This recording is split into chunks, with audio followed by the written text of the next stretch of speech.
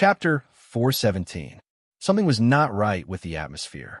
The sense of life-or-death crisis that came from Wu Wang's memory made Wu Qi's hair stand on end. In just a fraction of a second, Wu Qi had cast an incantation at the teleportation formation, trying to activate it and randomly select a coordinate to teleport himself out of this place. However, when he cast the incantation on the formation, it did not respond at all. Not only that, the blinking lights of the hundreds of teleportation formations in the vicinity and far away had all been extinguished, and not a single person could walk out of them. The dull beating of war drums echoed out as hundreds of cultivators flew up from afar on clouds and cried out sternly, "Fellow Taoists, please leave at once." These cultivators were all clad in standard black robes, with jade belts around their waists and strange 2-feet-long gauze crowns on their heads.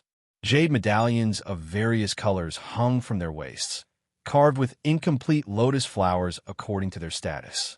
The waist medallions of immortal monarchs of the celestial court, such as Immortal Chuan, were divided into 4 colors: purple, gold, green, and white, and the lotus flowers carved on them were all perfect 9-petaled immortal lotuses. On the other hand, the lotus flowers carved on these people's waists were either 4 or 5 petals, which meant that they were only servants of the celestial court and were not officially part of the celestial court. In other words, they were police officers, urban management officers, and not official civil servants of the celestial court. But for itinerant cultivators, even those with the cultivation base of heaven immortals, they did not dare to show any displeasure to these servants of the celestial court.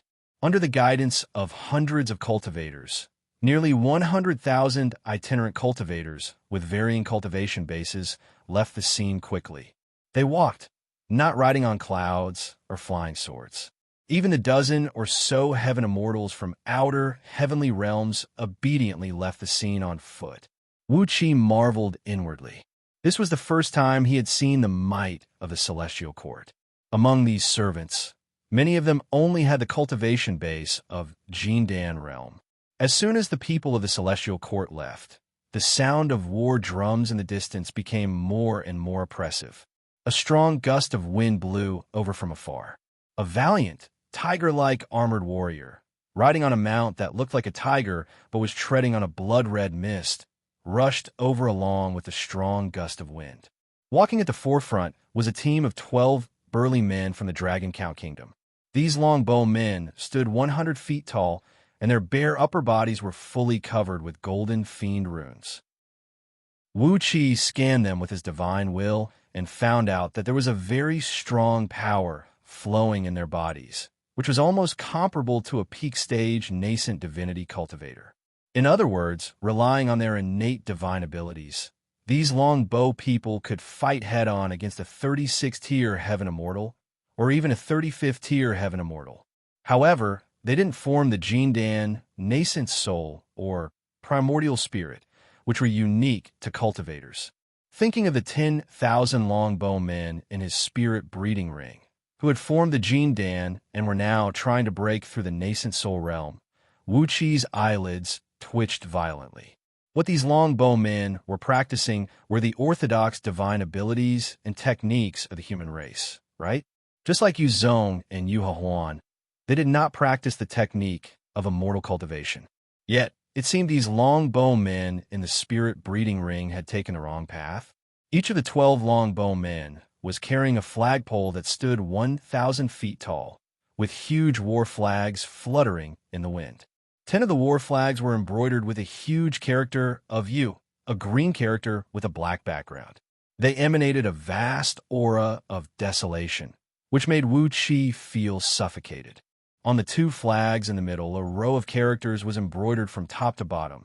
Yu Zong, the Marquis of Great Yu, the protector of the Holy Land, the Marquis of Great Yu, Marquis. The longbow men were approaching step by step. With a single step, they could cover a distance of several tens of feet, approaching like a gust of wild wind. Behind him, several thousand armored soldiers flew at top speed while emanating a murderous aura.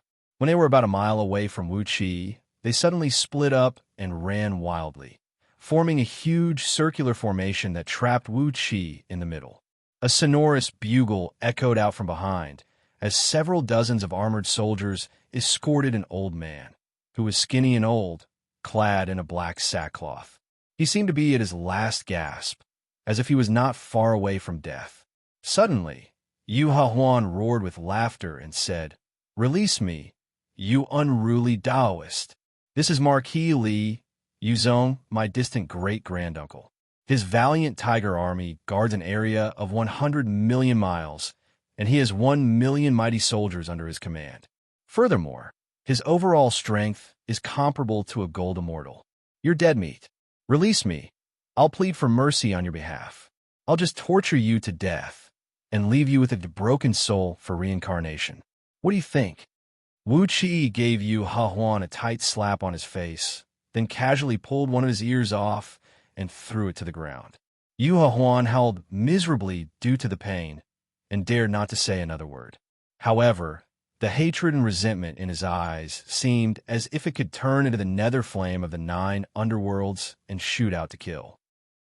Panting heavily, Yu Zong walked slowly to a place less than 1,000 feet away from Wu Qi, then halted his steps cautiously. He gave the ear Wu Qi threw to the ground a glance, and dared not to take another step forward. He coughed a few times forcefully, spitting out a few mouthfuls of thick black phlegm. His body trembled slightly as he pointed his trembling finger at Wu Qi and said, "Little Taoist, leave Hahuan behind, and tell me who ordered you to do this. I'll let you die a quick death today." Wu Qi studied Yu Zong curiously. Ignoring Yu Zong's request, he asked, "Since your overall strength is comparable to a gold immortal, why do you look like this? I suppose you don't have long to live, do you?" Yu Zong smiled faintly, then coughed violently again. Shaking his head, he said, "For the human race, there is life and death. This is determined by the great Tao of the heaven and earth. Immortal cultivators, like you, may live an immortal life, but you are no longer part of the human race. Ever since I was young, I've fused with the beast soul of Tiger, and my soul has been living and dying together with him. Borrowing the power of his beast soul, I've lived for 2 periods." A stream of white mist sprayed out from the top of Yu Zong's head, from within which a beast soul of a white tiger flew out like a living creature. The white tiger beast soul looked very old, too. It lay on the ground lazily, and its beard, claws, and teeth were all gone. Although it was an extremely aged white tiger, it was emanating a frightening aura that nearly suffocated Wu Qi. It was a beast soul with a cultivation base close to that of a gold immortal. Sighing lightly, Yu Zong smiled in a relaxed, carefree, and contented manner.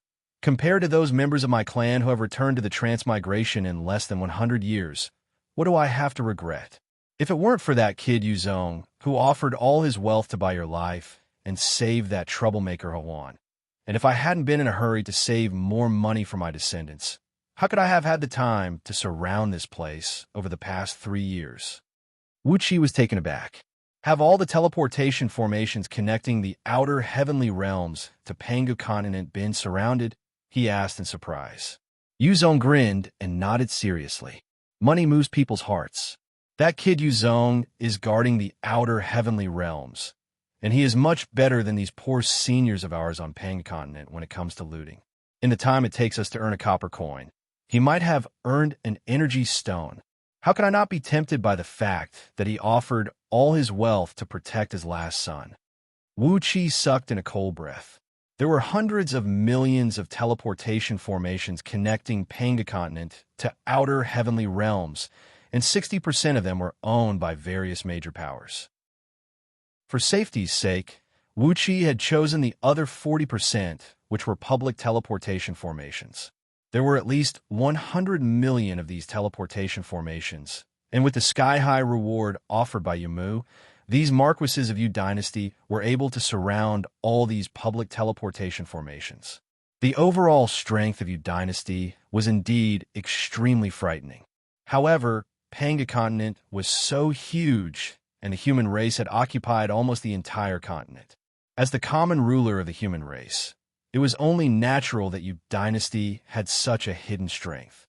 On top of that, even the officials of the Celestial Court who were in charge of controlling these teleportation formations had to cooperate with Yu Zong and others. It showed that the human race had a tremendous influence even when dealing with the Celestial Court. With a wry smile, Wuxia looked at Yu Zong, shook his head, and said with a sigh, "It seems I'm going to die today." Carefully, Yu Zong took a step forward and said gently, "If nothing goes wrong, you're going to die today, little Taoist. I can't control my strength once I strike. If I kill you, I might kill Huan along the way. So, you should release Huan, let me interrogate him, and kill you after that. Wouldn't that be the end of the matter?" Wu Qi glanced around and saw some servants of the Celestial Court flying high up in the sky. They had long activated all the restrictive formations that surrounded the square, and the mighty power of these restrictive formations made even Wu Qi feel troubled. After a brief moment of pondering, Wu Qi twisted and broke Yu Huan's neck, then smashed his fist on the back of his head, shattering his brain and soul into wisps of smoke. After that, with a thought in Wu Qi's mind, all 18 celestial fiend puppets hiding in his body released the mystic technique of concealing their aura, releasing the aura of fiend immortals they had just cultivated into. After killing Yu Huan with just one strike, Yu Zong roared furiously. With a blink of his body, he thrust his hand towards Wu Qi. Yu Zong's speed was extremely fast, at least 100 times faster than the teleportation divine ability of ordinary immortals. Although Wu Qi could not see his movement clearly with the mystic eyes of universe, his palm had already grabbed Wu Qi's neck. At this critical juncture, a plume of dark smoke towered up into the sky from Wu Qi's body. Vaguely, countless twisted faces of fiends could be seen amidst the dark smoke.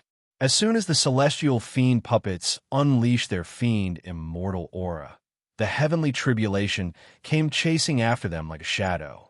With 18 fiend immortals transcending their fiend immortal tribulations at the same time, the power of the thunder tribulation had increased exponentially. Even worse, within the range of the thunder tribulation were Wu Qi, whose overall strength was comparable to a 36-tier heaven immortal, Yu Zong, whose cultivation base was nearly at the level of a gold immortal, several dozens of generals of formidable tiger army, whose overall strength was comparable to a heaven immortal, several thousand elite armored soldiers, and 12 long-bow men whose cultivation base was comparable to a heaven immortal. Not far away from them were 2 heaven immortals of the Celestial Court, who were in charge of managing these teleportation formations, and several hundred servants who were watching the show. The nature of the Thunder Tribulation, which was originally targeted at the 18 celestial fiend puppets, had changed immediately, becoming a series of tribulations targeting everyone present. The laws of heavenly Tao did not have sentience, and they could only judge based on the power of laws. As there were so many people down below, the laws of heavenly Tao simply determined that they were here to help the 18 fiend immortals transcend their thunder tribulation. As a result, the sky within an area of 100,000 miles in circumference suddenly turned blood red. Large clumps of pitch-black tribulation clouds that looked like tainted blood emerged out of thin air above Wu Qi, while a heavenly eye of thunder tribulation, measuring 1,000 feet in diameter, slowly opened above Wu Qi and his company. In just a blink of an eye, the ordinary series of thunder tribulation of 18 fiend immortals had transformed into the consecutive holy fiend tribulation of the ninth heaven, which was targeted at fiend immortals of gold immortal realm. Streams of frightening pressure came smashing down from above. Wu Qi and Yu Zong let out a miserable shriek at the same time, as blood sprayed out from their bodies. The consecutive holy fiend tribulation of the ninth heaven, imposed by the laws of heavenly Tao, was more than enough to kill an 18th-tier gold immortal. Yu Zong's face turned pale with fright, and he spun and fled in panic. Wu Qi threw his head back and gave a long cry complacently. Killing a gold immortal with a cultivation base of peak stage nascent soul realm, Lao Tzu is the strongest man under the heaven. Before Yu Zong could run 10 feet away, the heavenly eye of thunder tribulation moved and unleashed an invisible, colorless, and traceless thunderbolt. Chapter 4:18. What a heavenly sin! Wuxia cried out in a strange voice as he sensed the thunder tribulation above his head, which even his divine sense could not detect. It was indeed a heavenly sin. The thunder tribulation had chosen Yu Miao as its main target and was heading straight for him. Among all the people present, Yu Miao had the highest cultivation base, and his aura was the strongest. Who else would the thunder tribulation strike, if not him? It was like a lighthouse on a dark night, and all kinds of flies, mosquitoes, bedbugs, and grasshoppers would fly toward him. Yu Miao gave a muffled roar as he squatted down, clenched his fists, and threw them into the sky with all his might. The soul of the white tiger hovering above him threw its head back and roared, then transformed into a dazzling beam of white light and attached itself to Yu Miao's body. Out of nowhere, a set of thick, white armor appeared on his body, and his fists were covered with thick gloves. In just a flash, his aura had become 10 times stronger, and his cultivation base had risen from the level of a gold immortal to infinitely close to that of a gold immortal. A loud cracking noise rang out as the invisible thunder tribulation struck Yu Miao's fists. He gave a muffled snort, and his body was abruptly enveloped by a strong, gray light. Countless blinding electric bolts twisted and coiled around his body, while numerous divine flames of pure yang, such as the divine flame of order, the divine flame of 3 yang, and the divine light of evil vanquishing, were burning his armor and fleshly body. With just one strike, Yu Miao's armors were gone, and his skin was burned to ashes by a few divine flames. His skin was covered with countless blisters of various sizes, and there were even a few holes burned by the electric bolts that went straight through his internal organs. Dark smoke was rising from all over him, and hot streams of fire were shooting out of his 7 apertures. The thunder tribulation had nearly roasted him from the inside out. This was just the first thunder tribulation. Before he could react, the second thunder tribulation came whistling down from the tribulation cloud. Finally, with his mystic eyes of universe, a faint red shadow could be seen when the thunder tribulation struck down this time. It was this faint red light that made Wuxia's pores shrink. Without hesitation, he immediately produced the Earth Element Dragon Scale Shield and placed it above his head. He was no longer using the golden dragon scales transformed from the Earth Element Dragon Scale Shield. Instead, he had placed the true body of the Earth Element Dragon Scale Shield above his body. Fearing that the Earth Element Dragon Scale Shield could not withstand the power of the Thunderbolt, Wuxia clenched his jaws and drew out nearly all the pure and boundless Earth Element energies from the acquired Earth Element Pearl in his Dantian, then crazily injected them into the Earth Element Dragon Scale Shield. The acquired Earth Spirit Pearl contained a vast and boundless amount of Earth Element energy. The amount of Earth Element energy contained in one pearl was nearly equal to the total energy reserves of several dozens of heaven immortals. Wuxia hastily drew out all the Earth elemental energies in one go.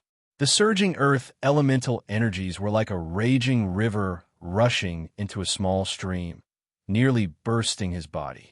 Fortunately, his body had been transformed by the innate yin qi, and the meridians in his body had become extremely soft and supple.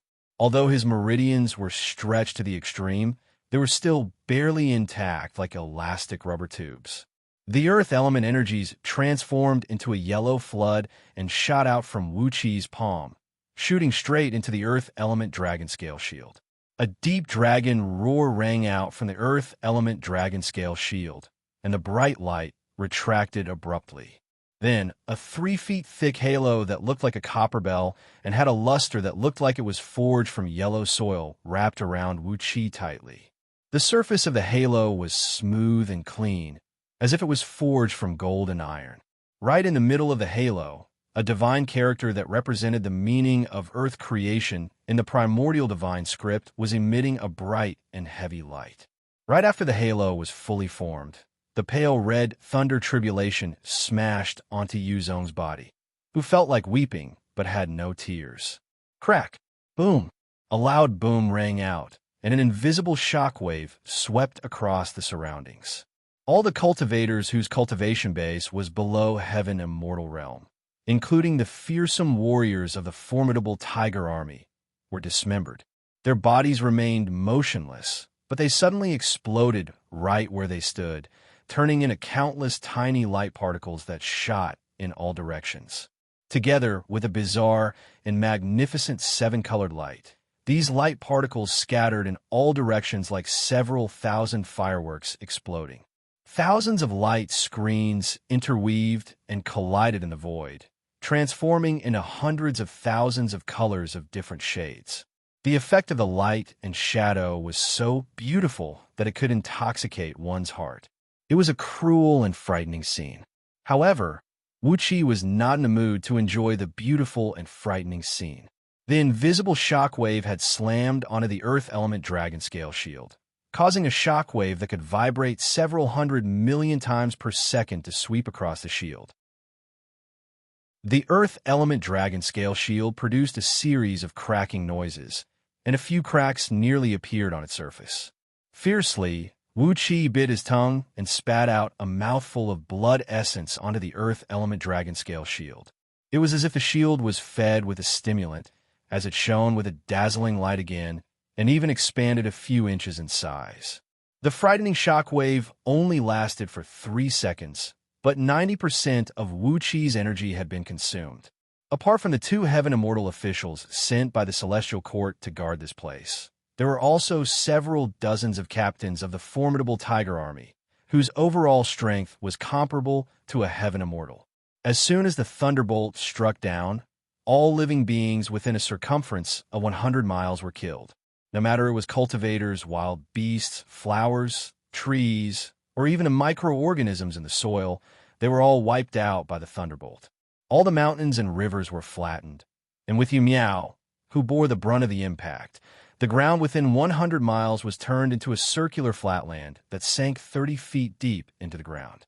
The surface was as smooth as a mirror, and not even a single wrinkle could be found. All the teleportation formations and defensive formations had turned into ashes, leaving not even a trace behind. Yu Miao squatted stiffly on the ground, with wisps of dark smoke rising from his body. The white armor on his body had disappeared, and the soul of the white tiger was lying panting in the white smoke behind him. All the tiger fur on its body had fallen off, leaving nothing behind. Yu Miao stared blankly at the heavenly eye of thunder tribulation in the sky, uttering meaningless and idiotic sounds. He was struck dumb by the 2 consecutive thunder tribulations that targeted at gold immortals. 70% of his muscles were carbonized, 50% of his meridians were broken, and more than half of his internal organs were cooked. This was his current condition, if not for the fact that his beast soul was the bloodline of the white tiger and possessed a very strong power. Yu Miao would have long been turned into smoke by the thunder tribulation together with his beast soul. Yu Miao was afraid, and he began to regret his decision. Large drops of tears rolled down from the corners of his eyes as he roared hoarsely. "I don't want to die yet. Bastard little Taoist, aren't you trying to trick me? You're only a peak-stage nascent soul cultivator, but what the hell did you use to cultivate into a fiend immortal?" Yu Miao was a shrewd man, and he could tell with just one glance that Wuxia was only a peak-stage nascent soul cultivator. Although his overall strength did not match his cultivation base, it was not uncommon for it to happen. The disciples of some legendary great figures practiced very powerful cultivation techniques, and it was common for them to kill those who were several times stronger than them. But the dark smoke rising from Wuxia's body was clearly the unique sign of a fiend immortal. What was the reason behind this? Wuxia paid no attention to Yu Miao. In a flurry, he fished out an 8th-grade immortal pill from Black Dragon Spirit Ring and injected a stream of energy into it. After shattering it, it transformed into a gust of green wind and rushed into Yu Miao's body. "Hang in there, old man," Wuxia roared. "It's all up to you whether we can survive or not." The surrounding void is sealed by the thunder tribulation, and we can't teleport anymore. It's all up to you, old man. The 8th grade immortal pill, the 5 spirits life rejuvenation pill, was concocted by Patriarch Xianxia and was specially given to Wuxia to protect himself when he was away from home. Although its medicinal effect was not as strong as the 7th grade immortal pill given to Patriarch Yuanhua, it was still very strong. Nourished by the immortal pill, Yu Miao's injuries were almost fully healed in no time. He glared angrily at Wu Qi and nearly coughed blood because of Wu Qi's sarcastic remark. Then, he threw his head back and roared furiously, "Fuck you." After that, the white tiger bee soul behind him abruptly transformed into a white torrent and rushed into his body through the top of his head. Unlike the last time, no armor appeared on Yu Miao's body. Instead, his body expanded abruptly, turning from 7 feet tall to 30 feet tall. His muscles were extremely muscular, and clear white tiger stripes could be seen under his dark and shiny skin. A tiger roar rang out, and a large amount of white tiger fur emerged from his body. Pointing his finger up into the sky, Yu Miao bellowed, "Once I get through this holy and fiend tribulation, I'll be able to break through the current bottleneck and step into the realm of gold immortals once I'm baptized by the immortal transformation spirit light. Then, I'll have a few more periods to live. Ha ha ha, calamity? Fortune? I don't want to die like this." With a loud roar, Yu Miao flew up 1,000 feet into the sky, staring arrogantly at the heavenly eye of thunder tribulation. Using the mystic eyes of universe, Wu Qi turned to look at the heavenly eye of thunder tribulation. There was a great amount of thunderbolts brewing in it. However, it seemed that because the number of people in the surroundings had suddenly decreased by several thousand, the thunderbolts only had the power for one strike. Although its power was the sum of the 2 thunderbolts, it seemed that Yu Miao had not hesitated to consume the soul power essence of his beast soul to activate another powerful divine ability. Therefore, there should be some hope for him to survive this heavenly tribulation. All of a sudden, the thunder tribulation came whistling down. This time, it was a black thunderbolt that could be seen with naked eyes. An ear-splitting ghost howl resounded through the void. This time, the thunder tribulation contained countless fiends and flames, and they came smashing toward Yu Miao in a messy manner. These fiends and flames were deadly to anyone, but with the protection of the divine flame of order, how could Wu Qi be afraid of them? As the thunderbolts came crashing down, Yu Miao raised both fists and threw them out with a hideous smile. 2 tiger-shaped energy streams flew out of his fists and smashed viciously onto the thunderbolts. The tiger-shaped energy streams were shattered, but more than half of the thunderbolts were dispersed. The disintegrating thunderbolts shot in all directions. The captains of formidable tiger army and the 2 immortal monarchs from the celestial court were howling miserably as they were enveloped by countless fiends and flames. Not long after that, they were completely devoured and turned into nothingness. Even their weapons and magical treasures were melted into a puddle of liquid by the flames. It made Wu Qi's eyelids twitch in anger. The remaining half of the thunderbolts fell straight onto Yu Miao's head, who was trembling violently. Yu Miao roared furiously, "If you can't kill me, I'll be able to break through the bottleneck and fight against the gold immortal." Puff the newborn sword of greedy wolf lightly pierced out from between Yu Miao's brows. Then, Wu Qi pulled out the sword of greedy wolf from his back and seized the opportunity when Yu Miao was distracted to deal a fatal blow to him. Casually, Wu Qi activated the devouring formation in the sword of greedy wolf, exerting all his strength to devour Yu Miao and the white tiger's soul into the sword. A miserable howl echoed out as Yu Miao's fleshly body suddenly disintegrated into countless black ashes. The remaining black thunderbolts smashed heavily onto Wu Qi's body. Chapter 419. Bring it on. Wu Qi roared with laughter as the phoenix fire pouch rushed out from between his brows. A divine flame of order, as thick as a water tank and several tens of feet tall, burst into raging flames, burning fiercely and burning all the approaching fiends. Meanwhile, the Yin flames were swallowed by the Phoenix fire pouch and turned into nourishment for the divine flame of order, making it even more dazzling and dazzling, like a clump of purple and green crystals flowing within it. As expected, the heaven eye of Thunder Tribulation no longer shot out thunderbolts. As Yuzong died, the dark clouds and red light that filled the sky gradually dissipated.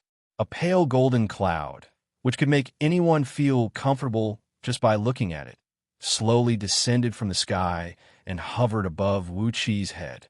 It was the immortal transformation spirit cloud that would descend after every cultivator had attained the righteous fruit of heaven immortal and transcended the heaven immortal tribulation.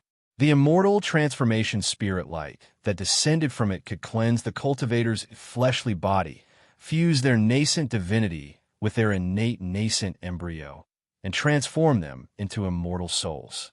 It could even slightly enhance the cultivator's cultivation base and the strength of his fleshly body. Originally, the 18 celestial fiend puppets were going to transcend an ordinary fiend immortal thunder tribulation. But because of the disturbance caused by Yuzong and his companions, the holy fiend thunder tribulation descended, which was equivalent to the tribulation of a gold immortal. Therefore, the immortal transformation spirit cloud that descended was also of gold immortal grade. Wuxia spread his arms, with the 18 celestial fiend puppets standing in a straight line behind him as they raised their heads to look at the immortal transformation spirit cloud in the sky. Countless jade-colored raindrops fell from the sky along with a series of pitter-pattering noise. They smelled fragrant and were as sticky as chalcedony. All of them had found their target, falling onto Wuxia and the 18 celestial fiend puppets. Wuxia felt streams of clear streams rushing into his body. Instinctively, he exercised the dragon transformation script and began to try to push the incantation of the 36 transformations of True Dragon. His muscles trembled, and a powerful force began to vibrate from his fingertips, then his wrists, arms, elbows, shoulders, chest, and all the muscles of his body. Wuxia lacked the innate yang energy at the moment, and in order to attain the perfect innate nascent divinity in one step, he did not want to improve his cultivation base. All of the jade-colored raindrops that he absorbed were used to refine his body and raise the level of his true dragon transformation. These jade-colored raindrops possessed unimaginable power. Each raindrop contained an enormous amount of power and was filled with vitality. Every drop of rain caused Wuxi's body to cheer in joy. His body's toughness increased exponentially, and very soon, he broke through the bottleneck of the 3 transformations of the Flood Dragon and advanced to the 36 transformations of the True Dragon. Wuxi's body emitted a faint white light, and a pure but thin dragon chi slowly spread out from Wuxi's body.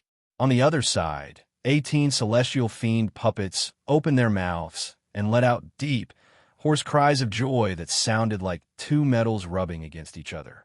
Wisps of black smoke mixed with speckles of golden stars gushed out of their bodies, turning into mist and clouds that twisted around their heads and formed a black ring of clouds. Within the cloud, which measured 3 feet in diameter and was as wide as a palm, 12 shadows of fiends could be vaguely seen throwing their heads back and roaring furiously into the sky.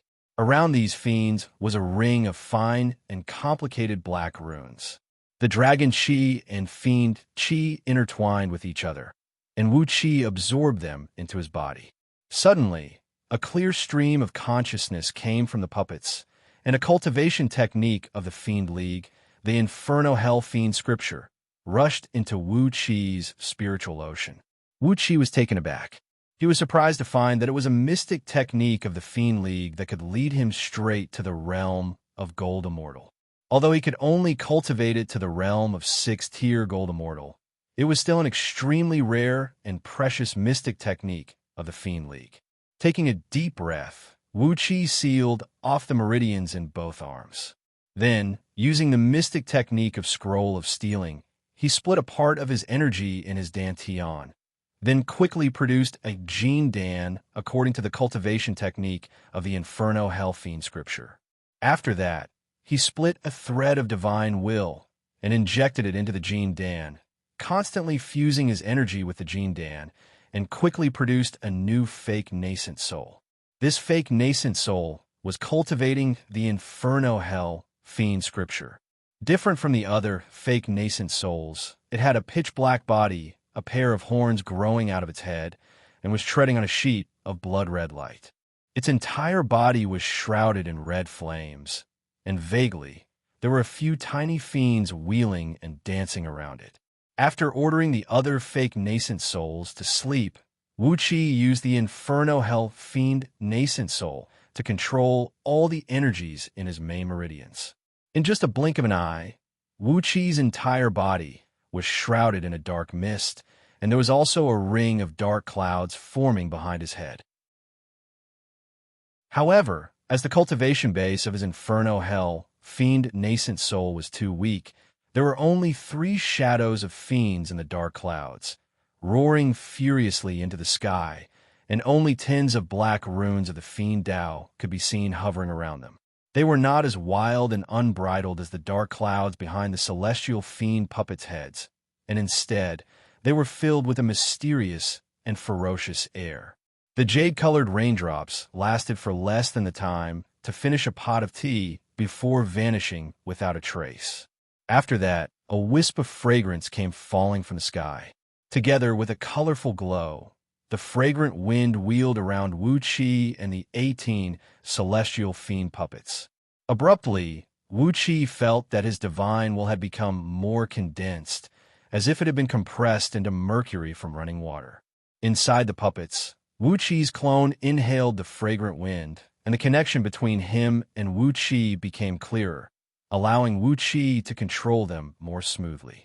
There were still some rare ores hidden in the puppets' bodies that were not completely digested in the spatial tunnel. As soon as the fragrant wind swirled around them, their divine will was greatly enhanced, and the dark smoke in their bodies transformed into a sheet of fiend flame that wrapped around the pile of ores. The impurities turned into green smoke and drifted away, while the essence of the ores transformed into drops of colorful light and injected into the puppets' bodies. At the same time, these puppets assumed different postures and began to move according to the cultivation technique of celestial fiend battle, the heaven script. The fragrant wind only lasted for a brief moment before vanishing completely. The golden cloud had descended, and when it was about 1 mile above Wuqi's head, a sheet of gentle golden light sprinkled down slowly, along with a melodious heavenly melody. Wuxia took a deep breath as the golden light rushed into his body. His innate nascent embryo moved abruptly, and his 10 nascent souls nearly disintegrated into nascent divinities on the spot. How could Wuxia have the courage to touch this deadly immortal light again? The immortal light was used to help cultivators who had just transcended their thunder tribulation fuse their innate nascent embryo with their nascent divinities, turning them into nascent divinities. As Wuxia did not have any nascent divinities to fuse with, it was his nascent souls that were melting. He was hoping to form the most perfect innate nascent divinity after he gathered all the innate yang energy. How could he be willing to be transformed into a nascent divinity here for no apparent reason? Without hesitation, he retracted his aura and produced the earth element dragon scale shield, isolating himself from the attack of the immortal transformation spirit light. Meanwhile, the 18 celestial fiend puppets soared into the sky while roaring joyfully, spreading their bodies and absorbing the immortal transformation spirit light to their heart's content. They had something similar to the innate nascent embryo in their bodies. Catalyzed by the immortal transformation spirit light, Wuqi's divinity fused perfectly with the puppets, transforming into 18 blurry figures that kept twisting and turning, shrouded in blood-red flames. They were the souls of fiend immortals. Faintly discernible immortal pressure rushed out from their bodies. These celestial fiend puppets had truly stepped into the realm of heavenly fiends. The pressure emanating from them should be the fiend pressure of heavenly fiends.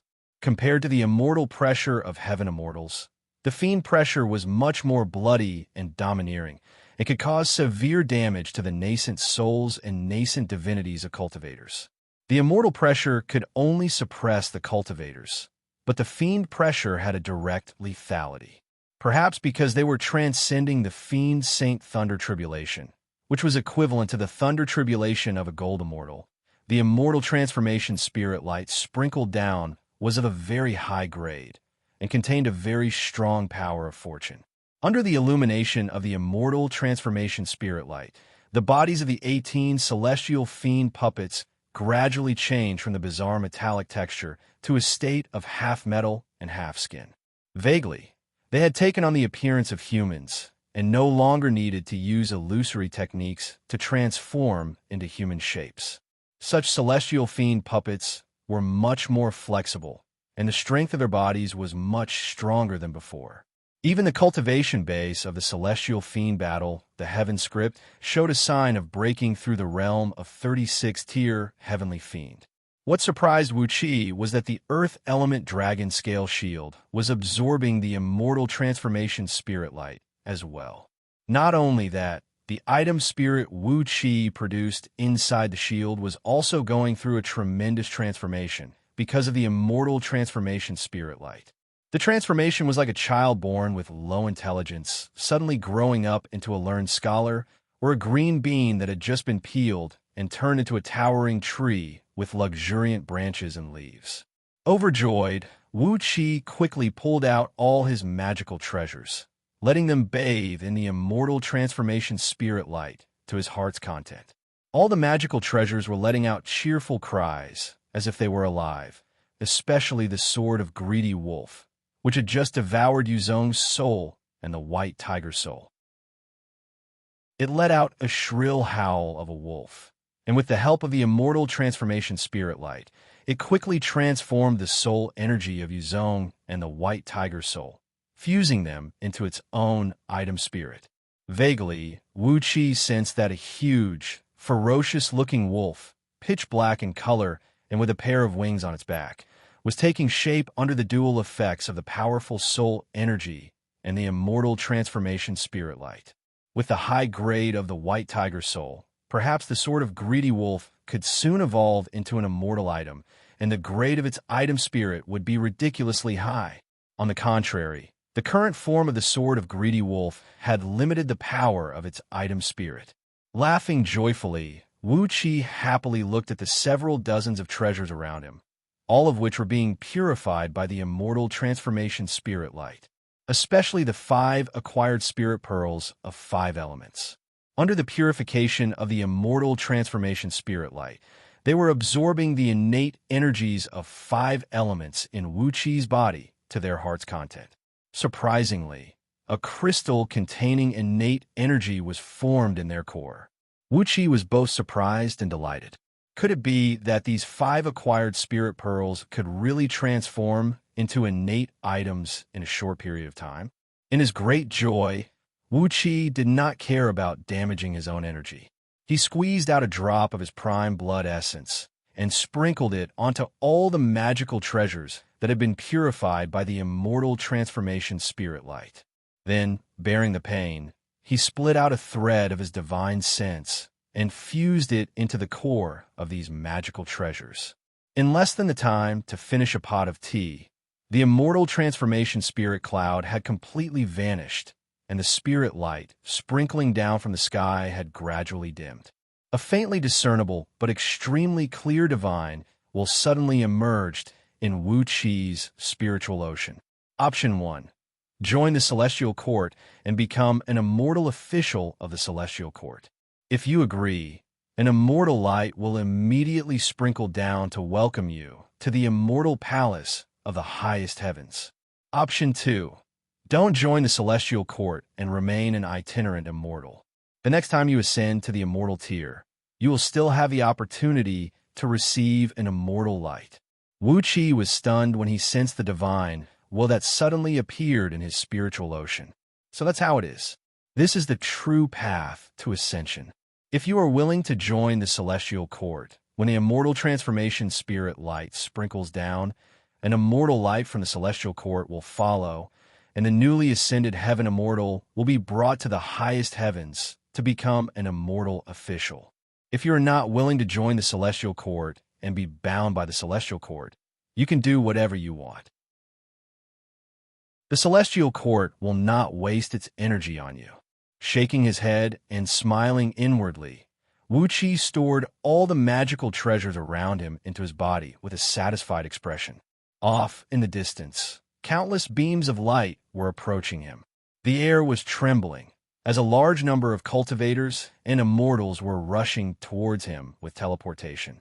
This was a dangerous place, and Wuxia dared not to stay any longer. With a blink of his body, he found the soul essence of a Pegasus in the chariot of 8 horses and fused it with his own body, then transformed into a beam of light and fled at top speed.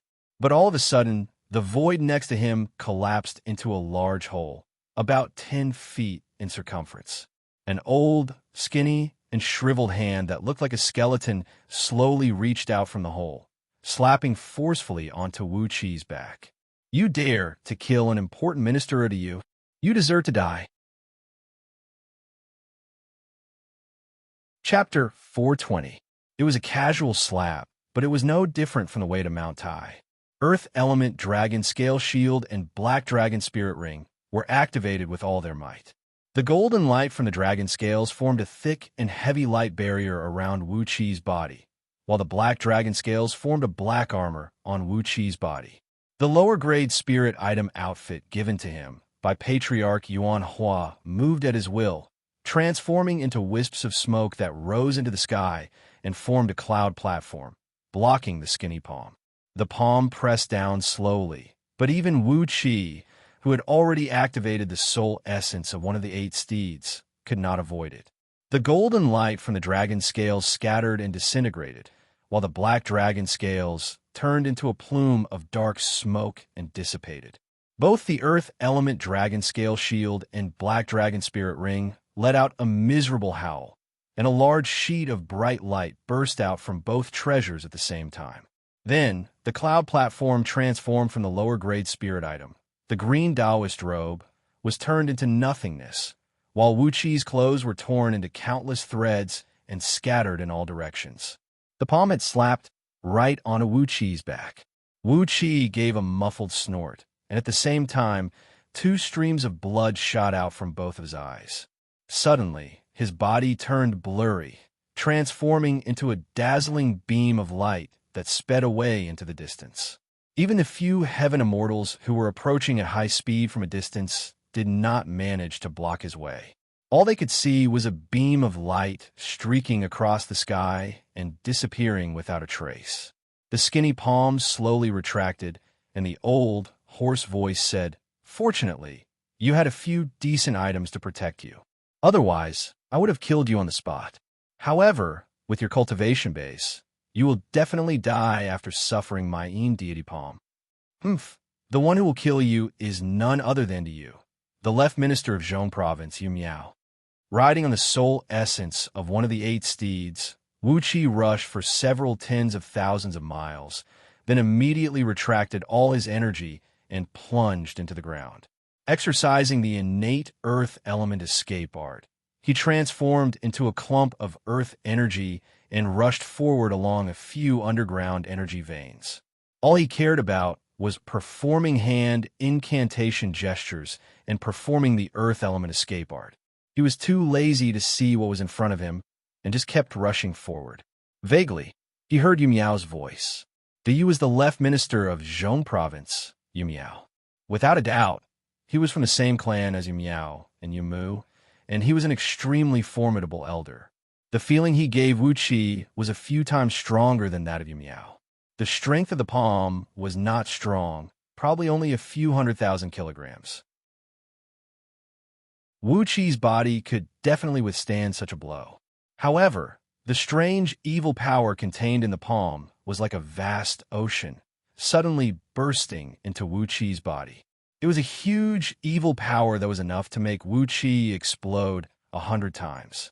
Gloomy, evil, and lifeless, it carried a deathly aura that was the complete opposite of a human's flesh and blood. This death energy was crazily devouring Wuqi's true essence, devouring his flesh and blood, devouring his meridians and bones, devouring everything in his body. Wuqi felt that he was like a little mouse whose body was violently injected with a ton of strong acid and could be melted into nothingness at any time. Fortunately, the death energy could do nothing to the innate aura in Wuqi's body. With great effort, Wuqi used the innate aura in the meridians in his arms to form layers of fragile dams inside his body, protecting his body that was on the verge of disintegration. Even so, under the onslaught of the enormous aura of death that left Wuqi in despair, there were still a few times when the aura of death, which was almost insignificant in terms of quantity, nearly broke through the barrier of the innate aura and rushed into his spiritual ocean, arms, and other vital spots that could kill him. Gritting his teeth, Wuqi frantically extracted the innate energy essence from his innate nascent soul and turned it into innate aura that circulated throughout his body, barely maintaining the balance of his fleshly body. But he knew very well that once the energy essence in his innate nascent soul was depleted, he would be dead and his soul would vanish. The death energy, this damnable death energy, such an enormous death energy, a death energy that was completely opposite to the life force of a human being. In a moment of despair, Wuqi suddenly shouted angrily, "Wuqi, you pig! This is obviously the Yin Ghost divine ability taught to me by Xianxia. The Yin Ghost divine ability that Princess Zhonglu inherited from her mother's bloodline flowed across Wuqi's mind like a clear stream of spring water. With his incredible comprehensive ability, he immediately began analyzing the essence of the Yin Ghost divine ability and grasped the most important part of it. Gnashing his teeth, he continued to activate the innate earth element escape art, mustering the last bit of free energy in his body, turning it into a grayish, bizarre talisman and plunging it into his chest. A deep and evil incantation came out from Wuqi's mouth. Suddenly, the enormous death energy in Wuqi's body became stagnant, like a surging ocean that suddenly froze. Wuqi's body, which was on the verge of breaking apart, suddenly had a chance to catch his breath. In this short moment of stagnation, the grayish talisman had swept away a small part of the death energy, turning it into a stream of energy that Wuqi could use. This stream of energy was about 3 times stronger than the one Wuqi used just now. Wuqi quickly formed a series of hand incantations and cast out the other 3 talismans. The surging death energy stopped. Like a sticky filth, it stagnated in Wuqi's body. Wuqi cast out the talisman again and again, turning the death energy into his own energy essence. It was like walking on a tightrope, wandering on the edge of life and death. Once he couldn't keep up with the speed of transformation, once any of the talisman incantations went wrong, Wuqi would immediately lose control of the death energy and be devoured by it. One after another, the divine abilities and mystic techniques of ghost and deity flowed through his mind. Quickly, he analyzed the profoundness of these mystic techniques and found new runes from them, adding them to groups of talismans and injecting them into his body, controlling more aura of death. Gradually, the individual talismans turned into a set of talismans, then into a complete talisman, then into a small-scale talisman formation, and finally into a powerful talisman formation. He had been fleeing for half a month without sleeping or resting. With the speed of his escape art, he had already traveled tens of millions of miles.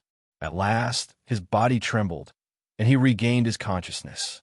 30% of the death energy in his body had been neutralized, and the other 70% had lost the crazy power to devour his energy, turning into a strange, sticky, half-corporeal energy piling up inside his body. Because of the accumulated death energy, Wuqi's meridians were nearly blocked. His surging energy could no longer move and was constantly being assimilated by the death energy. Helplessly, Wuxia had no choice but to use the technique of ghosts and deities he had just learned, condensing a fist-sized, complicated talisman formation inside his body. The technique of ghosts and deities was not used to cultivate the Jindan nascent soul. It was just a technique to control and use it. The more talismans one mastered, the stronger the talisman would be. The more talismans one mastered, the stronger the talisman formation would be. And the more talisman formations one mastered, the stronger the talisman formation would be. The grayish talisman formation was glowing with a faint white light, hovering between Wuqi's eyebrows, constantly extracting wisps of death energy and merging them into the talisman formation. Apart from his strong, fleshly body, Wuqi's current cultivation base was only at the early stage of Jindan realm. Although he could still use the false nascent soul and innate nascent soul, as all his meridians were blocked, it would take a great deal of energy to cast an ordinary fire talisman. Therefore, Wuxia did not want to waste his energy to summon them. Before he fully comprehended all the techniques of ghosts and deities taught to him by Princess Zhongli and absorbed and transformed all the death energy in his body, this was the only state he could maintain. After coughing out a few mouthfuls of blood, Wuxia rushed out of the ground weakly. With his head and face covered in dust, he emerged from a stream and staggered before falling to the ground. It was only now that the greatest danger of his body exploding was eliminated, Wuxia realized the extent of the damage to his fleshly body. It was about the same as Yu Miao, who had been struck twice by the thunder tribulation. For the 5 vertebrae near his back were broken, and a dozen ribs in front of his chest were broken. His internal organs had been devoured by the death energy and had shrunk to his size. Now, he was suffering from a burning pain. His meridians, nerves, and blood vessels were all severely damaged, and a huge amount of death energy had accumulated in his body. Although it was no longer wreaking havoc, he felt like a turtle that had been trampled by hundreds of elephants. He did not even have the strength to move his fingers. Lying prone on the ground, Wuxia snorted and coughed a few mouthfuls of blood from time to time. It was the blood that his internal organs had turned into when they were attacked by the death energy. Wuxia sighed, feeling like weeping but having no tears. The world of cultivators was a dangerous place, and it was not a lie. The Yu was the left minister of Zhong province, Yu Miao. Wuxia clenched his teeth and kept the name in his mind. Just you wait, old man. When I'm fully healed, even if I can't kill you, I'll still take everything from your entire family. While Wuxia was gnashing his teeth, 2 feet wearing straw sandals suddenly appeared before his eyes. Wuxia was taken aback. With great difficulty, he raised his head and gave the pair of feet a glance. Straw sandals, bare feet, bare legs, and a short gray monk robe made a burlap. His upper body was bared, and a monk robe hung diagonally over his shoulder. On his back was a large wicker basket, from which a strong smell of herbs was wafting out. Placed on top of the basket was a large amount of firewood, which seemed to weigh about 50 kilograms. It was a young monk who looked to be in his early 20s. He had an ugly face, and his head was full of scars caused by abscesses. Even the scars on his face were covered. The monk put his palms together, bowed to Wuxia, and said, "Buddha is merciful. Almsgiver is in trouble. How can this little monk ignore it? As the saying goes, saving a life is better than building a 7-story pagoda. In the past few months, I've built a 21-story pagoda, and I'm sure I'll be able to attain the Arhat karma in the future." Excellent, excellent. Without waiting for Wuxia to say anything, the monk grabbed Wuxia and held him before his chest. A faint cloud rushed out from under his feet, and with Wuxia in his arms, he flew along the stream and into the valley ahead. While flying, the monk asked curiously, "Benefactor, were you robbed of your money or your body? Why aren't you wearing anything on your body?" "Strange, you are a man. Could it be that you were robbed of your body?" Wuxia was at a loss. With great effort, he lowered his head and gave his naked body a glance, and he nearly fainted on the spot. Suddenly, Guru Guhi's voice rang out next to Wuqi's ears, as if he was still murmuring to himself like a haunting ghost. "Little fellow Taoist, there's a fate between you and the Buddhist League. Wuxia almost let out a heart-wrenching howl. There is no fucking fate between me and the Buddhist League. Amidst the secluded green mountains and valleys in the distance, a corner of a small Buddhist temple was revealed. The leisurely ringing of a copper bell, the sound of a wooden fish, and the fragrance of sandalwood wafted into the air. The chanting of scriptures by the monks quietly rang in his ears. With Wuxia in his arms, the monk flew straight into the small Buddhist temple, which occupied an area of about 2 acres. When Wuxia entered the temple, he quickly glanced at it. There was a wooden plaque hanging on the door of the temple, and the words Heart Temple were carved on it. Chapter 4:21. The Temple of Hidden Heart was surrounded by a dense forest. Bodhi trees, so thick that it would take a few men to encircle their arms, could be seen everywhere in front of and behind the houses. Right in the center of the temple was a grand hall, measuring over 100 feet in both width and length. A few golden Buddha statues were worshipped in it, and a dozen little monks, ranging from 3 to 18 years old, were reciting a Buddhist scripture while being led by an old monk in his 60s. The old monk did not possess any Buddhist energy or cultivation base, but his body was shrouded in a Buddhist aura, and there was a faint ring of Buddhist light behind his head. Obviously, he was a man who had studied the Buddhist doctrine. As for the other young monks, a few of the younger ones had already fallen asleep on the cattail hassocks. As for the older ones, they were sitting cross-legged on the cattail hassocks, not making a sound. From time to time, they would sniff the fragrance of the big steamed buns coming from the kitchen in the backyard.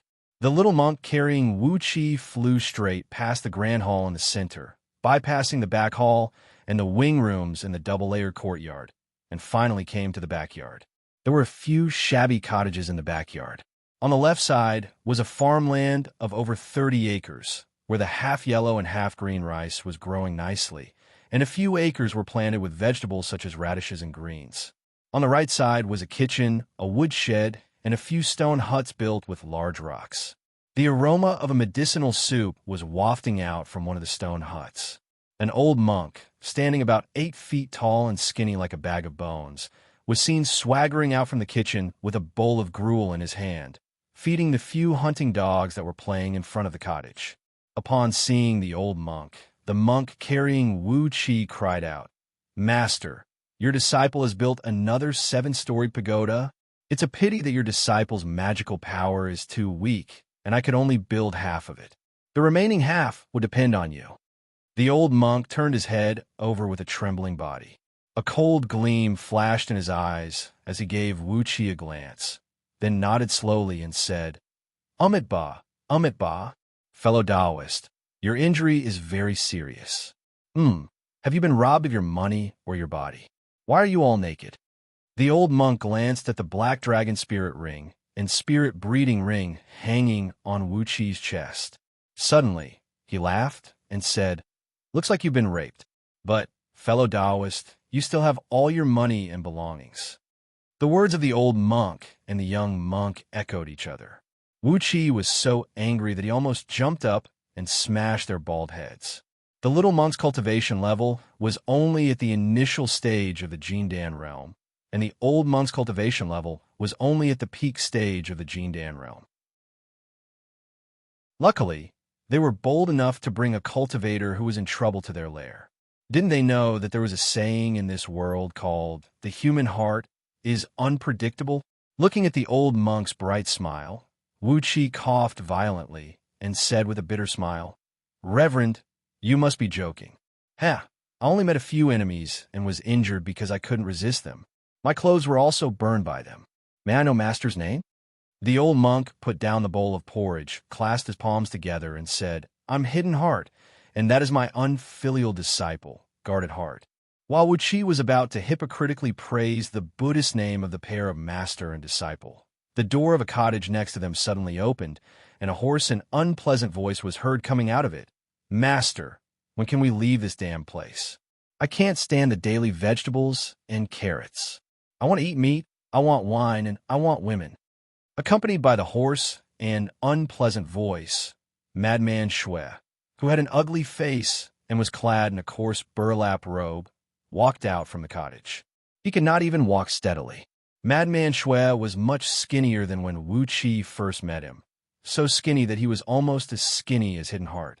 Wuxia had a feeling that Madman Shui was as skinny as those Rwandan refugees back on Earth. Apart from a pair of large, pale eyes and 2 rows of white teeth, there was nothing else on his face. Leaning on a rot-tan staff, Madman Shui walked out from the cottage while trembling. After complaining about the poor living conditions in Temple of Hidden Heart, he laughed joyfully and said, "Hee hee, let me see which unlucky fellow was saved by the monks here, just like us. Hee hee, we've been eating vegetables and carrots for half a year, but we haven't even seen any meat." Wuxia stared blankly at Madman Shui. Madman Shui had just walked out from the cottage and was rubbing his eyes hard because of the bright sunlight. When he saw Wuxia, he was struck dumb as well. Both of them stared at each other for a long while before Madman Shui suddenly cried out, "Master, bad news. Our enemies are here." A violent cough was heard, followed by hurried footsteps. Lao Ai, who was also skinny, but still burly and evil-looking, came running out from another cottage with large strides. Upon stepping out of the cottage, Lao Ai's body swayed, and he nearly fell to the ground. He stared fixedly at Wuxia, pointing a trembling finger at Wuxia as he cried out, "Are you really going to kill us? We, master and disciple, have been hiding here, and you still won't let us go?" Wuxia touched his own cheek in astonishment. Helplessly, he realized that when he was traveling underground, in order to deal with the aura of death in his body, he could no longer maintain the magic of changing his appearance and body shape. Now, he was exposed to Lao Ai and Madman Shui with his original appearance. Laughing bitterly, Wuxia shook his head with difficulty and said, "It's been a few years since we last met. How are you? You've really come a long way."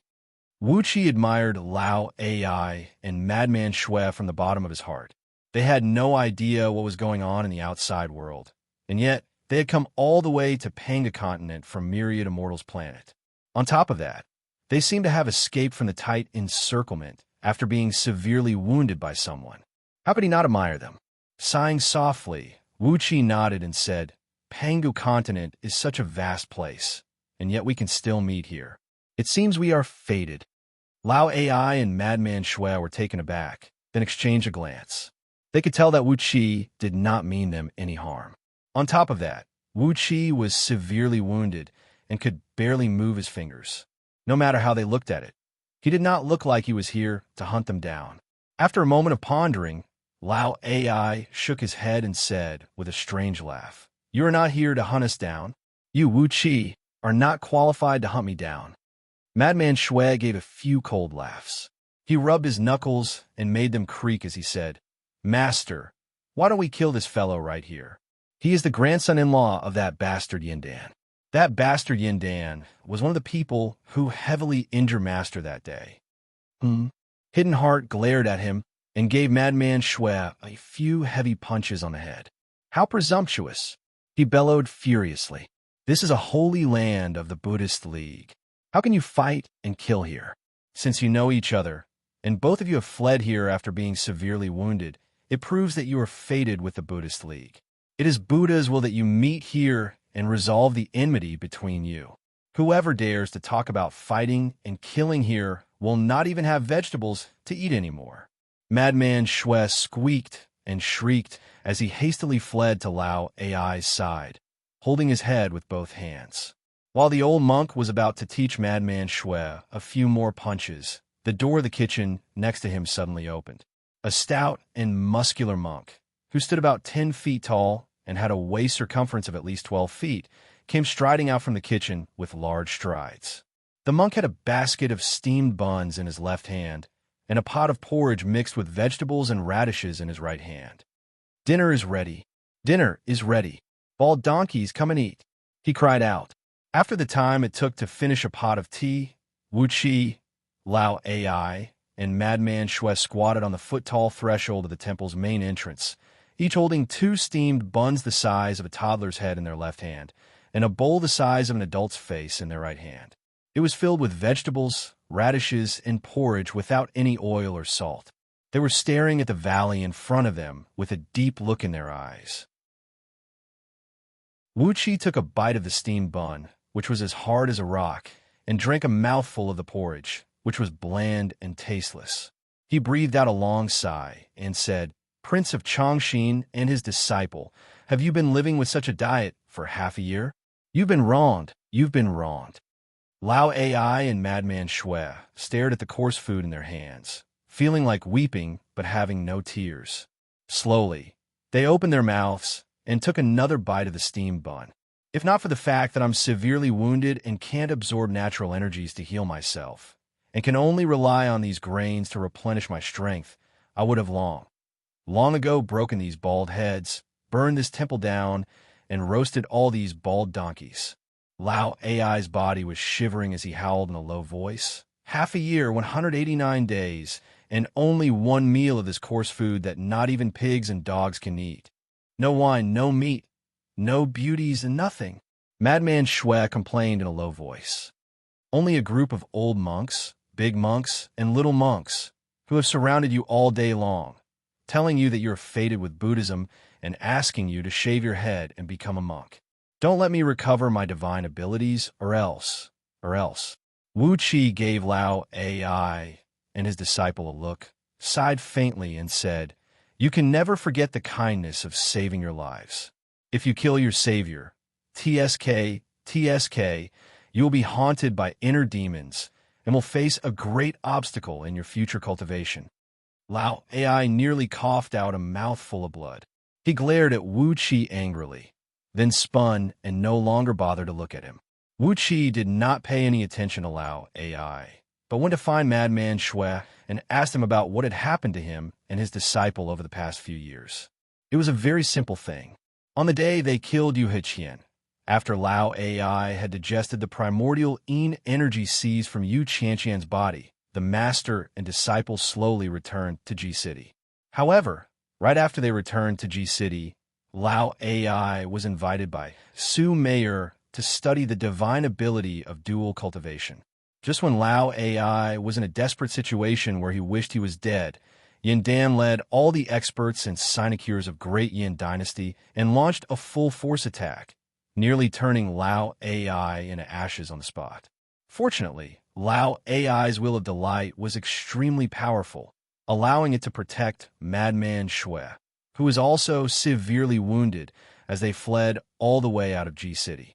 The master and his disciple fled in a panic, passing through Myriad Immortals Planet to White Cloud Planet, from there to Minor Heavenly Circle Realm, then Puyuo Heavenly Realm. After that, they evaded the pursuers, robbed cultivators and energy stones, and finally arrived at Panga Continent. By the time they arrived at Panga Continent, the master and his disciple were already riddled with wounds on the brink of death. But their lustful desire did not die. Whenever they ran into a few beautiful female cultivators passing by, Lao Ai would immediately rush up to them, planning to rob them of a few cultivation vessels to heal their wounds. But heaven knew that the few beautiful female cultivators had a very strong background. Right after Lao Ai successfully abducted 2 gold core female cultivators, a 32nd tier heaven immortal came piercing through the void and nearly turned both Lao Ai and Madman Shui into ashes with one strike. The master and his disciple were lucky enough to escape, although they still had the strength to struggle. When they were brought back to the Temple of Hidden Heart by the little monk, they were already on the verge of death, their bodies badly mutilated, and they looked no different from ordinary mortals. If not for that, with Lao Ai's nature, how could he stay in the temple and eat his cornbread obediently? Upon hearing Madman Shui's tearful complaint, Wuxia was about to let out a few gloating laughs. But suddenly, a cloud flickered above the valley, from which came 7 to 8 handsome and beautiful young men. The leader of the group, a handsome man, casually threw a small storage bag to Wuxia and said coldly, "This piece of land is now the territory of Anhe City's Min clan. There are 100 lower-grade energy stones in it. You have 15 minutes to move them out, or don't blame us for demolishing your shabby temple." With a blank expression, Wuxia picked up the storage bag that fell before him. What was going on? Had he encountered Pangu Continent's version of forced demolition? Chapter 422. Lao AI was munching on a big bun and drinking a bowl of porridge, narrowing his eyes as he sized up the three enchanting and flirtatious girls. With Lao AI's gaze, he could tell that these three women were no longer virgins. Not only that, but the corners of their eyes and the tips of their brows carried a romantic charm. It seemed that they had also cultivated some cultivation techniques that were fated with Lao AI. However, in Lao AI's opinion, the cultivation technique of these three girls was a little too shallow. The highest realm of dual cultivation technique was to be a Buddha on the outside and a devil on the inside. No matter how evil and overbearing the nature of the cultivation technique was, it had to look solemn and dignified on the outside. Only then could it truly reach the highest realm. Three little foxes, but they are not bad for healing. Lao AI licked his lips and murmured in a low voice, "I'll take two, and you, my disciple." While munching on a big bun, Madman Shui lightly nudged Lao AI with his elbow and said, "Master, with our current condition, we can't even kill a chicken. How can we have the strength to capture someone?" Lao AI pondered for a brief moment. Then both he and Madman Shui turned to look at Wuxia at the same time. Carrying the storage bag, Wuxia poured out a small pile of lower-grade energy stones. He counted them one by one, and sure enough, there were 100 pieces of lower-grade energy stones. However, they were too small. Although they could be considered as lower-grade energy stones in terms of quality, had anyone ever seen a lower-grade energy stone the size of Juju Pit?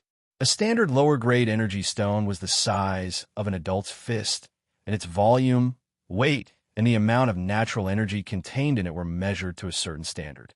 That was how a lower-grade energy stone could be considered as a lower-grade energy stone. The total of 100 pieces of lower-grade energy stones the size of a juju pit was roughly the standard of one. Logically speaking, the storage bag should be worth some money as well. But had anyone ever seen a storage bag the size of a fist and the space inside was only the size of a human head? What could be stored in this storage bag? If it were to be sold in the market, it would only be worth about 30 to 50 taels of silver. Laughing dryly, Wuxia carefully picked up a lower-grade energy stone with his thumb and index finger, then smiled at the few men and women and said, "Fellow Taoist seniors, senior immortals, is this a lower-grade energy stone? Wow, what an exquisite lower-grade energy stone. This is the first time in my life that I've seen a lower-grade energy stone that has been polished to such an exquisite level. It can be mounted on a ring as a gemstone." Wuxia's words were very sarcastic, and the men and women were too dumb to hear the sarcasm in his words. The man who threw out the storage pouch arrogantly clasped his hand behind his back and coldly said, 100 low-grade spirit stones.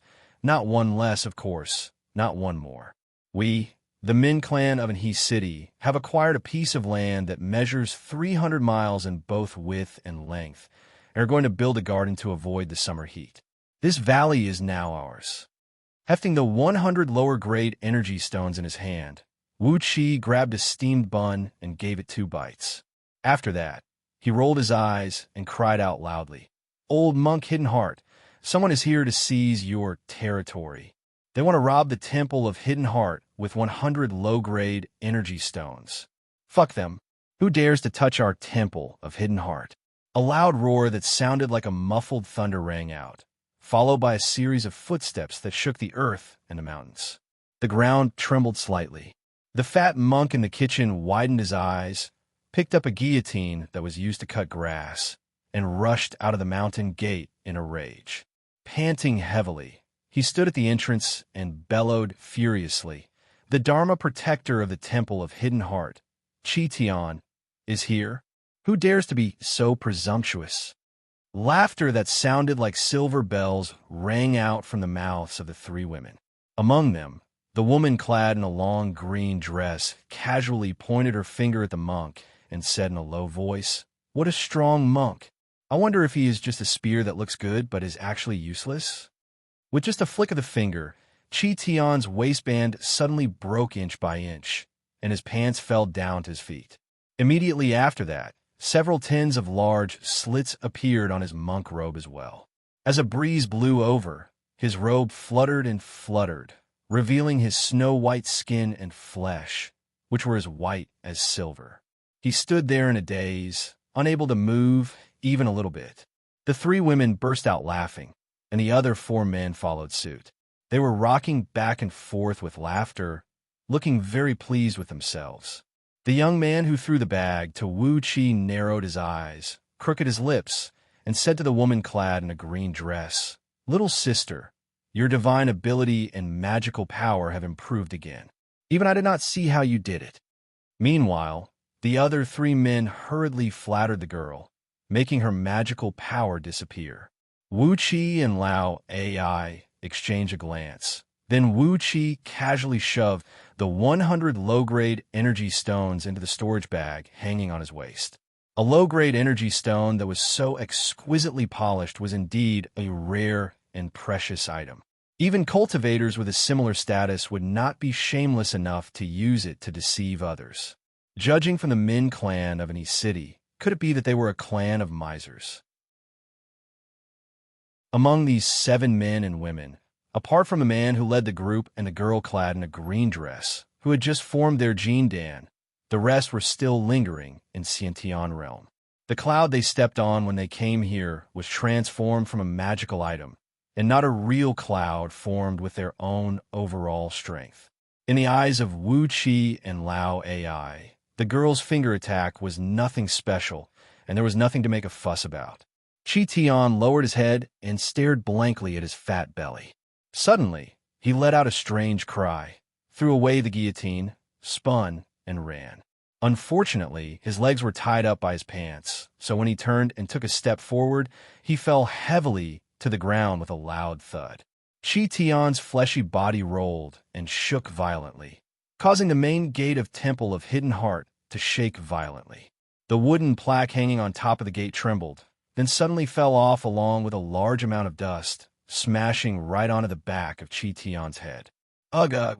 Chi Tian fainted while foaming at the mouth.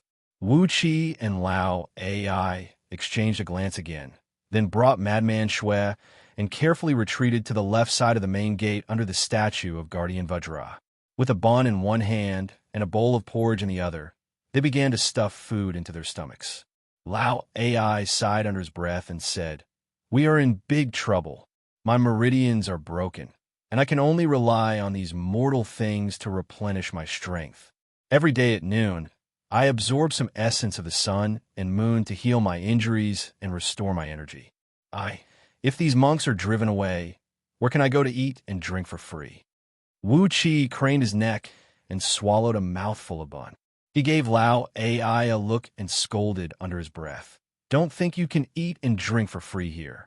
I was nearly killed by a palm strike, and my cultivation base is almost gone. TSK, this Min clan of Anhe City is not easy to deal with.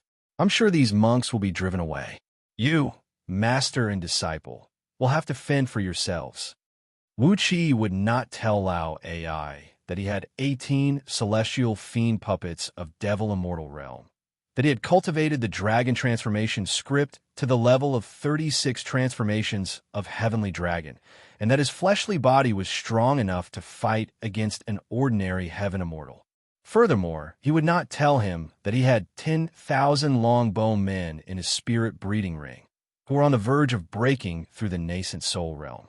Since he would not tell Lao AI about these things, Wuxia would definitely not tell him that he had a great number of spirit pills and medicines in his black dragon spirit ring. Ugh, why would he tell Lao AI about these things? Unless Lao AI swore to be Wuxi's follower, why would Wuxia help him? Buddha is merciful. Merciful. Benefactors, could it be that you have come to my temple of hidden heart? Suddenly, a Buddhist chant rang out. With a big bun in his left hand and a bowl of porridge in his right, Guarding Heart walked out of the temple with his cheeks puffed up. He gave Chi Tian a surprised look, who was knocked unconscious on the ground by the wooden plaque, and his face darkened instantly. After placing the bowl of porridge and the bun on the threshold, the little monk came next to Chi Tian and grabbed the wooden plaque. A cloud soared out from under his feet, carrying him up to the lintel of the temple, where he hung the plaque up neatly. After retracting the cloud and landing on the ground, the little monk walked down the stone steps before the temple entrance, put his palms together, and bowed to the few men and women from Min Clan. Fellow Taoists agreed. Could it be that what fellow Taoists said just now is true? Are you here to seize the foundation of my temple by force? A series of footsteps rang out from behind. Hidden Heart came swaggering out with a big bun in his hand, followed by a few plump and sturdy hunting dogs. The old monk looked at Chi Tian, who was lying naked and unconscious on the ground. He sighed faintly and said, "While meditating for the past few days, my heart was pounding with fear. I only knew that a calamity was coming, but I never expected it to be something like this." He gave the little monk a glare and murmured, "These benefactors are not pilgrims who come here to celebrate, but villains who come here to demolish my temple." Wuxia fished out an exquisite lower-grade energy stone from his storage bag and tossed it in his hand. Laughing dryly, he said, "Old monk, this is 100 lower-grade energy stones they gave me. They want to demolish the temple and build a garden to avoid summer heat." Taking a deep breath, Hidden Heart looked at the 7 men and women and said in a deep voice, "Little benefactors, here is the title deed signed by the city lord of any city. This valley, which is 10 miles in circumference, is the private property of Hidden Heart Temple.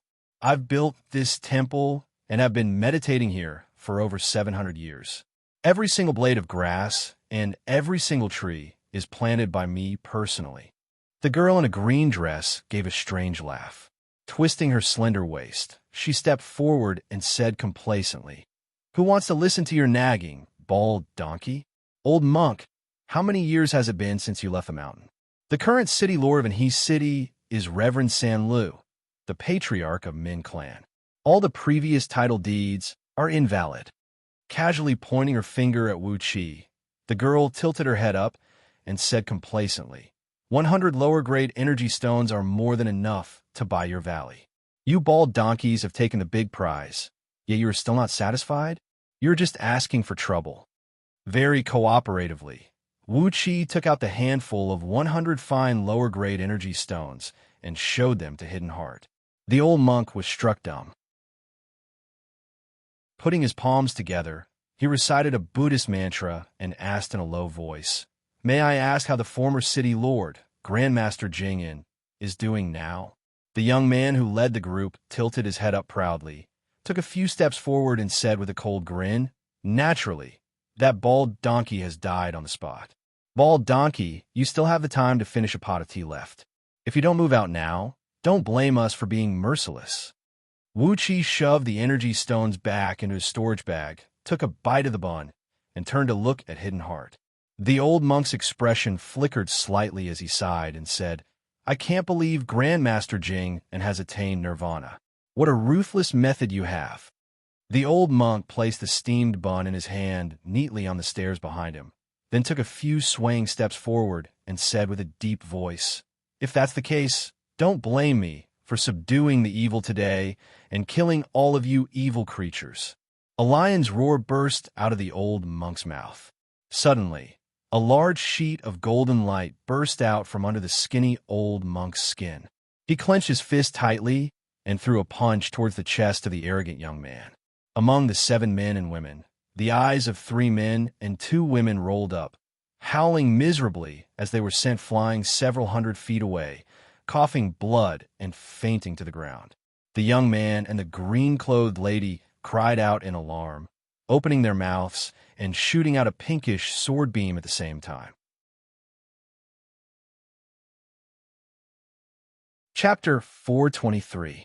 Fury of Vajra, Evil Devils, Retreat. Hidden Heart's eyes twitched when he saw the pink sword beams unleashed by the couple, which looked evil and was filled with a fishy aroma. Abruptly, his right fist transformed into a lotus shape, and 5 beams of white light shot out from his 5 fingers, smashing viciously onto their chests. The man and the woman felt as if they were struck by a thunderbolt. Their bodies withered abruptly, and they were knocked several tens of feet backward before falling limply to the ground, unable to move anymore. Hidden Heart grabbed the two pink sword beams in his hand, and a faint Buddhist light burst out from it. The two sword beams produced a sharp hissing noise, and very soon, a large amount of pink smoke was sprayed out from them, which was accompanied by a strange fragrant and foul smell that drifted in the air. In the end, only two flying swords, each about 3 inches long and as wide as willow leaves, were left in Hidden Heart's hand, glinting and twitching with a white light. Wuxi's eyes lit up. The quality of these two flying swords was pretty good, and they were obviously two upper-grade magical treasures. However, the man and woman had tempered them with an evil sword refining technique. As a result, these two flying swords were tortured to a horrible state, and their power had been greatly reduced. It was like a pair of thousand-li horses.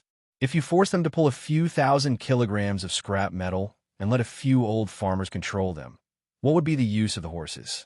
Looking at the two flying swords, Wuxia shook his head and sighed. This is the best way to burn the zither and cook the crane. TSK, these two swords are pretty good. They're actually crafted with dark frost goldstone. It's a pity that their crafting technique is not good enough. Otherwise, dark frost goldstone is the best ice element material among all the first-grade flying swords. Hidden Heart hefted the two flying swords in his hand, then strode towards the group of men and women. Guarding Heart had also called over all the monks in the temple, producing a few lengths of hemp rope and tying up the 5 men and women with weak cultivation base. After tying the 5 of them up like dumplings, Guarding Heart casually chanted an incantation and pointed his finger at the hemp rope. Immediately, the ordinary hemp rope shone with a golden light, as if it was made of gold. It was a minor restrictive technique of the Buddhist League, a technique used by wandering monks to control evil spirits. It was a very magical technique, and all of them tended to be practical, without any fancy tricks. For example, with the cultivation base of early-stage Jindan realm, Guarding Heart could casually turn the hemp rope into a golden rope, which allowed him to imprison a cultivator of mid-stage Jindan realm. It was a very powerful technique of the Buddhist League. As the 5 men and women only had the cultivation base of peak stage Xianxia realm, they could not move after being tied by the golden rope. As they only had the cultivation base of peak stage realm, they could not move at all. He formed a Buddha seal with both of his hands and carefully pressed them down from his dantian to his chest to his forehead. With every Buddha seal he pressed down, a wheel of golden light would enter the two's bodies. The man and woman's bodies twitched, and all of their cultivation and mobility were sealed. Monk Chi Tian, who had just been saved, angrily took out a big basket of hemp rope and tied the man and woman up like mummies. Chi, Chi, Chi in spirit. Chi. He took Chi and took Chi monk. The man narrowed his eyes and kept his mouth shut, not saying a word. Meanwhile, the green-clothed girl struggled desperately and snapped. Bald donkeys, how dare you touch even a single hair of mine? The Min clan of Anhe City is not someone you can afford to offend. Release us now and tear down the temple. Or else, when my patriarch arrives, all of your bald heads will be smashed. There was a fist-sized bun in Wuxi's hand. Chi-Chi's cooking skill was not very good, as the core of the bun was still wet and had not been fully steamed. Wuxia kneaded the dough into something that looked like a cucumber, then rose to his feet and came before the green-clothed girl. While she was cursing, Wuxia shoved the dough into her mouth and stopped her from cursing. After finishing all the porridge in the bowl with one gulp, Wuxia casually slapped the bowl and split it into 2 pieces. Pointing the sharp edge of the bowl at the man's carotid artery, Wuxia said coldly, "I'll count to 3. Tell me everything you know about Min clan. If you don't, you'll die." 3. He counted to 3. Abruptly, a pungent smell wafted out from the man's crotch, and a stream of water sprayed out. "Spare me, fellow Taoist, senior, master, spare my life. I'm Min Hua. the fourth-generation eldest grandson of Min clan. That is my ninth sister, Minnie. My patriarch, Reverend San Lu, is a disciple of Euphoria Heavenly Palace, with a cultivation base of early-stage nascent soul realm. A month ago, he finished his apprenticeship and came to Anhe City to build his foundation. Wuxia did not need to force him any further, as Min Hua had already told him all the details of Min clan. Euphoria Heavenly Palace was an evil sect that specialized in practicing the dual cultivation technique between men and women. Its headquarters was located on Blissful Peak, 100,000 miles east of Anhe City. After Reverend San Lu formed his nascent soul, he was ordered by his master to develop his power in Anhe City. Apart from looting money and all kinds of cultivation materials, his main purpose was to find handsome men and beautiful girls for Euphoria Heavenly Palace as cultivation vessels. Anhe City was one of the largest cities within 100,000 miles circumference. A long, long time ago, it was a county city under the rule of the human emperor. However, as the forces of immortal sects kept invading Anhe City, Diyu only had the ruling power of Anhe City and the surrounding areas nominally. In fact, it had become an autonomous city, and the position of a city lord changed every 1,000 or 800 years. This time, it was Euphoria Heavenly Palace who had traveled 10,000 miles and killed the abbot of Jade Pagoda Temple on Mount Tiji, Ningyan, at the cost of severely wounded Lady Xiao, the master of Jade Pagoda Temple on Mount Tiji. That was why Reverend San Lu brought a group of his clan members to Anhe City, killed Reverend Jing and the city lord sent by Jade Pagoda Temple, and occupied the position of city lord. Using a sharp stubble, Wuxia carved an exquisite little tortoise on Min Hua's face, letting the blood flow down his face. Intentionally, Min Hua, who was shivering with fear, had a clear look at the blood on the porcelain. He smiled and asked, "With Lady Qiao's cultivation base, how many experts does she have?" Let's not talk about nascent soul cultivators, but how many nascent divinity, half-step immortals, and heaven immortals do they have? Min Hua opened his mouth and carefully told Wuxia about Euphoria Heavenly Palace's overall strength. The master of Euphoria Heavenly Palace, Lady Qiao, was a 36-tier heaven immortal.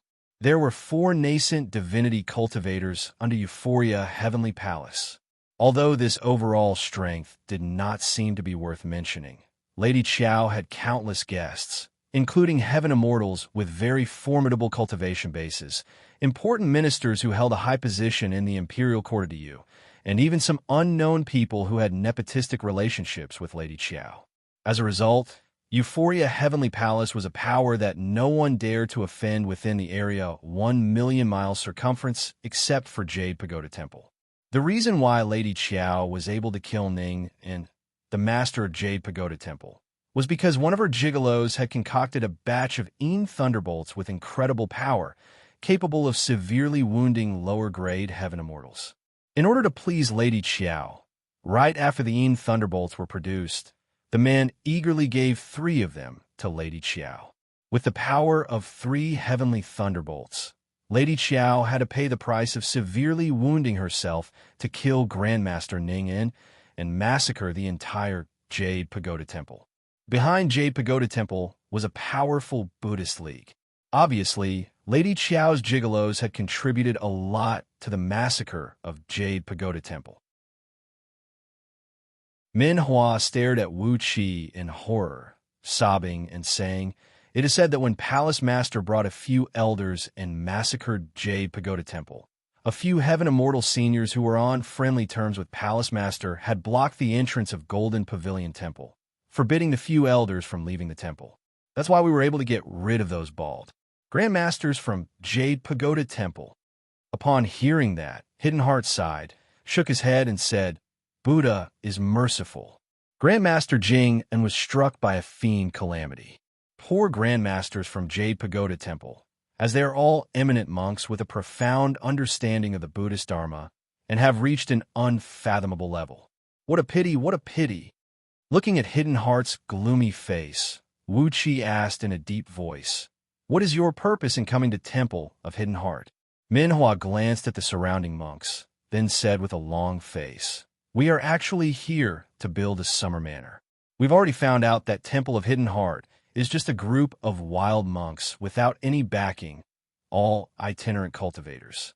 If they were the disciples of Jade Pagoda Temple, the elders of Euphoria Heavenly Palace would have long come here. But since they're itinerant cultivators, we can just drive them away. Why do we have to provoke Golden Pavilion Temple?" Wuxia nodded silently. As long as they could drive them away, there was no need to provoke Golden Pavilion Temple. After all, Euphoria Heavenly Palace had always been a vicious and evil sect. Throwing the broken bowl far away, Wuxia smiled at Hidden Heart and said, "Grandmaster, I've gotten the confession. Tisk, it's up to you how to deal with this matter." Patting Min Hua's face, Wuxia whistled frivolously at Min Yi, whose face had turned blue with anger. After that, Wuxia went to Lao Ai, squatted next to him, and said with a low voice, "A formidable enemy has arrived. TSK, Prince of Chongqing and his disciple have lost their cultivation base, making them even weaker than ordinary mortals. Even if they want to escape, they can't." Lao Ai's face turned pale. Furiously stroking his own finger, he growled in a low voice, "Jing Ku, this is not the end of you. If not for him shattering my storage ring with a sun-piercing white rainbow, how could I end up like this?" After growling a few times in a low voice, Lao Ai glanced at Wuxia with a gloomy face and said with a sneer, "What are you so proud of? We are on the same boat now." While moving his lower body proudly, Lao Ai laughed presumptuously and said, "Euphoria Heavenly Palace's Lady Xiao? He, as long as Lao Ai can sleep with her, this foundation will be in my palm." Wuxia mercilessly attacked Lao Ai. "Your meridians are all broken now, and you can't use any of your cultivation base. But you still have a huge amount of energy essence left in your body, and you have even formed your nascent divinity. TSK, if Lady Xiao pushes you down on the bed, are you going to seize her foundation, or are you going to deliver a great tonic pill to her?" Lao Ai's face fell as he gave Madman Shui a panicked look. Madman Shui shook his head, pointing at his own face and saying in a low voice, "Master, I have an ugly face, and that Lady Xiao will never like me. But, Master, you are a tall and mighty man, a handsome and extraordinary man, and you have a good pair of clothes. The energy essence in your body is scattered but not gathered. You are simply an excellent tonic." In the other room, Hidden Heart was frowning as he ordered Guarding Heart and Chi Tian to move the few men and women into Temple of Hidden Heart. The old monk was mumbling something under his breath, and his face was filled with hesitation, as if he was in a difficult position. All of a sudden, Hidden Heart cried out, "Junior brother, Guarding Heart, Chi Tian, all of you leave now. Leave now. This fiend tribulation is too much for me to handle. Go, quickly leave this place. Come back after 49 days. Laughing complacently, Wuxia patted Lao Ai's shoulder and said word by word, "Even this old monk is preparing for his nirvana. TSK, Prince of Chongqing, I have high hopes for your potential." Lao Ai gnashed his teeth as he stared at Wuxia and said in a ferocious voice, "Wuxia, what are you trying to do?" Staring at Lao Ai, Wuxia laughed and said in a low voice, "Take the poison I concocted with a secret technique and follow me from now on." Lao Ai stared at Wuxia in exasperation, looking as if he could not wait to bite Wuqi's neck and tear off a piece of his flesh. Just when he was venting his anger, a sweet fragrance suddenly came from the air. An old Taoist priest, who wore a pink Taoist robe and had a pair of bitch eyes, squinted his eyes into a line, rode on a cloud. Behind him were dozens of men and women dressed in Taoist robes. They arrogantly flew to the top of the deep valley. "What a bunch of bald donkeys! How dare you hurt my descendants and guests? Today will be the day you die." The old Taoist sneered and pointed his finger downwards. Immediately, 10 pink sword beams shot out from all 10 of his fingers, thrusting towards Temple of Hidden Heart. Chapter 424. 10 sword beams sprinkled down. Each of them was about 3 feet long and as thick as a thumb, and the quality of their light was considered excellent. It was evident that Reverend San Li's cultivation base was one realm stronger than Min Hua and Min Yi, and his ability in refining sword beams was much better. Meanwhile, a large amount of pink arrow-shaped smoke was shooting out from the sword beams, filling the air with a rich aroma, as well as a strange, greasy smell that could make one's bones and muscles go limp. The few little monks from Temple of Hidden Heart were still far away from the smoke, but when they were hit by the smell, they immediately fell to the ground. Hidden Heart gave a furious roar as he stamped his foot on the ground. The ground trembled abruptly as a large hand made of mud and sand thrust out from under the ground, shrouded in a faint Buddhist light. It scooped up the few little monks and threw them into the temple.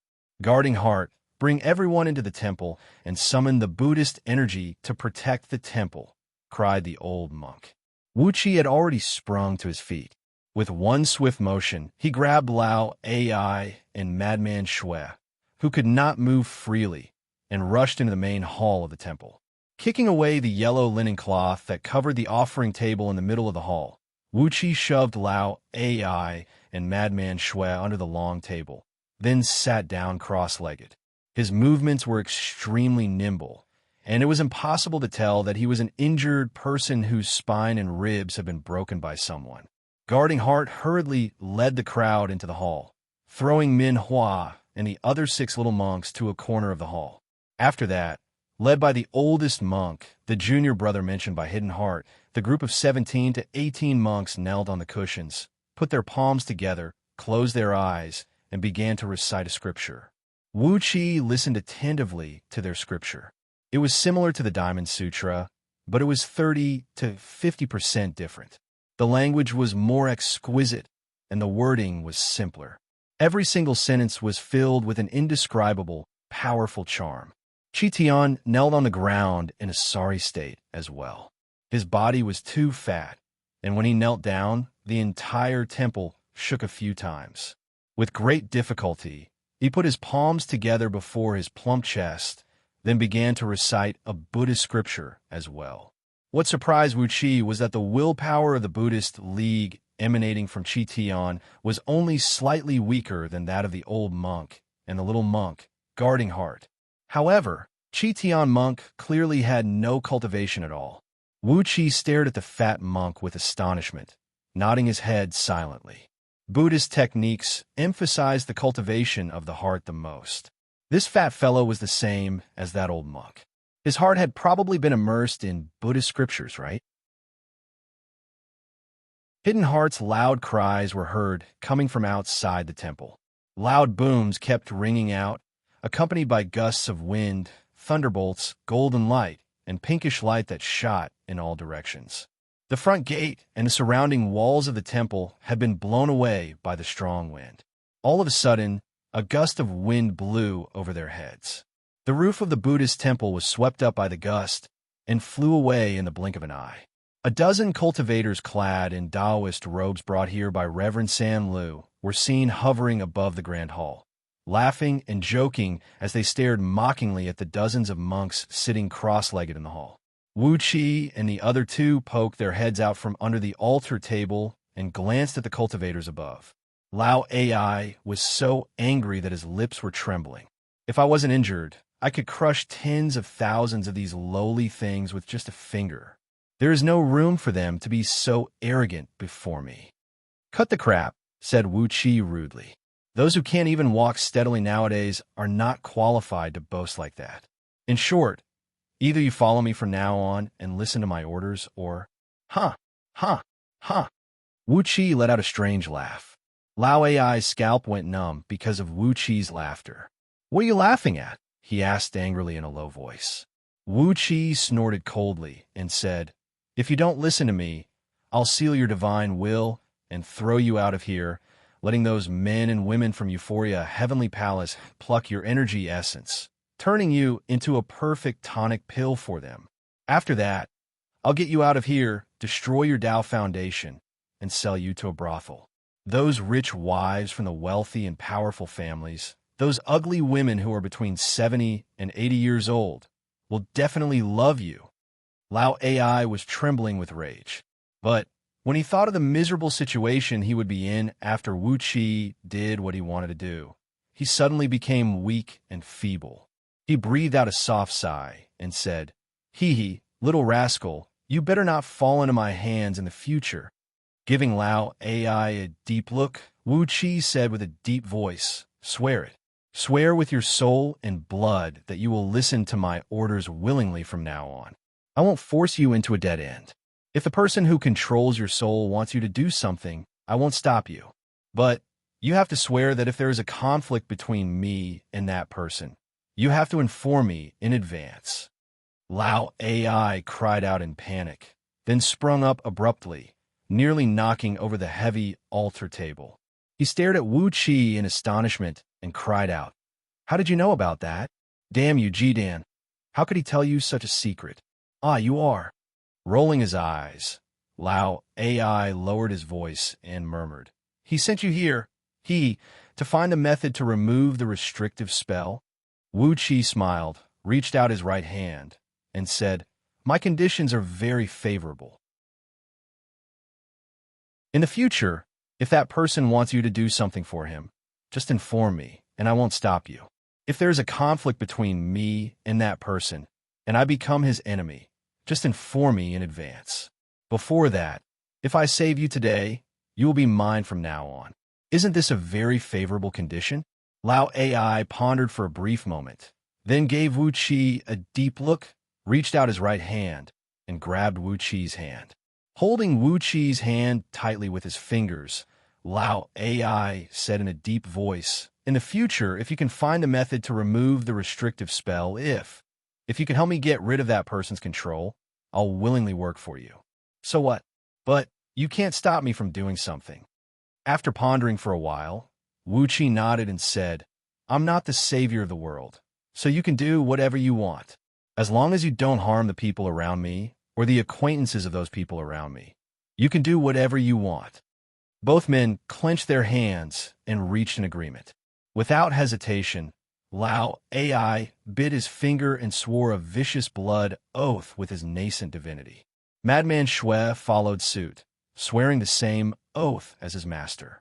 It was not easy to violate a blood oath made by a cultivator, unless the cultivator had cultivated to a realm that surpassed the laws of heavenly Tao.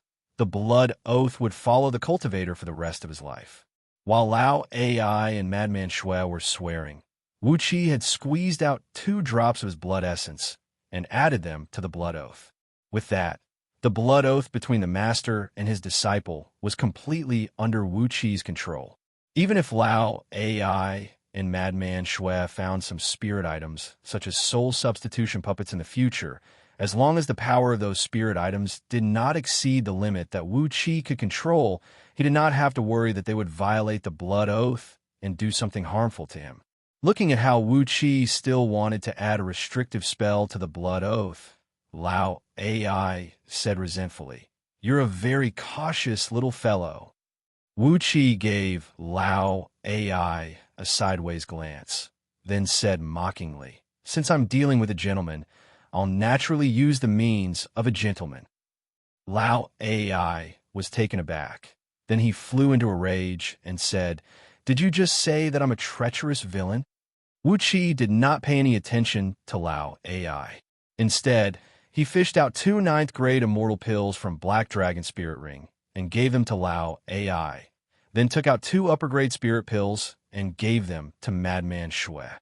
"Take these 2 immortal pills, and the wounds in your meridians should be completely healed. Madman Shui's cultivation base is too weak, and there is no way he can withstand the power of the immortal pills. 2 upper-grade spirit pills should be more than enough for him to recover." Without hesitation, the master and his disciple grabbed the spirit pills and shoved them into their mouths, fearing that Wuxia would regret his decision and take them back. Over the past half a year, the master and his disciple had tasted the pain of being an ordinary mortal who did not even have the strength to truss up a chicken. They did not want to return to that miserable situation ever again. After swallowing the immortal pills, Lao AI could feel the enormous immortal energy rolling and rocking in his body, quickly breaking through the clogged blood and qi and connecting the broken meridians. He praised, "These are indeed immortal pills. Hee, I owe you a big favor." You're right. I've never considered myself as a good man. Rolling his eyes, Lao AI murmured under his breath, "When my two sons were thrown to their death by Ying Zheng, my soul was standing right next to them. At that time, I would have completely turned into a bastard." Laughing ferociously, Lao AI gazed at the group of dozens of cultivators hovering in the sky with a pair of venomous eyes. Although his cultivation base had yet to recover, in Lao AI's eyes, these cultivators had become ants that he could easily slaughter.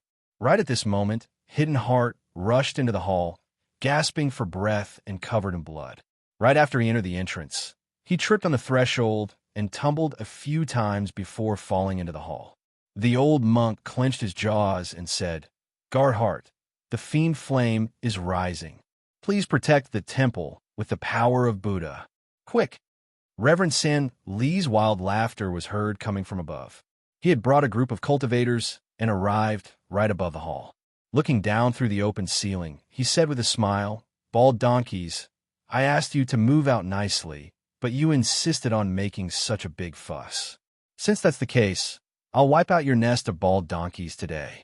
Quickly release my grandson and the guests, and I'll let you die a quick death."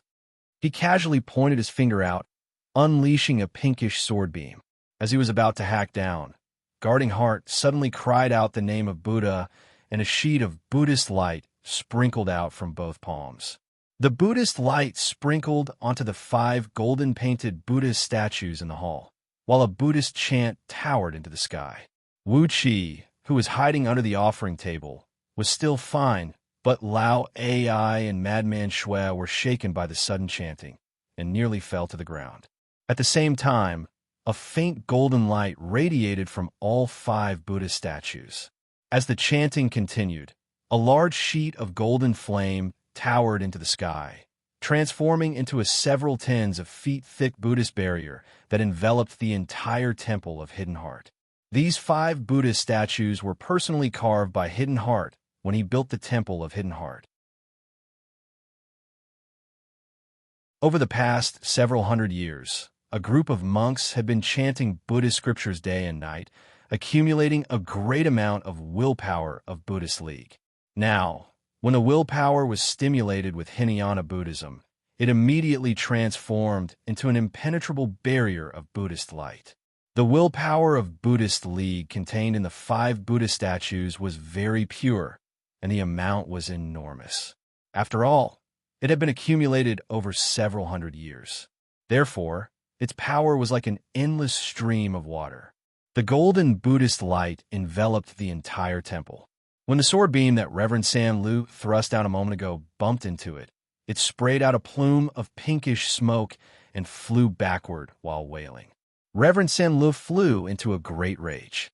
"Bald donkey, I never thought that with your weak cultivation base, you could actually have such a trick."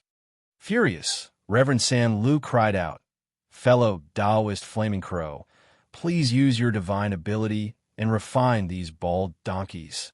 Since that Golden Pavilion Temple has already swallowed the anger from Jade Pagoda Temple, I don't think they will come to us for the sake of a few itinerant cultivators." A handsome Taoist clad in a bright red Taoist robe chuckled. He had a kind face and looked like a virgin, and was clad in a bright red Taoist robe. He took a few steps forward and fished out a fist-sized red gourd from under his sleeve. Carefully, he reached out 2 fingers and pulled out the stopper, then hastily threw the gourd away. A muffled boom echoed out, as if a volcano was hanging upside down in the sky, while a great amount of lava and flame fell whistling down from the sky. In just a blink of an eye, the valley, which measured over 10 miles in circumference, was turned into a sea of flame. Apart from the monastery, everything else had been completely burned down by the fire.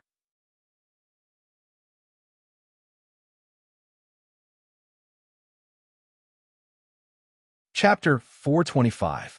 As the fire poured down, The crimson flame turned into a pale green flame in just a blink of an eye, and then turned into a translucent white flame. The rocks in the valley first exploded, then shattered, and finally turned into lava, rushing and surging around the Temple of Hidden Heart, which was shrouded in a golden light. Even though it was protected by the golden light transformed from the Buddhist energy, the temperature in the temple was still rising rapidly. Before long, a few nearby rooms were set ablaze. Moments later, the verdant branches of the Bodhi trees withered and shriveled. All of a sudden, a few Bodhi trees near the temple were dried up and turned into blazing torches, adding some heat to the air. What a pity! Looking at the tiny fire gourd hovering in the sky, Wuxia could not help but sigh with mixed emotions. It was an acquired spirit item, similar to the acquired flame pearl in his body. Judging from its power, it should be a treasure that had absorbed the underground fire essence near the volcanic crater. But too bad, before it could fully mature, Taoist Flaming Crow had plucked it and refined it into a magical treasure. If it were plucked after it was fully matured, it would at least be an upper-grade immortal item after being meticulously refined by a heaven immortal item crafting master. However, after being messed around with by Taoist Flaming Crow, the energy in the gourd had been completely depleted, and it had lost all its magical functions. Although the flame it sprayed out was very powerful, it was at most equivalent to the prime flame of a nascent soul cultivator. How could it have the power?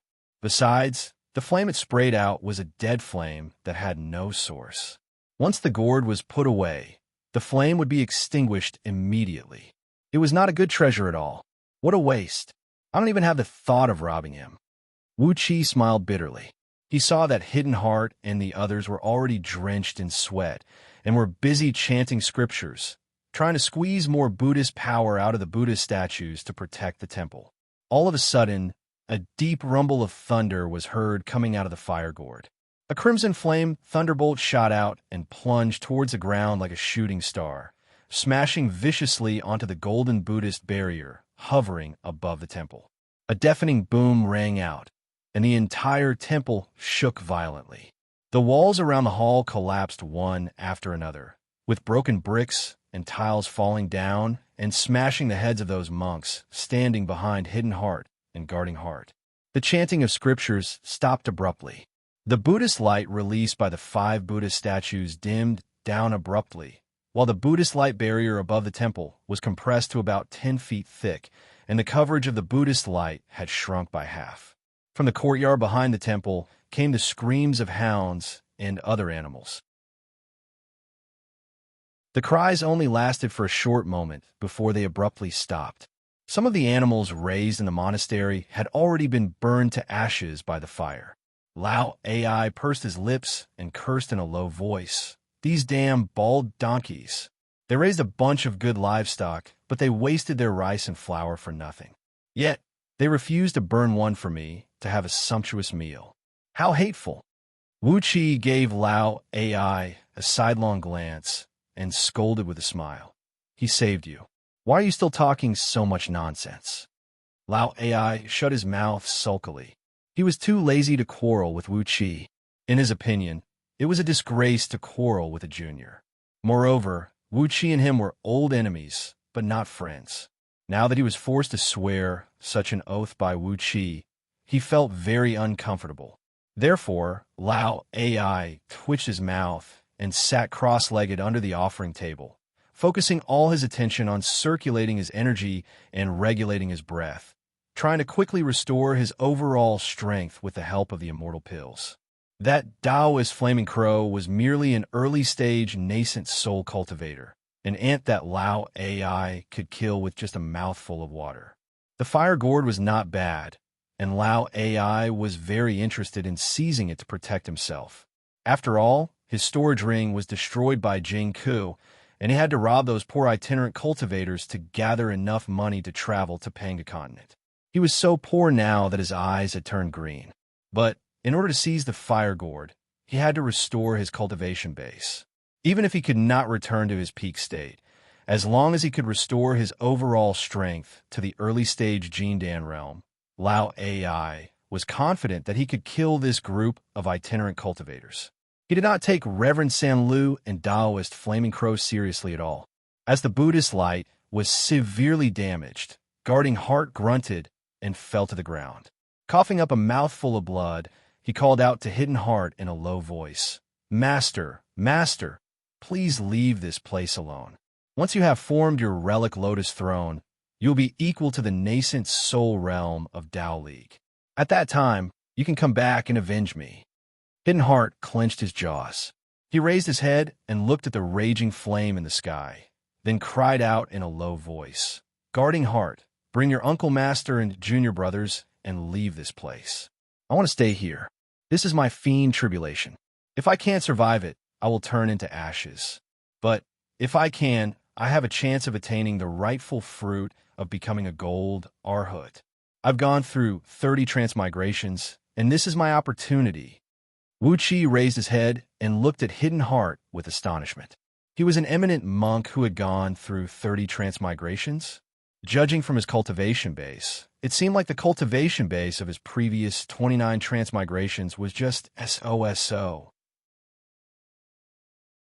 Then he saw Hidden Heart sprung up into the air and leaped onto the lotus throne of the Buddha statue in the middle, reaching out his hands and thrusting them forcefully into both of the statue's eyes. A series of creaking noises rang out as the Buddha statue suddenly moved to one side, revealing a pitch-black tunnel under the lotus throne. Lao Ai opened his eyes in astonishment. He lowered his voice and murmured, This is the method of the Jianghu. I've experienced it in the past as well. The method of the Jianghu. What a familiar name." Wuxia bowed his head and squeezed out from under the offering table, raising his head to look at the Buddhist light barrier, as it could shield the sight of those outside. He was not afraid that Reverend San Lu would discover the anomaly in the hall. Wuxia stuck his head out and gave the tunnel a glance. Suddenly, he laughed and said, "Reverend Hidden Heart, I can't believe there is an escape tunnel in this hall of yours." Hidden Heart laughed dryly, then put his palms together and sighed under his breath. "I'm ashamed. I've gone through 30 transmigrations, and I've lived 6 consecutive lives before this. Hee hee. I used to be a mountain bandit. Although I've converted to the Buddhist League in this life, I can never forget this life-saving method." He bowed his head and gave the tunnel a glance, then cried out in a low voice, "Guarding Heart, bring everyone and leave this place at once. That demon Flaming Crow only has an ordinary magic power, and his flame can only reach 100 feet into the ground. However, after several hundred years of work, this tunnel of mine has gone about 1 mile deep into the ground, leading to He cities and Lu village, 600 miles away from here. Bring everyone and leave this place at once. If I can survive today, I'll definitely come looking for you in the future." Old Monk Hidden Heart was a bandit. A great bandit? Out of nowhere, Wuxia felt a sense of closeness to the old monk. Yet, Guarding Heart could not bear to part with his master. He struggled to his feet, dropped to his knees, and hugged the old monk's legs, weeping and refusing to leave. Wuxia felt a heartache when he saw that. He could not help but shake his head, as he suddenly recalled something that happened a long time ago. You've saved my life, and it's only natural that I have to repay you." Wuxia sighed, then fished out a large bag of drunken dragon incense from Black Dragon Spirit Ring, which weighed about half a kilogram. He handed it over to Hidden Heart and said in a deep voice, "This is an excellent knockout incense I've concocted using rare and precious spirit herbs I've gathered during my daily travels. Sprinkle it outside the entrance of the temple, then set it on fire. The aroma will fill the entire valley, and those people up there will have to surrender obediently." Guarding Heart was overjoyed. Without hesitation, he snatched the bag from Wuxia's hand and sprinted out of the temple happily. Meanwhile, Hidden Heart was staring thoughtfully at Wuxia, his pair of old eyes sizing up Wuxia from head to toe. Wuxia chuckled, his furtive eyes quickly glancing at Hidden Heart's waistband. There was a bulging pouch on it, which was the secret pouch used by Hidden Heart to keep all his belongings. When experts talked, There was no need for words. With just a slight movement or a glance, one could easily know the identity of the other party. Hidden Heart chuckled, then put his palms together at Wuxia and said, "No wonder fellow Taoist is being hunted by someone." Wuxia laughed dryly, then said deliberately to disgust Hidden Heart, "Same here. No wonder Grandmaster is hiding your heart here." Sitting in a corner of the temple, when Minhua saw Wuxia hand over the drunken dragon incense to guarding Heart, he suddenly cried out at the top of his voice, "Patriarch, be careful. This group of bald donkeys and a few mongrel Taoists are going to use the sleeping incense to harm people. Patriarch, be careful." Both Wuxia and Hidden Heart looked over at the same time. Casually, both of them picked up the most convenient thing in their hands and threw it forcefully towards Minhua. The thing Hidden Heart grabbed was the wooden pestle used to strike the wooden fish. It was as thick as an arm and thrust straight into Minhua's mouth along with a strong gust of wind, making him unable to utter a single word. The thing Wuxia grabbed was the wooden fish about the size of a human head. Casually, he threw it out and forcefully hit Minhua's lower abdomen. The pain made Minhua's body twitch violently. However, as the wooden pestle was stuck in his mouth, he could neither inhale nor exhale and was nearly suffocated to death. By then, guarding Heart had already rushed out of the temple. The raging flame had pushed the Buddhist light to less than 100 feet away from the main entrance. Regardless of the consequences, guarding Heart grabbed the drunken dragon incense packet and threw it out of the Buddhist light, easily throwing it several hundred feet away. As soon as the packet fell into the raging flame, it was burned into nothingness in just a blink of an eye. Invisible and colorless smoke spread out quickly, blanketing the entire valley in just a blink of an eye.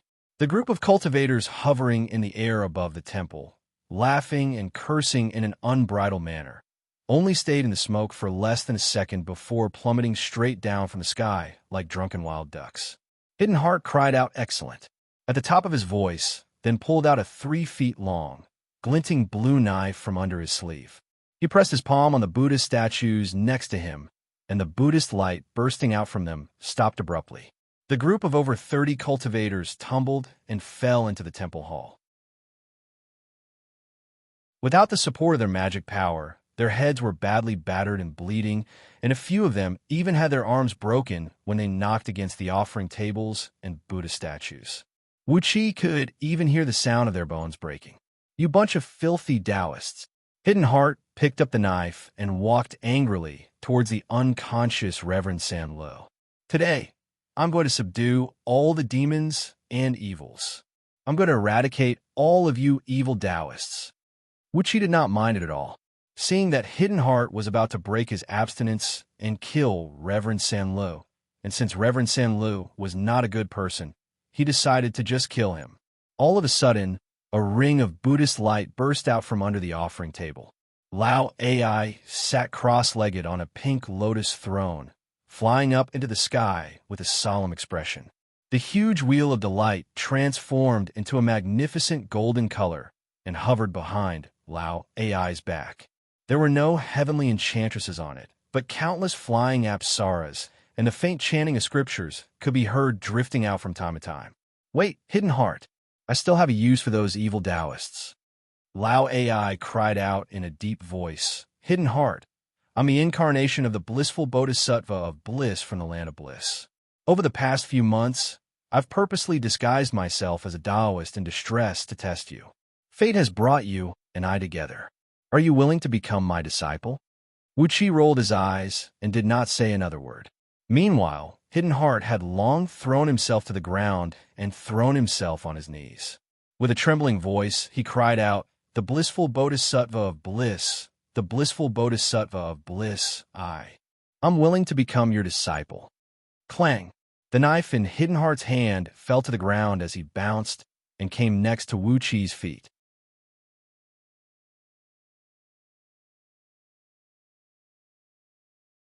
Chapter 426.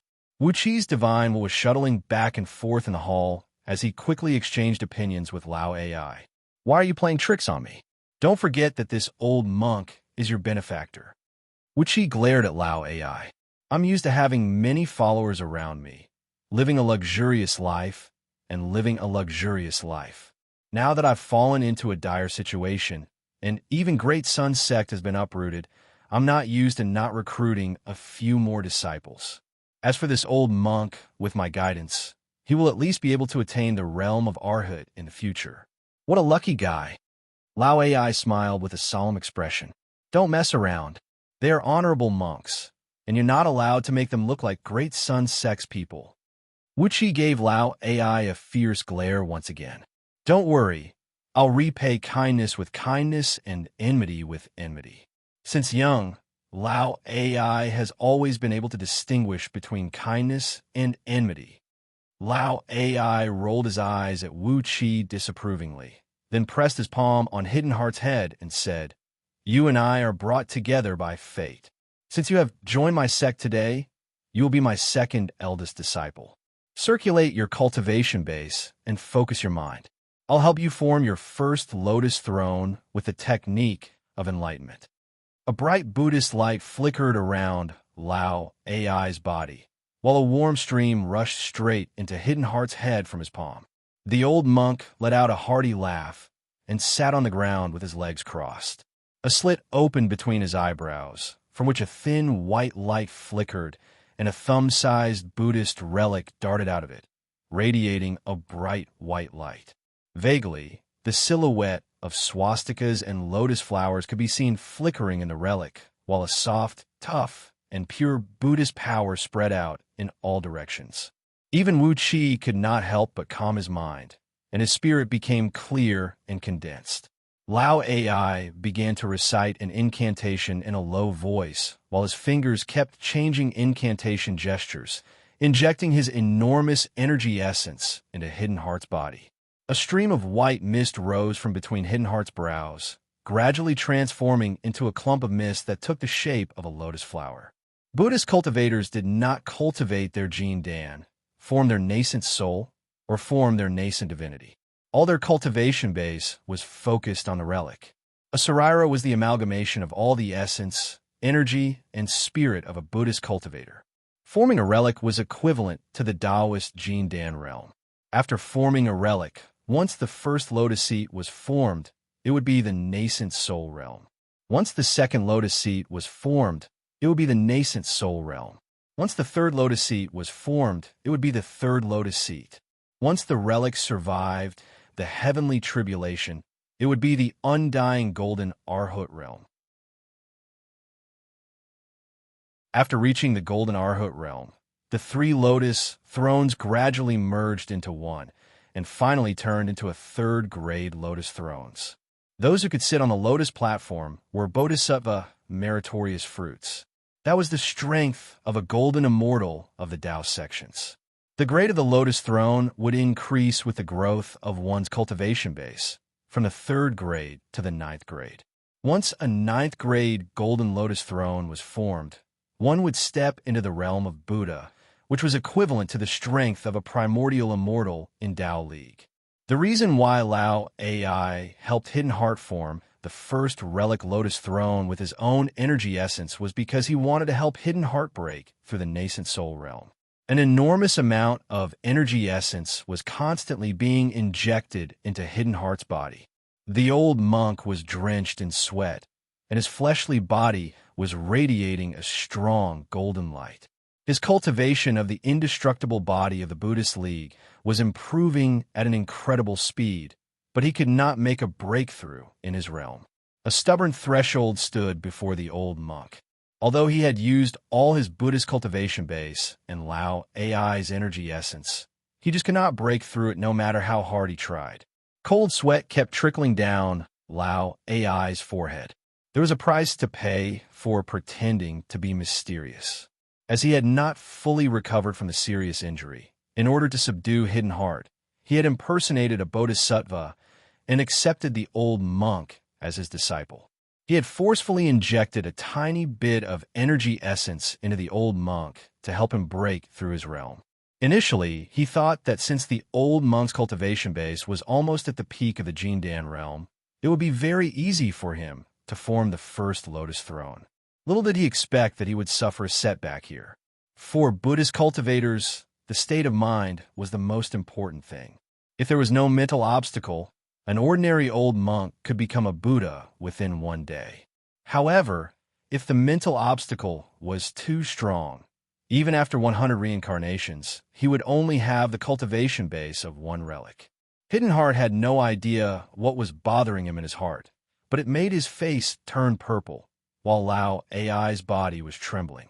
The first lotus throne of the relic was still in the shape of a faint mist, and no matter how hard he tried, he just could not form a corporeal body. Wuxia knitted his brows into a tight frown.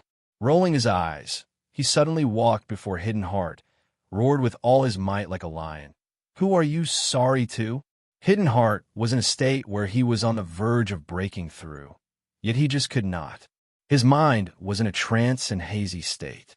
Upon hearing Wuqi's roar, the old monk cried out instinctively, "I have wronged too many people. 30 reincarnations entangled me, wife, parents, countless favors and grudges. How could I just leave them behind?" Wuxia gave Hidden Heart a tight slap on the face and scolded, "Idiot! No wonder even your Buddhist name is Hidden Heart. Hide your mother. Dig out your heart that has been reincarnated for 30 reincarnations and wash it under the sun. Let go of your past life and let go of the mortal world. You have already jumped out of that filthy world, so why are you still hiding your filthy heart?" A series of slaps came raining down on Hidden Heart's face. The slaps made the old monk's face explode, and his face was covered with blood. "Hey!"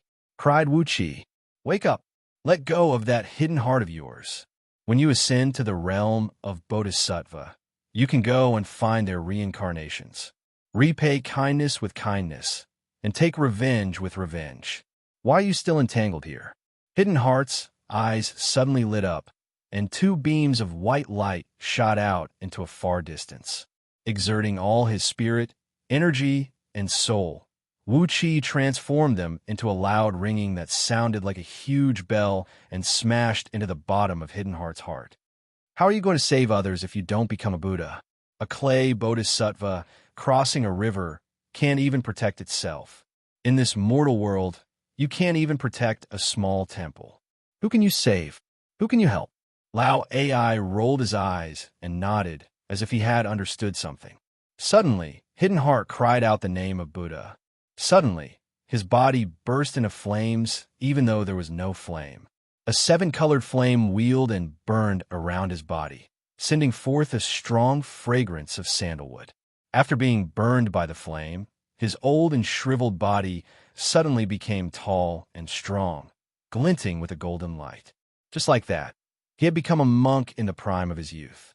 A sheet of white light wheeled above his head, while 2 white lotus flowers that looked like they were just plucked from a pond were blooming and fluttering in the wind.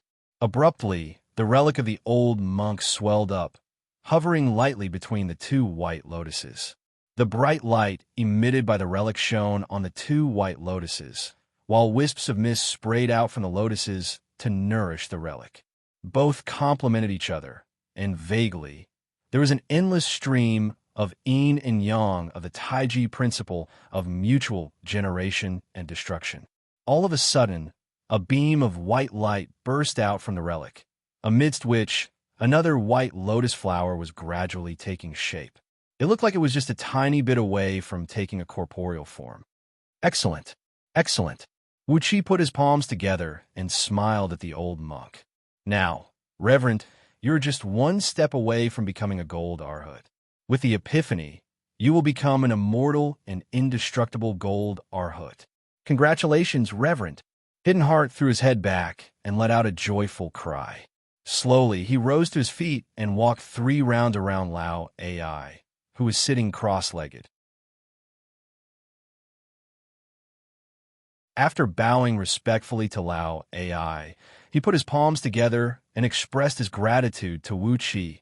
"Fellow Taoist, thank you for enlightening me. You have given me the lion's roar, and I have benefited a lot from it. With such a perceptive ability, you must have a fate with the Buddhist League." Wuqi's expression changed abruptly. He gave Hidden Heart a fierce gaze and said with a cold snort, Your whole family is fated with the Buddhist League. Waving his hand, Wuxia grinned coldly and said, "Don't thank me. You should thank someone else. The words I enlightened you with are plagiarized from someone else. That man is fated with the Buddhist League, and his whole family is fated with the Buddhist League." With a flick of his sleeve, Wuxia strode towards Reverend San Lu and his company, who had fallen to the ground. With a casual gesture, he snatched the storage ring from Reverend San Li's hand. Then, he sent his divine will into the ring, and Wuxia could not help but frown. Was this still the new city lord of any city? Why'd he look so shabby? It was such a large storage ring, but he only found 3 upper-grade energy stones, tens of mid-grade energy stones, and several hundred lower-grade energy stones. Wasn't he too poor? On the other hand, there were a few bottles of pills, several dozens of spirit talismans of decent quality, and 3 flying swords of upper-grade magical item level. All these things could be considered to be of some value. But if they were added together, the total value of Reverend San Li's assets was only about 3 to 500,000 lower-grade energy stones. What a shame that he was the city lord and a cultivator of early-stage nascent soul realm. After carefully searching through Reverend San Li's body, Wuxia took away all the valuables, including a belt made from cold centipede threads. After that, he kicked Reverend San Lu away, then sprinted towards Taoist Flaming Crow. Lao AI finally reacted when he saw Wuxia cleaning up Reverend San Li's belongings in a professional manner. Like a rooster whose neck was grabbed, he cried out at the top of his voice, "My disciple!" Hidden Heart put his palms together respectfully and asked, "Master, your disciple is here. What can I do for you?" When Madman Shui heard Lao AI's cry, he immediately leaped towards Taoist Flaming Crow like a hungry wolf pouncing on its prey. Before Wuxia could reach him, Madman Shui had already thrown himself onto Taoist Flaming Crow's body, running both hands all over his body like a pervert who had just seen a beautiful lady. It was a very ambiguous posture, but it was a pity that he was a professional. Madman Shui kept pressing and touching Taoist Flaming Crow's body, and in the end, he only managed to pull out a few red talismans. Meanwhile, Wuxia casually rolled Taoist Flaming Crow's body and exercised the Hand of Web. In the next moment, an invisible airflow had coiled up 2 storage bracelets on Taoist Flaming Crow's wrists. Then, he sent his divine will into the bracelets, and Wuxia immediately let out a few joyful laughs. Taoist Flaming Crow was quite wealthy. Although he did not have many energy stones, he had enough talismans, spirit pills, a complete set of magical items and formation flags, as well as fire element spirit herbs and minerals. All of them were enough to fill up 3 large rooms. Pleasantly surprised, Wuxia praised, "That's more like it. The natural energy on Panga continent is many times denser than that of outer heavenly realms, and the natural resources are abundant as well. It is only right that he has such a wealth." Lao AI's eyes were burning with jealousy. Hastily, he sent out a divine will and said, "Wuxia, don't go too far. According to the rules of the martial world, a meeting is half done." Wuxia was taken aback. Then, he turned and nodded at Lao AI while baring his teeth and saying, "A meeting is half done. Once we've stripped all these guys, we'll go occupy any city. Let's go to any city first and heal our wounds." Lao AI was shocked. Occupy any city? Min Clan is supported by a Heaven Immortal.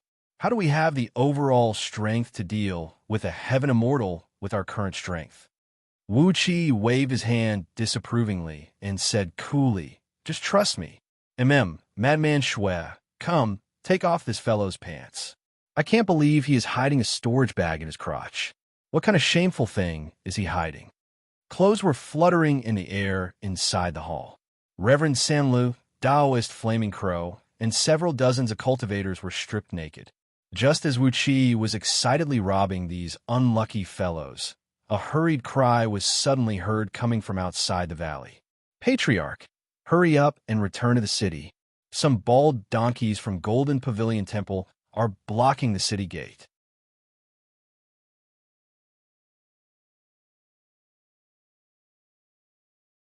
Chapter 427. Upon hearing the voice, Lao Ai's face fell. He casually pointed his finger at the ground, and the blade that Hidden Heart dropped just now transformed into a beam of green light and shot up into the sky, about to kill the disciple from Min Clan who came to deliver the message. Wuxia casually pointed his finger out, unleashing a grayish rune from his fingertip. It transformed into a twisting grayish mist that looked like a human face and slammed into the blade, knocking it 70 to 80 feet away and stabbing into one of the pillars of the Buddhist hall. Wuxia smiled at Lao Ai and said, "This is the land of the Buddhist League. How can you just kill someone like that?" Lao Ai glared at him, then straightened his neck and said, "I'm the Bodhisattva of killing, and I specialize in protecting the righteousness of the mortal world by killing." Tisk, protecting the righteousness of the mortal world by killing? The hair on Wuqi's neck stood up. How could you say something like that? Twitching his lips, Wuxia moved his body. Noiselessly, 18 celestial fiend puppets walked out of Wuqi's body, transforming into 18 shadows and plunging down into the bodies of Reverend Sam Lu, Taoist Flaming Crow, and a few other cultivators with the strongest cultivation base. Min Hua, Min Yi, and the other men and women, who were squatting in a corner of the hall and saw everything clearly, were also possessed by the puppets after being knocked unconscious by Wuxia with drunken dragon incense. A frightening sound of bones and flesh being chewed rang out from the bodies of these possessed cultivators. Dark smoke rose from their bodies, and before long, they opened their eyes and rose to their feet.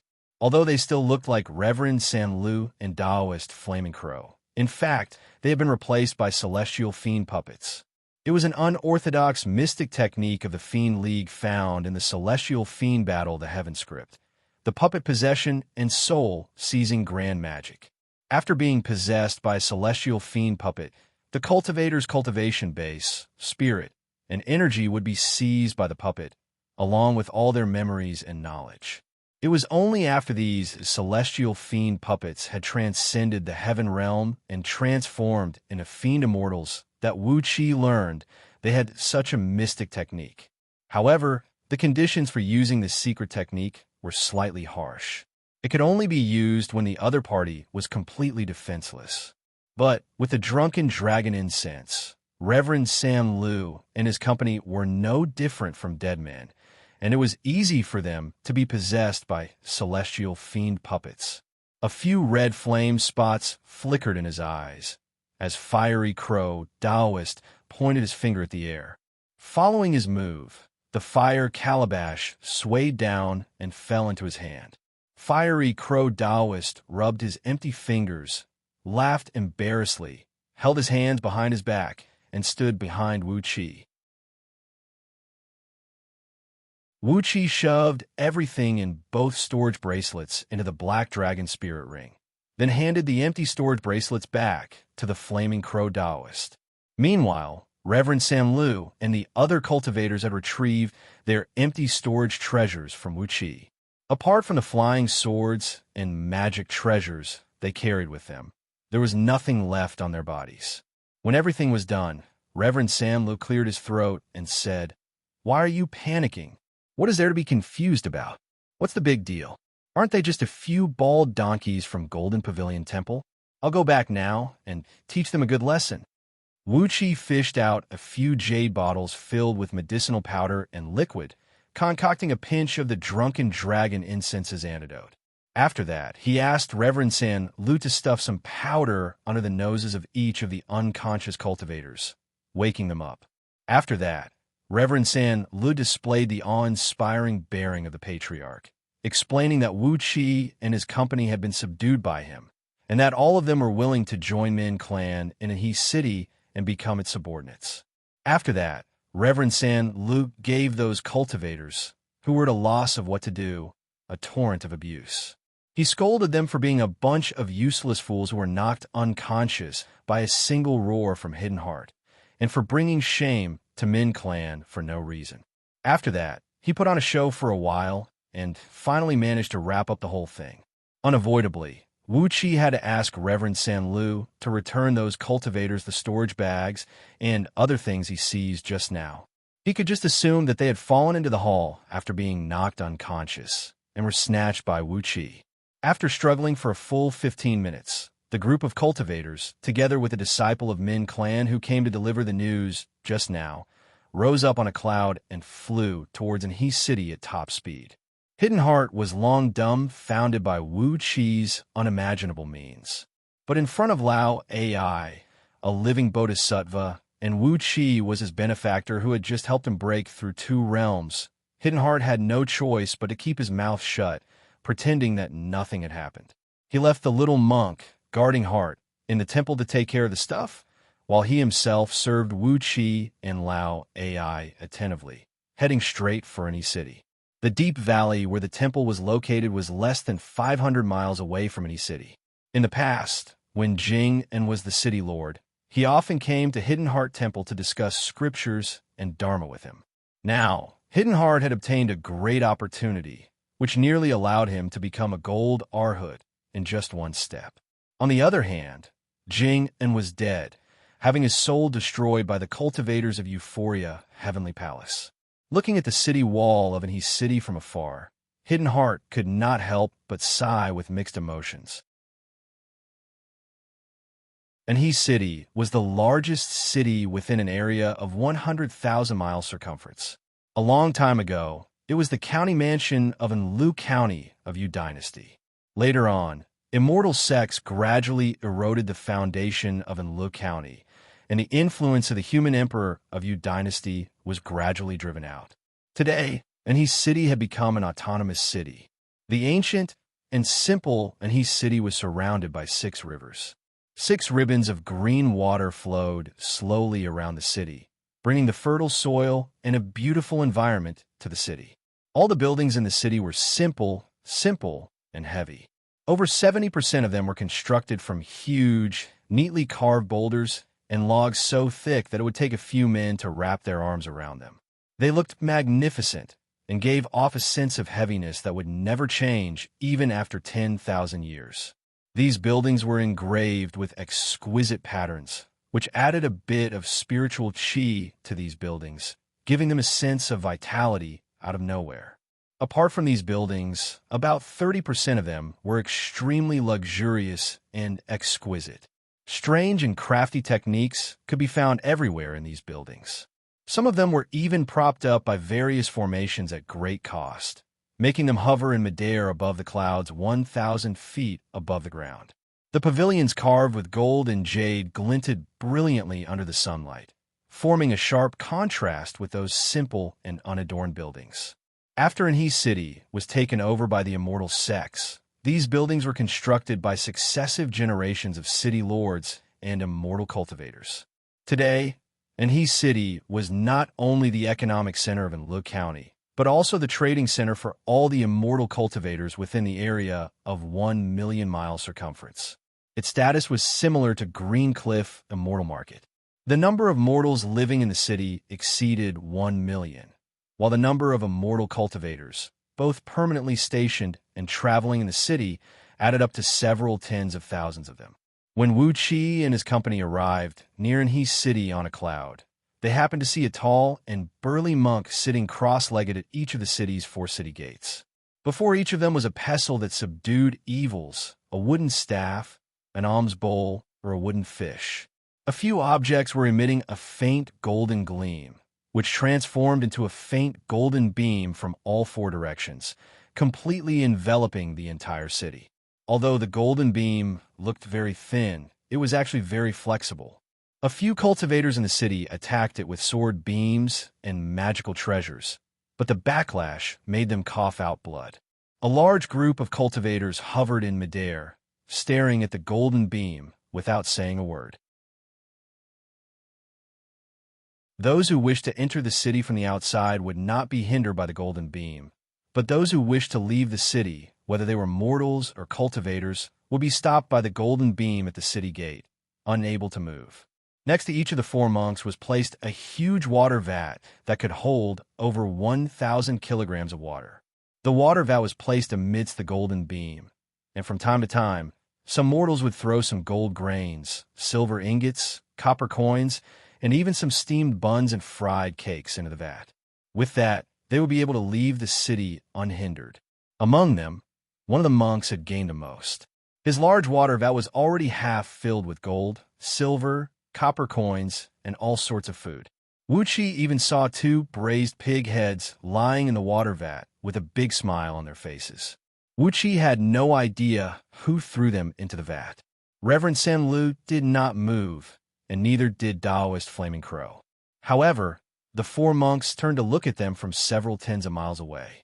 A loud Buddhist chant rang out as the 4 monks cried out together, "We are the Dharma protectors of Golden Pavilion Temple. Today we have come to Anhe City to beg for alms from fellow Taoists to recast the golden body of Buddha. We hope fellow Taoists can donate generously, as it will be a great merit." Wuxia had already adjusted his visage slightly. Staring at the 4 monks, he cried out, "Masters, are you not here for the matter of Jade Pagoda Temple?" Wuxia asked a question he already knew the answer to. How could the monks of Golden Pavilion Temple not be here for the matter of Jade Pagoda Temple when they suddenly blocked the city gate? Not only Jade Pagoda Temple, the Golden Pavilion Temple was also blocked by the guests of Lady Xiao from Euphoria Heavenly Palace, preventing the experts from leaving the temple.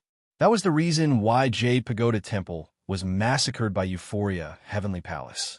Because of the resentment in their hearts, the monks of Golden Pavilion Temple came here to stir up trouble after Reverend San Lu took over the position of City Lord. Perhaps it was because the cultivation of those people behind Euphoria Heavenly Palace was too strong, and the Golden Pavilion Temple did not really want to shed all pretenses of cordiality with Euphoria Heavenly Palace. Therefore, these 4 monks just blocked the city gate and did not fight their way in. But then again, what these 4 monks had done was no different from directly bullying the Euphoria Heavenly Palace's gate. Nevertheless, they did not resort to any violent means. If Euphoria Heavenly Palace were to overreact, perhaps Golden Pavilion Temple would seize the opportunity to launch an attack. After all, a few of Lady Xiao's bedmates were only blocking the front door of Golden Pavilion Temple and did not help her destroy it. Obviously, either Lady Xiao was not worthy enough for her lover to sacrifice himself like this, or the backer of Golden Pavilion Temple was strong enough. Now that Golden Pavilion Temple had put on a disgusting attitude, they wanted to see how Euphoria Heavenly Palace would react. After a brief moment of pondering, Wuxia laughed and asked, "The current city lord of Anhe City, Reverend San Lu, is here. Masters, can we enter the city?" One of the monks gave Reverend San Lu a deep look, then nodded and said, "You can enter the city, but as for leaving the city, you have to befriend the Buddhist League." With a thought in Wuqi's mind, Reverend San Lu suddenly laughed coldly and said, "Follow me in. A few bald donkeys are nothing to me. Let's enter the city first, then we'll settle the score with them later." Riding on a cloud, the company easily broke through the golden barrier and entered the city. The 4 monks glanced at Hidden Heart, wondering why there was a monk among Wuxia and his company. However, it was obvious that they did not know Hidden Heart, as they just remembered his face and let him enter the city. There were countless Buddhist monks and itinerant cultivators on Panga Continent, so it was reasonable for Reverend San Lu to have a few good friends who were monks. Right after they entered the city, a group of cultivators with cultivation bases ranging from early-stage nascent soul realm to early-stage Jindan realm rushed up to them anxiously. Among them, a white-clothed scholar with the strongest cultivation base, an early-stage nascent soul cultivator, pointed his finger at Reverend San Lu and cried out sternly, "San Lu, I don't care what Euphoria Heavenly Palace is doing. You can't delay our business. A few of our elders are here for an inspection, but they are blocked by these monks in the city. This is a grudge between Euphoria Heavenly Palace and Golden Pavilion Temple. Don't drag us into it." The white-clothed scholar raised his head and looked at the sun, then said angrily, "I'll give you 15 minutes.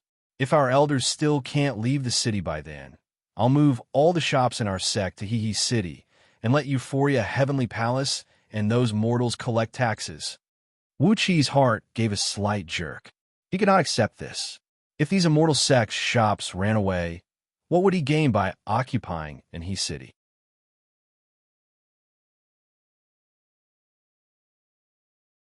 Chapter 428.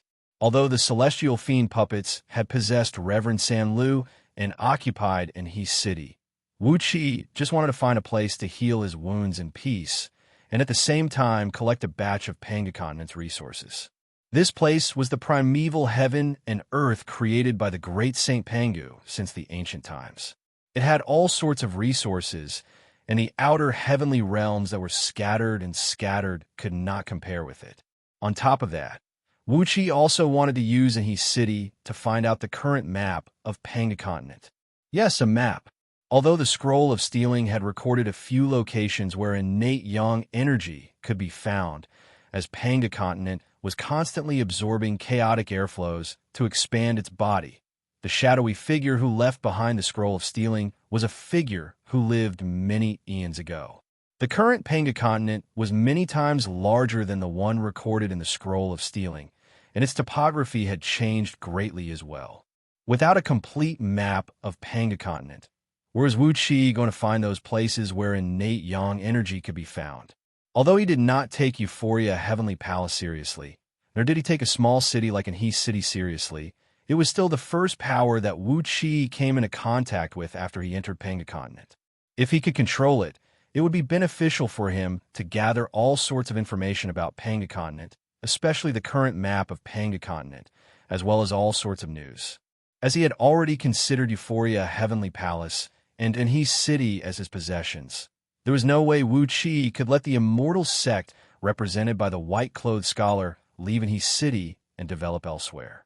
Under his control, Reverend San Lu quickly slapped his chest and promised, "Rest assured, fellow Taoist, we'll get rid of those monks who blocked the entrance immediately.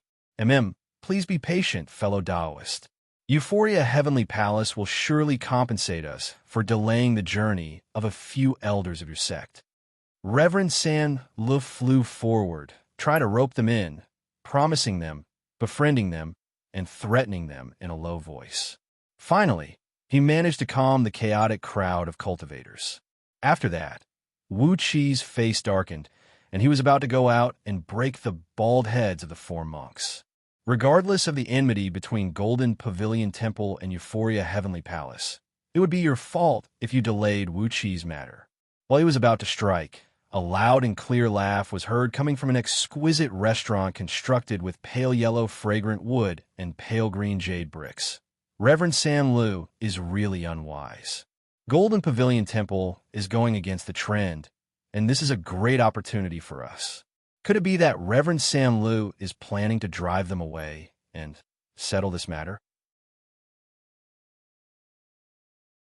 Along with that laughter, an 8 feet tall, handsome, and elegant young man, dressed in white clothes and holding a jade folding fan in his hand, slowly walked to the balcony of the restaurant. He was in high spirits and had a temperament that made people feel ashamed of their inferiority.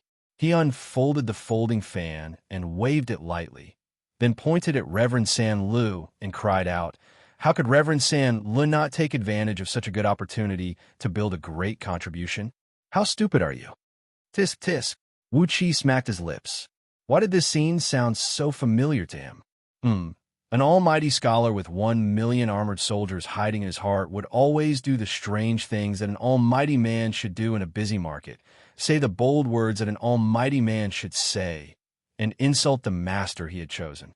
After that, he would become a legend that could be passed down through the ages. Of course, there would always be an interlude before this scene, just like what was happening right now. Upon hearing the white-clothed young man scolding their patriarch, the cultivators from Min clan immediately snapped angrily. Reverend San Li's 2 great-grandsons even pointed their fingers out, unleashing 2 streams of pinkish smoke that transformed into 2 sword beams and thrust towards the white-clothed young man.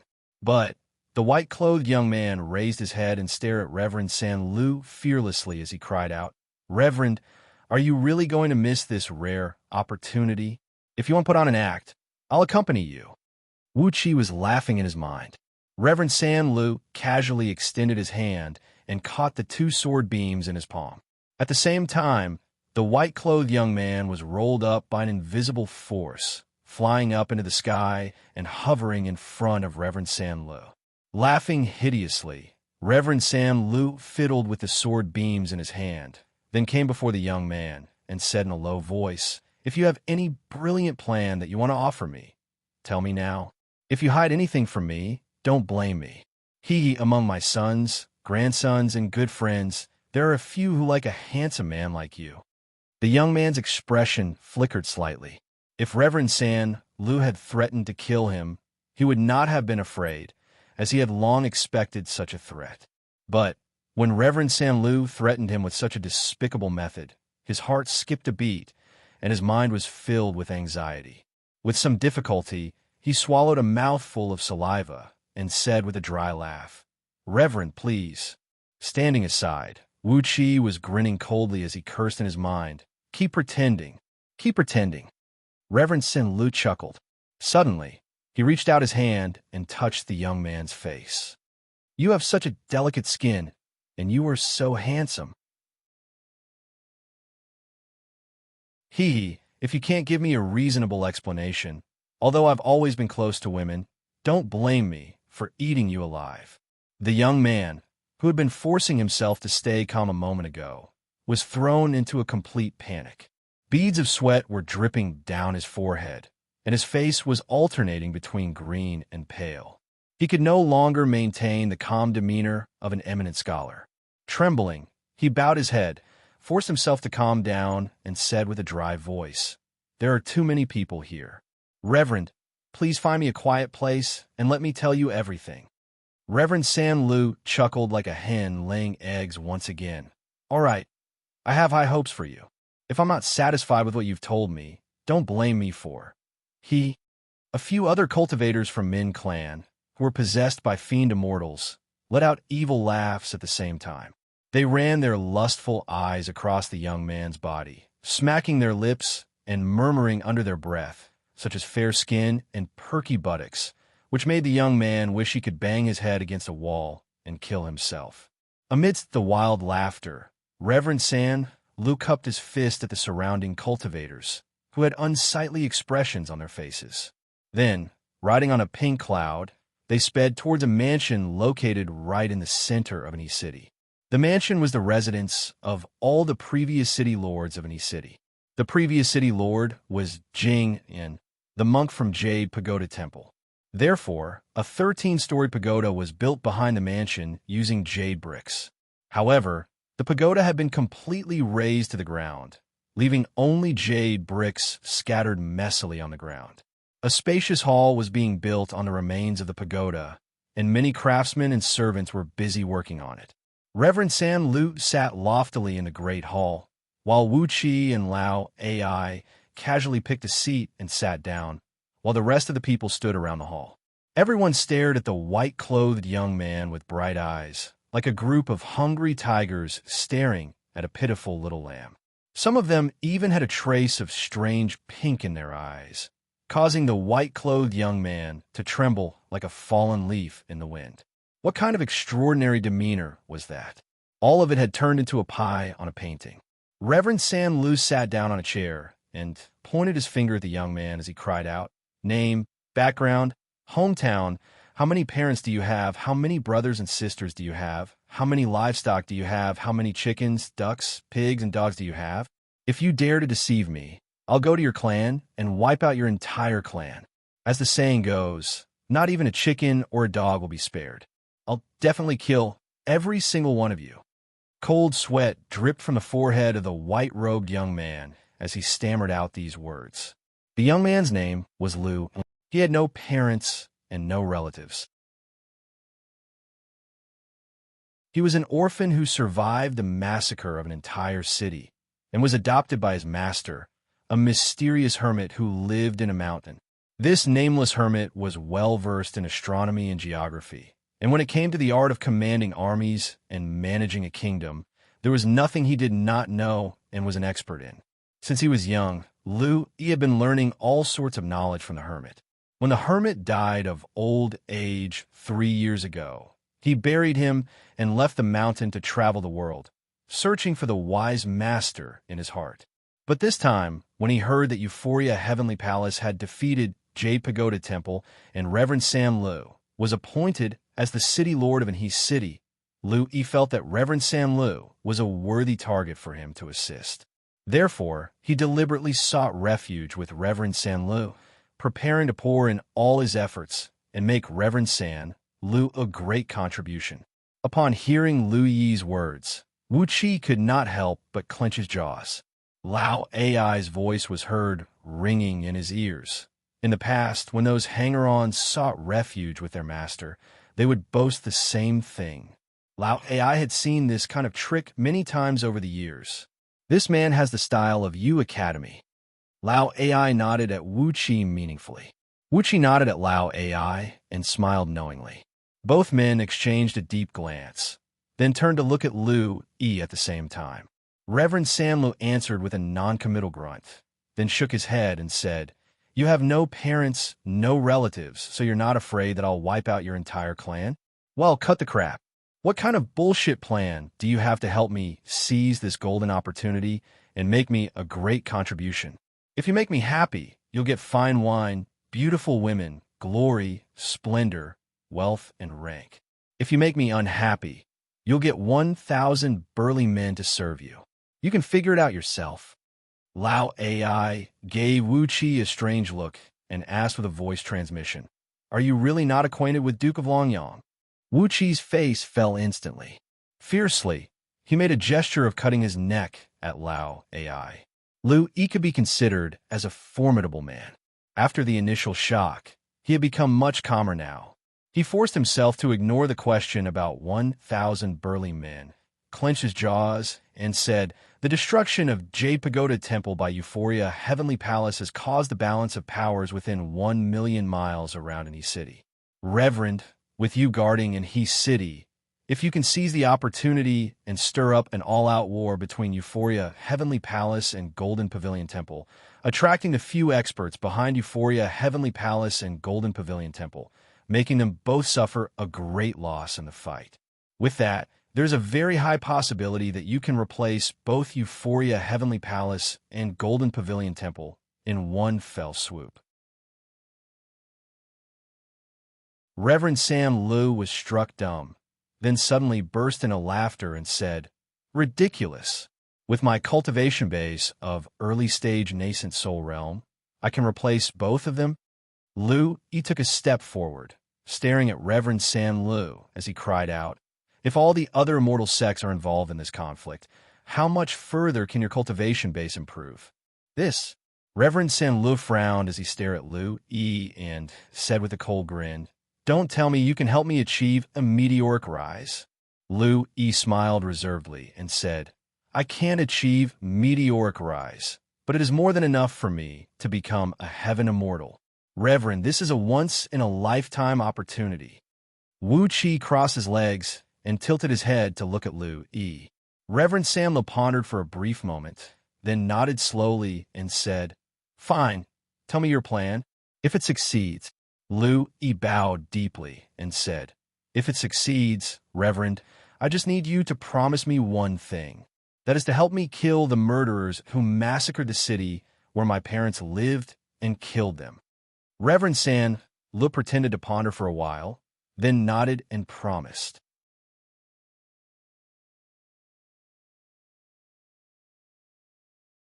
Chapter 429. Merciful Buddha.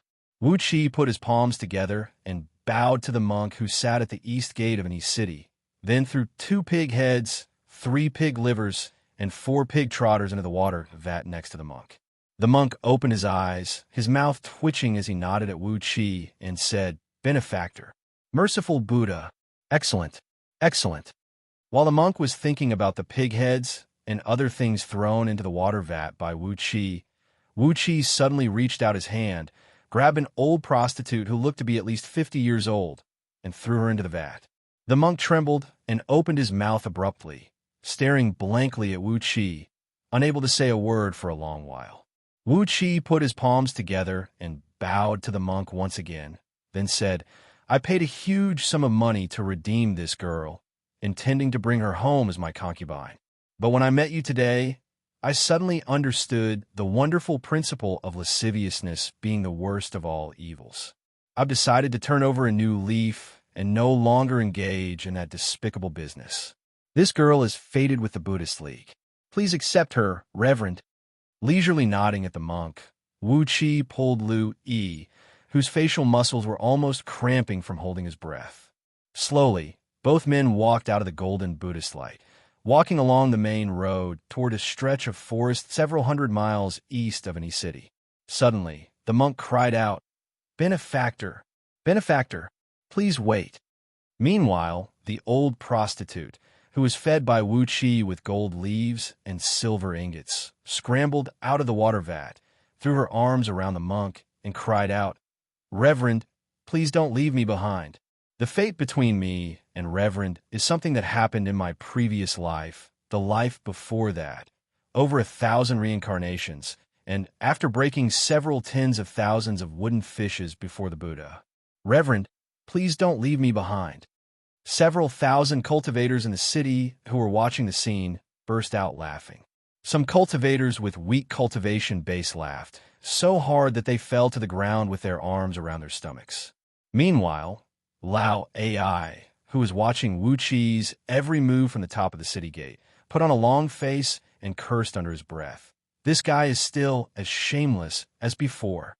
TSK, speaking of which, I've suffered some losses in his hands, and I've been humiliated a few times. What exactly is his cultivation base? Madman Shui said with a dry voice. Master, Wuqi is not afraid of people because of his cultivation base, but he is unscrupulous and shameless when dealing with people. That is the scariest thing. If he wants to go out of the city to settle some business, so be it, but he even wants to play with a monk. TSK, we are now. Lao AI's face twitched a few times. Then he breathed out a heavy sigh and nodded his head grimly. Lu Yi and Wuqi walked at a fast pace. When they were tens of miles away from Anhe City, Wuqi pulled Lu Yi up and flew eastward like a gust of strong wind. Lu Yi stared blankly at Wuqi, then suddenly shook his head and said, "Fellow Taoist greed, you really don't have to use such a trick to deal with that monk from Golden Pavilion Temple." Wuqi stared coldly at Lu Yi, then suddenly laughed and said, "Of course, I have my reasons for doing that." Shaking his head, Wuqi said, "Reverend Sam Lu is a heroic man, and it is the hope of all the people for him to be in charge of Anhe City. It is a great honor for greed to be able to follow Reverend San Lu. How dare those few bald donkeys embarrass Reverend San Lu? If I don't teach them a lesson, they will look down on us. It's just a small trick. It's nothing. Laughing, Wuqi stared at Lu Yi and said provocatively, "I've avenged Reverend Sam Lu, and now, I'm waiting to see your great plan, Brother Lu Yi." Lu Yi's expression changed abruptly. Staring coldly at Wuqi, he sneered and said, "So, fellow Taoist greed, you think I'm a threat to your position in Anhe City?" Elegantly, he opened the folding fan and waved it, then raised his head and said, "Unless fellow Taoist greed has the courage to kill me right now, I will definitely become a lord in Anhe City who stands above all the people." A ferocious gleam flashed in Wuqi's eyes. He gave Lu Yi a fierce glare and cried out in a tone that was tough on the outside, but cowardly on the inside. "Do you really think I don't have the courage to kill you? As long as I find that there's something wrong with you, that monk just now will be a warning to you." Lu Yi smirked and turned his head to look elsewhere. When Wuqi saw the disapproving look that flashed in Lu Yi's eyes, he breathed out a sigh of relief in his heart. He laughed dryly, then suddenly asked, "Brother Lu Yi, since you dare to talk to Reverend Sam Lu like that, aren't you afraid that Reverend Sam Lu will reveal your great plan to Euphoria Heavenly Palace and hand you over to Euphoria Heavenly Palace for a reward?" Lu Yi turned his head and gave Wuqi a glance, a mocking smile on his face as he continued waving the folding fan in a carefree manner. He was too lazy to answer Wuqi's question. In Lu Yi's eyes were a mixture of mockery, disdain, and a haughtiness that showed he had surpassed Wuqi in terms of intelligence, causing him to regard Wuqi as an idiot. Wuqi laughed immediately. He had gotten the answer he wanted. After the celestial fiend puppet devoured all of Reverend San Li's memories, Wuxia knew that Reverend San Lu was not favored by Euphoria Heavenly Palace. Instead, he was the kind of unlucky fellow who was always bullied and exploited. It was a mission where the risk outweighed the reward. The city lord of any city was facing a great risk, as he could be assassinated at any time. On the other hand, his mission was to help Euphoria Heavenly Palace collect the taxes in any city, and none of the taxes belonged to Reverend San Lu. Reverend San Lu had a great resentment toward Euphoria Heavenly Palace, and apart from that, he also had some unknown feelings toward the master of Euphoria Heavenly Palace, Lady Xiao. It was not hard to imagine that when Lu Yi presented a seemingly flawless plan to Reverend San Lu would definitely accept his brilliant plan, dragging Euphoria Heavenly Palace and Golden Pavilion Temple into a great war, and then allowing him to reap the benefits. This was the conclusion Wuxia came to after the celestial fiend puppet devoured all of Reverend San Li's memories. Yet, since Lu Yi dared to approach Reverend San Lu and propose such a plan, it showed that his understanding of Reverend San Lu was not weaker than Reverend San Lu himself. With Lu Yi's background as an orphan disciple of a hermit, how could he know so many things when he had just arrived in any city? Therefore, there must be someone behind him. They had spent a long period of time investigating Reverend San Lu and had come up with a thorough plan. Therefore, Wuxia was very interested in the person behind Lu Yi. Meanwhile, Wuxia, Lao Ai, Madman Shui, and Hidden Heart, the old monk who had returned to his youth, were all unfamiliar cultivators who suddenly appeared beside Reverend San Lu. Unknowingly, Wuxia and his company had become a variable in the minds of Lu Yi and his people. Variables were always dangerous, and Wuxia did not want to put himself in danger for no reason. Therefore, he seized the opportunity to show Lu Yi that he was a petty itinerant cultivator who liked to fight for power and profit, a calculative itinerant cultivator, a man who had just joined Reverend San Li's side, and was preparing to make a fortune or do some other shady business with the help of Reverend San Lu, an itinerant cultivator with an overall strength of only early-stage Jindan realm. Obviously, Wuxia played this role very well with the petty tricks he used just now. As a result, Lu Yi no longer had his guard up against Wuxia. As for what those people behind Lu Yi would think, Wuxia naturally had a way to deal with them slowly. In short, Wuxia found this game very interesting. Therefore, he wanted to play it to his heart's content and find out what those people behind Lu Yi and his company were planning to do. Perhaps this was an opportunity for him to officially merge with Panga Continent. Wearing a familiar, obscene smile on his face, Wuxia chuckled. A strong wind rolled up Lu Yi and brought him flying toward a lofty mountain several hundred miles to the east. Following Lu Yi's directions, Wuxia traveled through the woods with gentle slopes. After flying for about 300 miles, Wuxia brought Lu Yi into a real mountain range. They were surrounded by towering peaks and bottomless abysses, and the natural energy here was much denser than the outside world.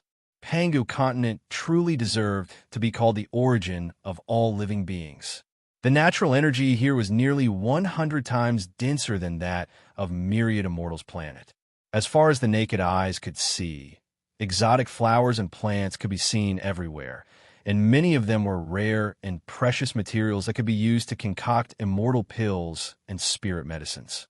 However, according to the confession obtained from Yu Huan, the Celestial Court and Yu Dynasty had a very strict watch over all the cultivators from outer heavenly realms entering and leaving Panga Continent. Apart from the fact that the Celestial Court could plunder all kinds of rare and precious materials from Panga Continent without any scruples, and the Yu Dynasty could sell all kinds of spirit herbs and precious products to cultivators at a high price through official channels. If any cultivators from outer heavenly realms dared to plunder spirit herbs and excavate ores in Panga Continent on a large scale, they would be severely punished by both the Celestial Court and Yu Dynasty. In the territories of immortal sects that were born and bred on Panga Continent, spirit herbs and other resources were almost fully harvested, just like the outer heavenly realms. The territories under the control of Yu Dynasty were filled with all kinds of spirit herbs, but as they were all controlled by the officials of Yu Dynasty, who would dare to touch them? Even though the regions around He City had been invaded by immortal sects, and most of the official forces of Yu Dynasty had withdrawn from this region, the various prohibitions imposed by Yu Dynasty still had a deterrent force that could strike fear into people's hearts. Yet, not many people dared to harvest the spirit herbs as they pleased, fearing that a careless mistake would attract the army of Yu Dynasty and bring a devastating disaster to themselves or their sections. Following the cloud path through the mountains, they traveled for over 1,000 miles. Suddenly, Lu Yi cried out, "Stop! Stop! It's just nearby." Wuxia suppressed the gale, grabbed Lu Yi, and came to the top of a slanting peak. This slanting peak was actually a mountain ridge that stood at an angle, standing 100,000 feet tall and shaped like a pen holder.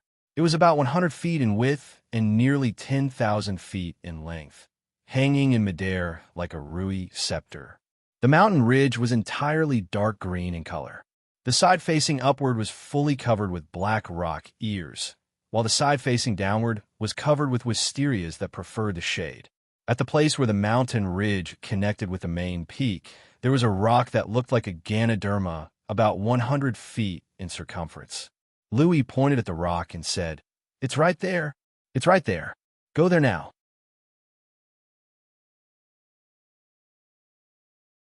As long as we have this thing, Euphoria Heavenly Palace and Golden Pavilion Temple will fight each other to the death. Wuxia threw Lu Yi to the top of the slanting peak. Then he himself slid towards the rock. He pulled out a lower-grade flying sword that he snatched from others and chopped off all the wisterias around the rock. Gradually, the rock revealed its true form. It was a Ganoderma that measured over 100 feet in circumference and was entirely dark purple in color, nearly crystallized. A Ganoderma like this had lost its vitality and could no longer contain any medicinal strength. However, in the core of this enormous crystallized Ganoderma, through its transparent body, Wuxia could see a 3 feet in diameter spherical space. This spherical space was filled with a purple liquid, within which a palm-sized, small, and adorable white horse was hovering quietly in the liquid. "This is..." Wuxia took a deep breath. Lu Yi gave Wuxia a quick and mocking glance, then said with an indifferent tone, "It's just a Ganoderma horse condensed from the vital essence of a Ganoderma, immortal, who failed to transcend the tribulation."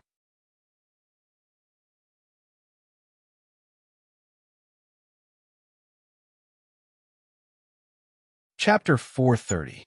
A Ganoderma immortal was an old Ganoderma that had grown up and cultivated into an immortal. Compared to heaven immortals, demon immortals, ghost immortals, and fiend immortals, Ganoderma immortals were the most popular type of immortals and enjoyed a good reputation in all the worlds. Firstly, Ganoderma immortals were not good at fighting. Apart from the earth and would escape arts that they were naturally proficient in, they basically did not know any offensive magic. Secondly, Ganoderma immortals were very useful. Basically, Ganoderma immortals were all-purpose spirit herbs. No matter if one was injured in the fleshly body, soul, internal or external injuries, poisoned or sick, with just a tiny bit of flesh and blood taken from a Ganoderma immortal, they would be able to fully recover. Furthermore, the thing that made Immortal Ganoderma so popular among all the immortals and other living beings in the world was its mild medicinal effect. As long as one could capture an Immortal Ganoderma, there was no need to concoct it with seasonings. They could simply swallow it alive, and they would be able to obtain the energy essence and cultivation base that the Immortal Ganoderma had cultivated for countless years without any side effects.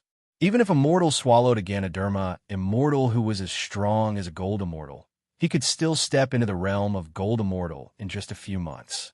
Therefore, on Panga Continent, and even in the Celestial Court, apart from some Ganoderma immortals who had extremely strong backers who could live safely in luxuriously decorated palaces and pavilions, where they would donate their blood for free every 3 to 500 years and have their backers concoct all sorts of spirit pills and medicines for them. Wild Ganoderma immortals would basically be devoured by humans or some other living beings right after they showed their faces.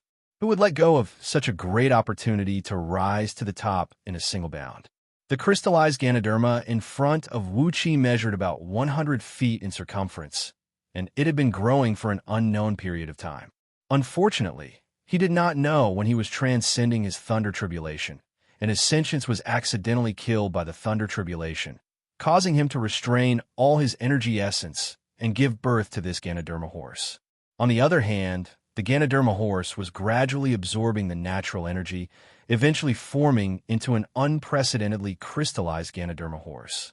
Wuxia exerted the strength that was roughly equivalent to that of a Jindan cultivator and smashed his fist onto the Ganoderma horse. A crisp sound echoed out as Wuxia's palm bounced back 2 feet high. He felt a dull pain in his palm, but the Ganoderma horse was not damaged at all. Wuxia looked at the crystallized Ganoderma in surprise. He took out a flying sword and hacked at the Ganoderma a dozen times.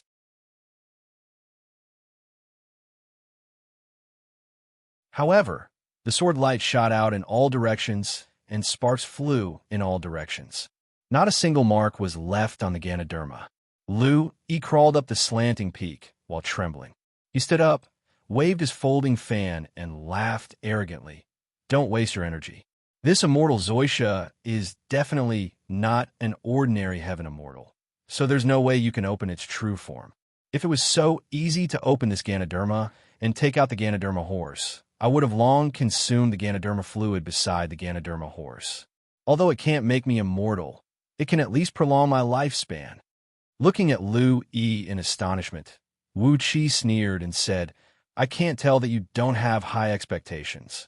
Just the Xianxia liquid is enough to satisfy you? Yi glanced at Wuxia disdainfully. He patted the Ganoderma and said lightly, You don't even know this? I'm a member of the human race. Birth, old age, sickness, and death are all part of the heavenly Tao. It's fine for me to prolong my lifespan, but consuming the Ganoderma horse and becoming an immortal? That goes against the commandment of the human race.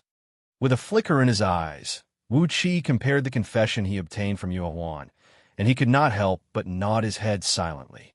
It was true that the human race was not allowed to cultivate and become an immortal. Furthermore, the human race could really resist the temptation of immortality after becoming an immortal. Very few of them would step onto the path of immortal cultivation for the sake of immortality. Perhaps this was the source of the secret conflict between the celestial court and the human race. Wuxia smiled sheepishly and cast away these questions that were still far away from him. He pointed his finger at the cliffs on both sides.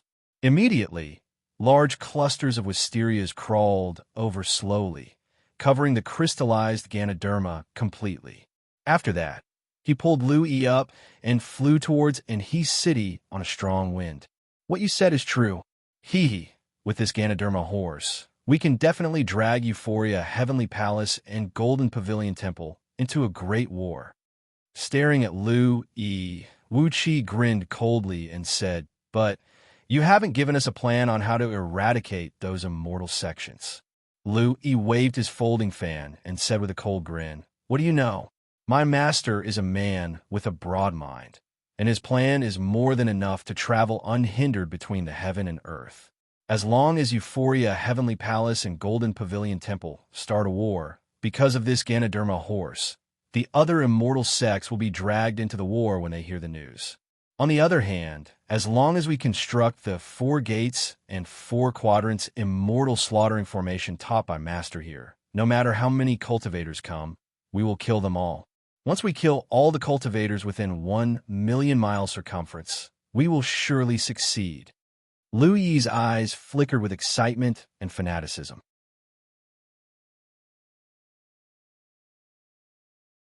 Wuxia just grinned coldly and did not respond to him. Suddenly, a few burly young men clad in green clothes slowly revealed themselves on the cliff. One of them, who was obviously the leader, crossed his arms before his chest and said with a low laugh, Yi, this pretty boy is not bad. He has really convinced that Reverend Sanla. TSK, this is going to be fun. The other few young men chuckled at the same time, murmuring under their breaths. The general idea was, after wasting the energy left behind by such a rare Ganoderma immortal after transcending his tribulation, it would be a great loss for them if they could only deal with Euphoria Heavenly Palace and Golden Pavilion Temple. No matter what, they had to turn and heave city upside down, dragging all the powers behind Euphoria Heavenly Palace and Golden Pavilion Temple into this, and wipe them all out in one fell swoop. The leading young man tilted his neck, gently stroking the crystallized Ganoderma immortal as he murmured, "Enlu County. TSK, I can take back Enlu County from my hands and teach those immortal sects who dared to invade the land of the Yu a hard lesson. I suppose my contribution this time is enough for me to be conferred the title of Marquis, right? Hee. Master Yu is the one who taught me the best. How could I have so many ideas in the past?" Upon hearing the name Master Yu, the faces of the other few young men turned serious immediately.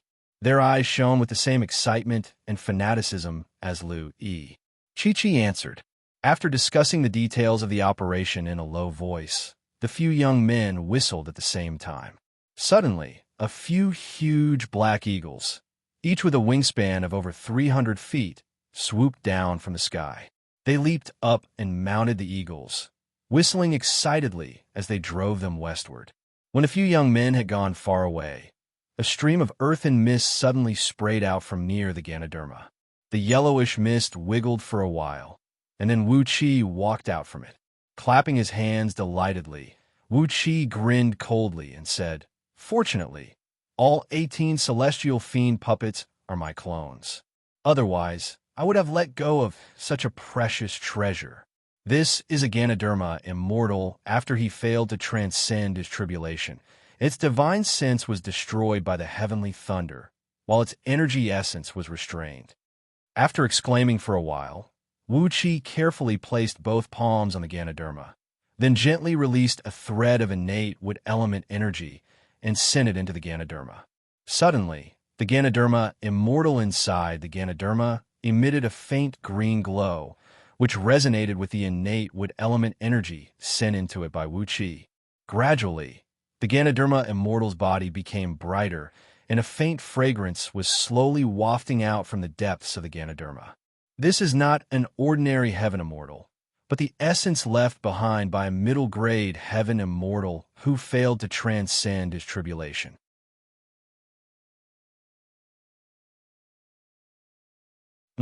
Perhaps it is a 10th-tier heaven immortal? Oh my, if I can obtain the innate yang energy and cultivate an innate nascent divinity with the power of this Ganoderma immortal and the Ganoderma liquid, I will definitely be able to transform my 7 stealing heaven meridians into chaotic stealing heaven meridians and transform my fleshly body into an innate spirit body. At that point, all the magical abilities found in the scroll of stealing will be truly unlocked to me. Saliva nearly dripped down from the corner of his mouth. Wuxia licked his lips, his eyes darting from side to side. Suddenly, he grinned coldly and said, "Fine, let's set each other up." A bright green light burst out from Wuqi's body, as he had injected nearly all the innate wood element energy in his body into the Ganoderma immortal's body. Suddenly, the hazy Ganoderma immortal in the core of the Ganoderma immortal's body moved. Together with all the Ganoderma liquid around it, it transformed into a stream of green energy and shot out, flying quickly towards Wuqi's body. At this moment, Wuxia dared not to let this rare and precious natural treasure go to waste. Without hesitation, he took out a few pill bottles of the highest quality he found in Tsang Ao Immortal Abode, shoving the fist-sized Ganoderma immortal horse and nearly 50 kilograms of Ganoderma liquid into them, then threw them all into the dark Een energy vase. With the nourishment from the acquired water of pure Een contained in the dark Een energy vase, the Ganoderma horse and the Ganoderma liquid would not be harmed by anything. Instead, they would receive the help from the acquired energy contained in the spirit water, which would make the Ganoderma horse and the Ganoderma liquid grow stronger and stronger. Grinning coldly, Wuxia glanced left and right, then suddenly reached his hand into the spirit breeding ring and pulled out a 2 feet-long big radish. This big radish was one of the crops grown by the people of Longbow Kingdom in the spirit breeding ring. With a casual shake of his hand, Wuxia crushed the radish into pieces, leaving only the core and the whitest and juiciest radish flesh, which transformed into a fair and tender horse-shaped statue that looked exactly like the Ganoderma horse.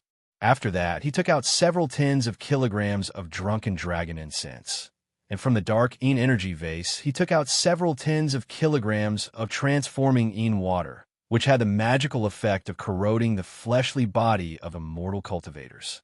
Wuxia mixed these two vicious things together, then used the Een Thunder technique found in the Dark Een Water scripture to inject 3 Een Thunderbolts into the transforming Een water. After that, he imitated what he had done earlier, and protected by the innate wood element energy, he easily sent all these things into the Ganoderma immortal's body. Through the crystallized body of the Ganoderma immortal, Wuxia saw that its core was still a pool of purple liquid, and a white pony was hovering quietly in it. 4 gates and 4 quadrants, immortal slaughtering formation. Wuxia gave a strange laugh, then shook his head disdainfully and said, "The offensive strength of this formation is not enough, definitely not enough. The terrain here is not bad. There are mountains all around. Let me give you a little boost." After cleaning up all the traces in the surroundings, Wuxia plunged into the ground excitedly and began to work diligently. After digging a tunnel 100 miles underground, he guided a part of the energies from several dozens of nearby energy veins to the bottom of this slanting peak. Then, he constructed an extremely vicious formation, a formation that only allowed the energies to enter and not allow them to leak out. All the energies were blocked in one spot, like a high-pressure boiler. Once it was detonated, the entire mountain ridges in the vicinity would be blown away. Fearing that the formation's offensive strength was not enough, Wuxia had also constructed countless vicious restrictive spells underground, all of which came from the Tao of ghosts and deities taught by Princess Zhonglu. Once these restrictive spells were exposed, Wuxia was going to put the heavy blame on Yu Miao's head. "Old fool, I'm waiting to see a good show from you." Using Lu, Yi, and the others' plan, he would eradicate all the immortal sects within 1 million miles of Anhe City, then replace himself as the city lord of Anhe City. With the power of Anhe City, he would heal his wounds and, at the same time, gather all sorts of information about Panga Continent and put a load of shit on Yu Miao's head. Just when he was about to doze off, someone brought him a pillow. At the thought of this, Wuxia could not help but burst into laughter.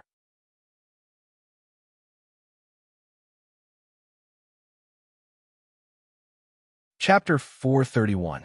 All the people under the heaven thought that they had the pearl of wisdom in the palm of their hands, but in fact, they were all people who were being calculated by others. Wuxia changed his visage and returned to Anhe City from outside the city. He did not return to the city lord mansion, but strolled aimlessly along the streets in Anhe City. With those celestial fiend puppets guarding the city lord mansion, it was no different from him being there. With 18 fiend immortals working together, Wuxia was not worried about anything in the vicinity of Anhe City. Outside the city gate, the 4 monks had already vanished without a trace. The arrogant ones were afraid of the reckless ones. The reckless ones were afraid of the reckless ones. And the reckless ones were afraid of the shameless ones. Following Wuxia's order, Madman Shui ransomed all the oldest and ugliest prostitutes in Anhe City, then threw them one after another into the vats used by the 4 monks to beg for alms. Although the monks had cultivated their state of mind to be as calm as a dried well, they still could not bear the laughter of several tens of thousands of cultivators in Anhe City. They threw away the vats, spun, and fled in a sorry state. When Wuxia returned to the city, over 100 old women were still standing at the city gate, cursing and scolding the monks. There was even an old lady who was so old that she was on her last breath, her body trembling as if she could die at any time.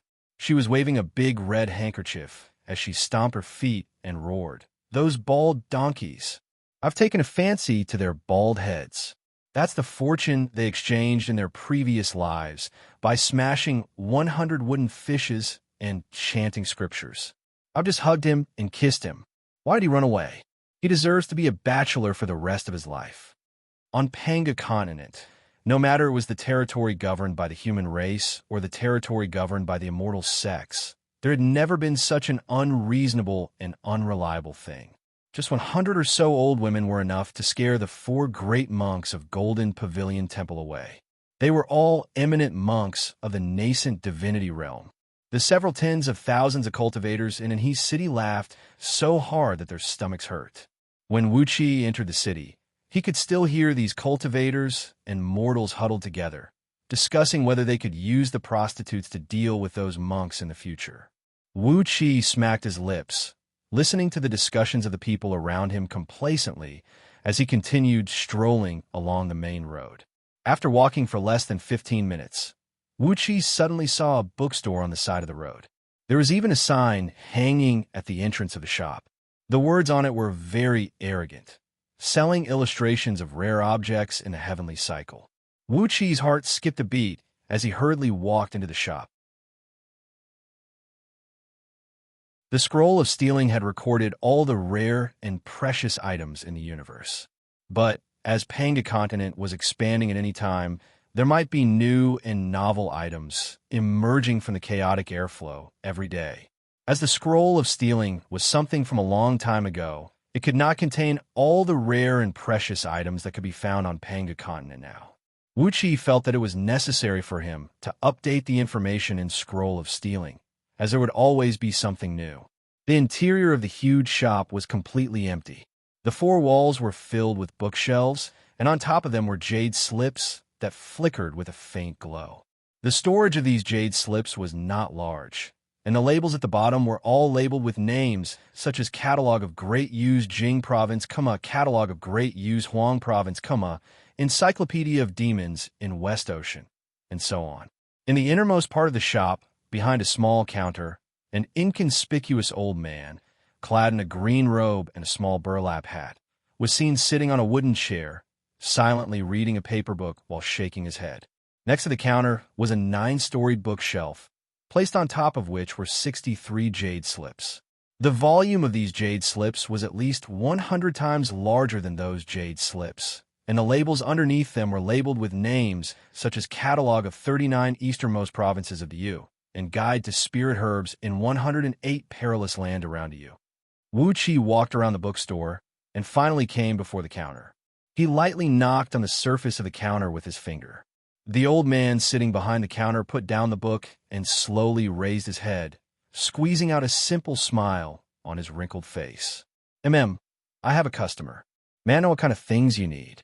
My humble shop doesn't have everything you need, but I do have a few of all kinds of ancient books and illustrations. Wuxia looked at the old man's smiling face and didn't say anything for a long time. When the old man was reading with his head lowered, he didn't seem to notice anything wrong. But when he raised his head, a pair of pale and lusterless eyes were revealed. This was obviously a blind old man. When Wuxia thought of the old man's intoxicated look while reading, he felt very strange in his heart. After a long while, Wuxia let out a hollow laugh and asked, "May I ask, do you have a map book here?" The old man put down the book in his hand and smilingly said, "Map book? Yes, the map book of Anlu County, as well as the maps of the surrounding provinces. However, you get what you pay for. The map book of Anlu County costs 1,000 gold ingots, or 100 low-grade energy stones. As for the maps of the surrounding provinces, each map costs 100,000 gold ingots, or 10,000 low-grade energy stones. For each additional province, the price will be increased by 50%. Blinking his eyes, Wuxia carefully looked at the old man's pale eyes and curiously asked, "How large is the area of this province?" The old man laughed. "Customer, you don't even know how large a province is, and you're here to buy a map book? It seems like you're interested in traveling." After a moment of silence, the old man nodded and said, "There's a Pegasus Palace in the Imperial Court of the Yu, which raises all kinds of Pegasus with the bloodline of divine beasts. Among them, The fastest Pegasus can run 100 million miles in one day and one night. Showing 9 fingers, the old man flipped them back and forth, then smilingly said, "A Pegasus can run for 81 days, and the area covered by it is the standard of a province of the Yu dynasty. Therefore, you could buy a map of a province with just 100 lower-grade energy stones. At a very cheap price." Upon hearing the old man's words, Wuxia could not help but click his tongue. A province is actually such a huge piece of land? After a moment of silence, Wuxia lowered his voice and asked, "Then, do you have a map of the entire Pangu continent?" While Wuxia was pondering and did not say a word, the old man was trembling as he pulled out a coarse clay tea bowl from under the counter, then slowly took a sip of tea. Upon hearing Wuxia's question, the old man sprayed out a mouthful of tea and began to cough violently. It was as if a tea leaf was stuck in his throat. The old man's face turned red from the coughing, and his breath was stuck in his throat. Wuxia hurriedly went behind the counter, massaging the old man's chest with one hand and supporting the back of the old man's neck with the other. With a gentle shake, he shook the thick and long tea leaf out of the old man's throat. The old man coughed, and finally, his breathing became smoother. He panted a few times before he could breathe normally again. Rolling his eyes and giving Wuxia a glare, the old man murmured, "Please don't joke with me, my guest. You nearly choked me to death. The map of Panga continent? Hee. Apart from the Panga's mountain and river map in the imperial palace of Yu dynasty and the cosmic mirror of rivers and mountains in the celestial court, which can show the whole face of Panga continent. Who can know what Panga continent looks like now?"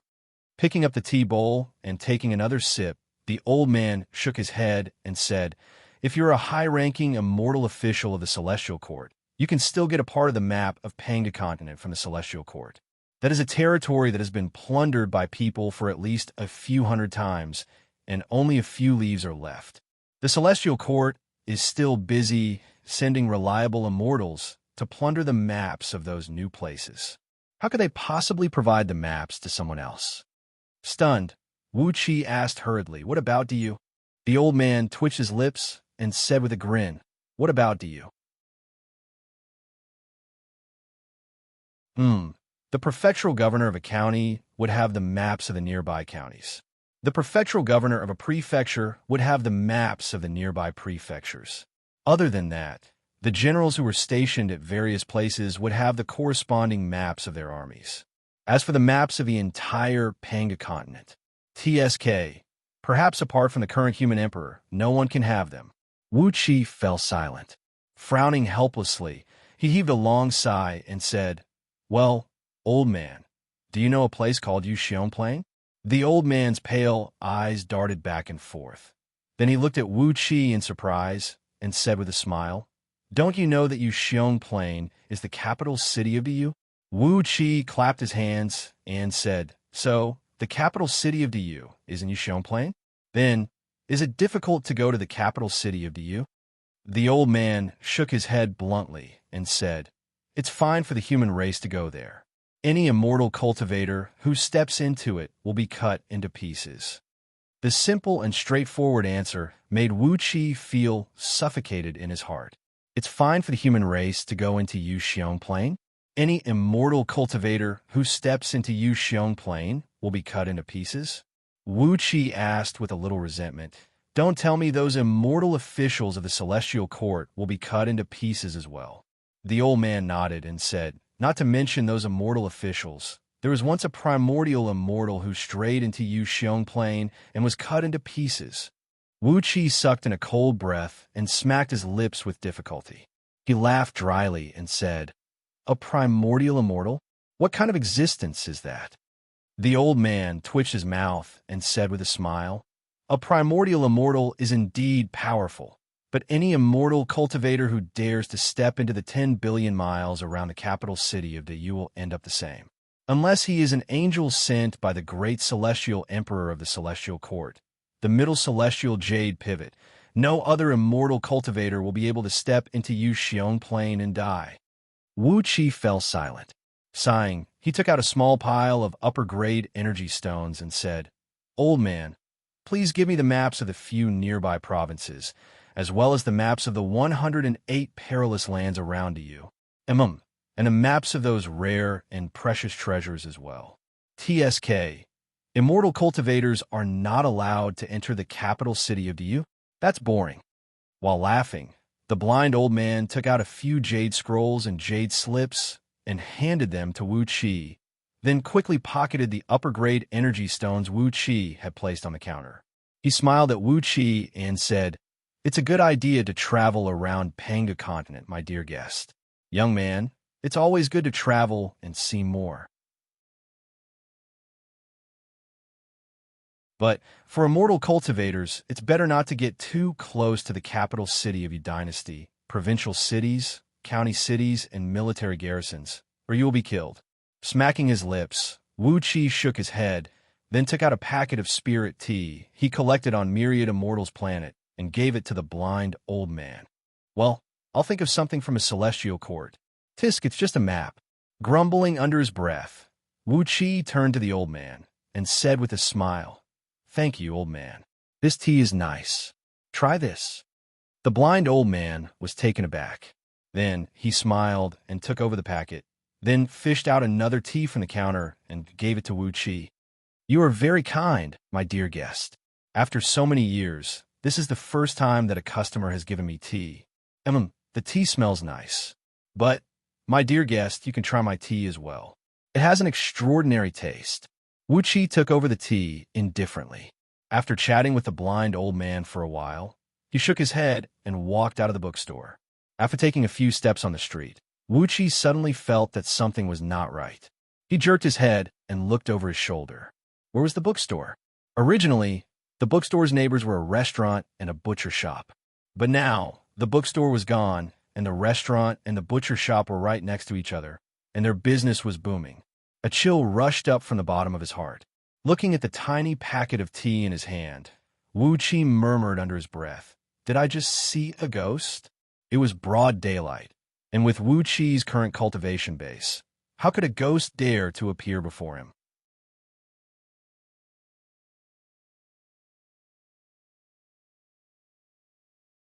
Chapter 432. Without hesitation, Wuxia took a few steps forward and exercised the mystic eyes of universe in front of the restaurant and the butcher's shop. He gave a careful look, but found no trace.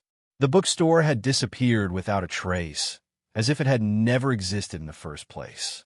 With one swift motion, Wuxia grabbed a cultivator who was passing by. The nascent soul cultivator glared at him and was about to scold him, but Wuxia tightened his fingers. Immediately, the cultivator's nascent soul was imprisoned by a tremendous force.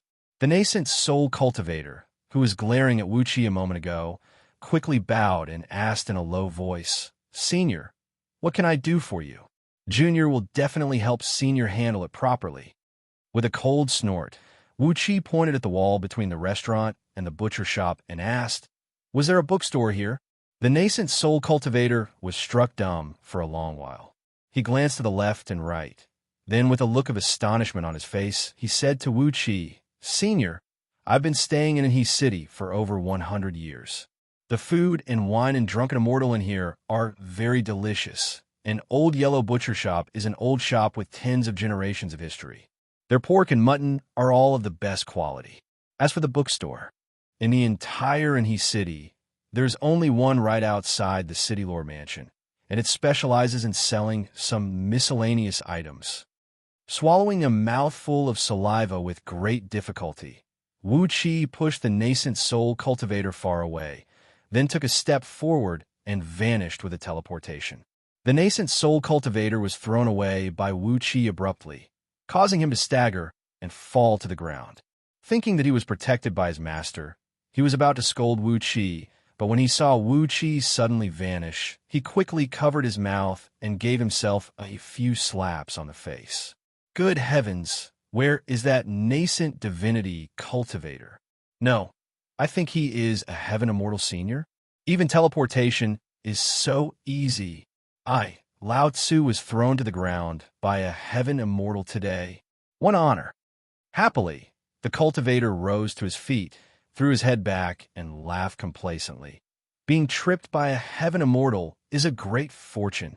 With a gloomy face, Wuxia teleported back to the City Lord mansion and immediately exchanged his identity with the celestial fiend puppet who had disguised as him.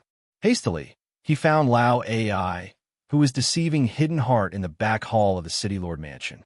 Lowering his voice, he warned, "You have to be extra careful in the next few days. Someone extraordinary has shown up in the city, and I just bumped into him." Lao AI retracted the Buddhist light indifferently and asked indifferently, "What extraordinary figure?" Wuxia hurriedly told Lao AI what had happened to him. Lao AI's expression suddenly changed. He stared blankly at Wuxia and said, "He just disappeared into thin air for no reason." His bookstore is between the restaurant and the butcher's shop. Why didn't anyone else notice anything unusual? Wuxia nodded vigorously and said in a deep voice, "That bookstore is definitely not targeted at me. It's just a temporary bookstore opened by the blind old man." But none of his neighbors are surprised by this. What an amazing method. Lao AI shuddered. He sniffed and gave a cautious glance to the left and right as he said, "That Lu E is just a small potato. He's just here to stir up some trouble. I don't think any city will stir up any storm, will I? With our current cultivation base, we can't afford to suffer such a little trouble. Why don't we leave now?" Glaring fiercely at Lao AI, Wuxia said with a cold grin, "Leave? Why should we leave? Fortune comes from danger. We just have to be careful. I'm determined to occupy any city. Even if we have to leave, we'll do it when we can't hold on any longer." Wuxia fished out a tea bag about the size of a baby's fist given to him by the blind old man and said in a low voice, "Come, let's see what's the secret of this tea." After signaling Hidden Heart to close the door, Wuxia took out a small charcoal stove and a teapot, which were specially used to boil tea. With a casual point of his finger, a stream of clear water emerged from the air and poured into the teapot. Then he fished out a few pieces of high-quality silver frost charcoal and lit a fire. Before long, the water in the teapot was boiled. When he opened the tea bag, Wuxia found that it was a bag of coarse tea leaves. The leaves were huge, and the stalks were not even properly separated. The aroma of the tea leaves was strong and bitter, and one could easily tell that it was not a good tea. Wuxia did not care about that. He threw about 50 grams of tea into the teapot, then turned on the fire and began to boil it. After boiling the tea, Wuxia threw the charcoal stove back into the black dragon spirit ring, then took out 4 large bowls and divided the dark tea into 4 equal portions. Not only the tea, Wuxia also divided the tea leaves and threw them into the bowls. He picked up a bowl of tea, stared at Lao AI, smiled and said, "If you have the guts, drink this tea with me and see what kind of effect it has." I've made a deal with him, and I've even given him a bag of fine tea leaves. I don't think he would use poison to harm people, would he? Madman Shui and Hidden Heart turned to look at Lao AI at the same time, but Lao AI was sitting motionlessly on the bed. He crooked his lips and stared at Wuxia as he said, "You drink first. A gentleman does not stand under a collapsing wall. I, Lao AI, can be considered half a gentleman?" Wuxia gave Lao AI a scornful glance, his eyes filled with disdain. Lao AI's expression did not change. He was still sitting on the bed with a solemn expression, clasping his palms together as he stared at Wuxia. Seeing how shameless Lao AI was, Wuxia was at his wit's end. He picked up a large bowl and took a deep breath, then carefully poured the tea into his mouth along with the tea leaves. It was bitter, and very astringent. On top of that, it was as if the tea was filled with soil, so coarse that it was hard to swallow. However, when Wuxia tried his best to swallow the tea and all the tea leaves into his stomach, a warm stream of energy rose from his stomach and slowly circulated through his entire body.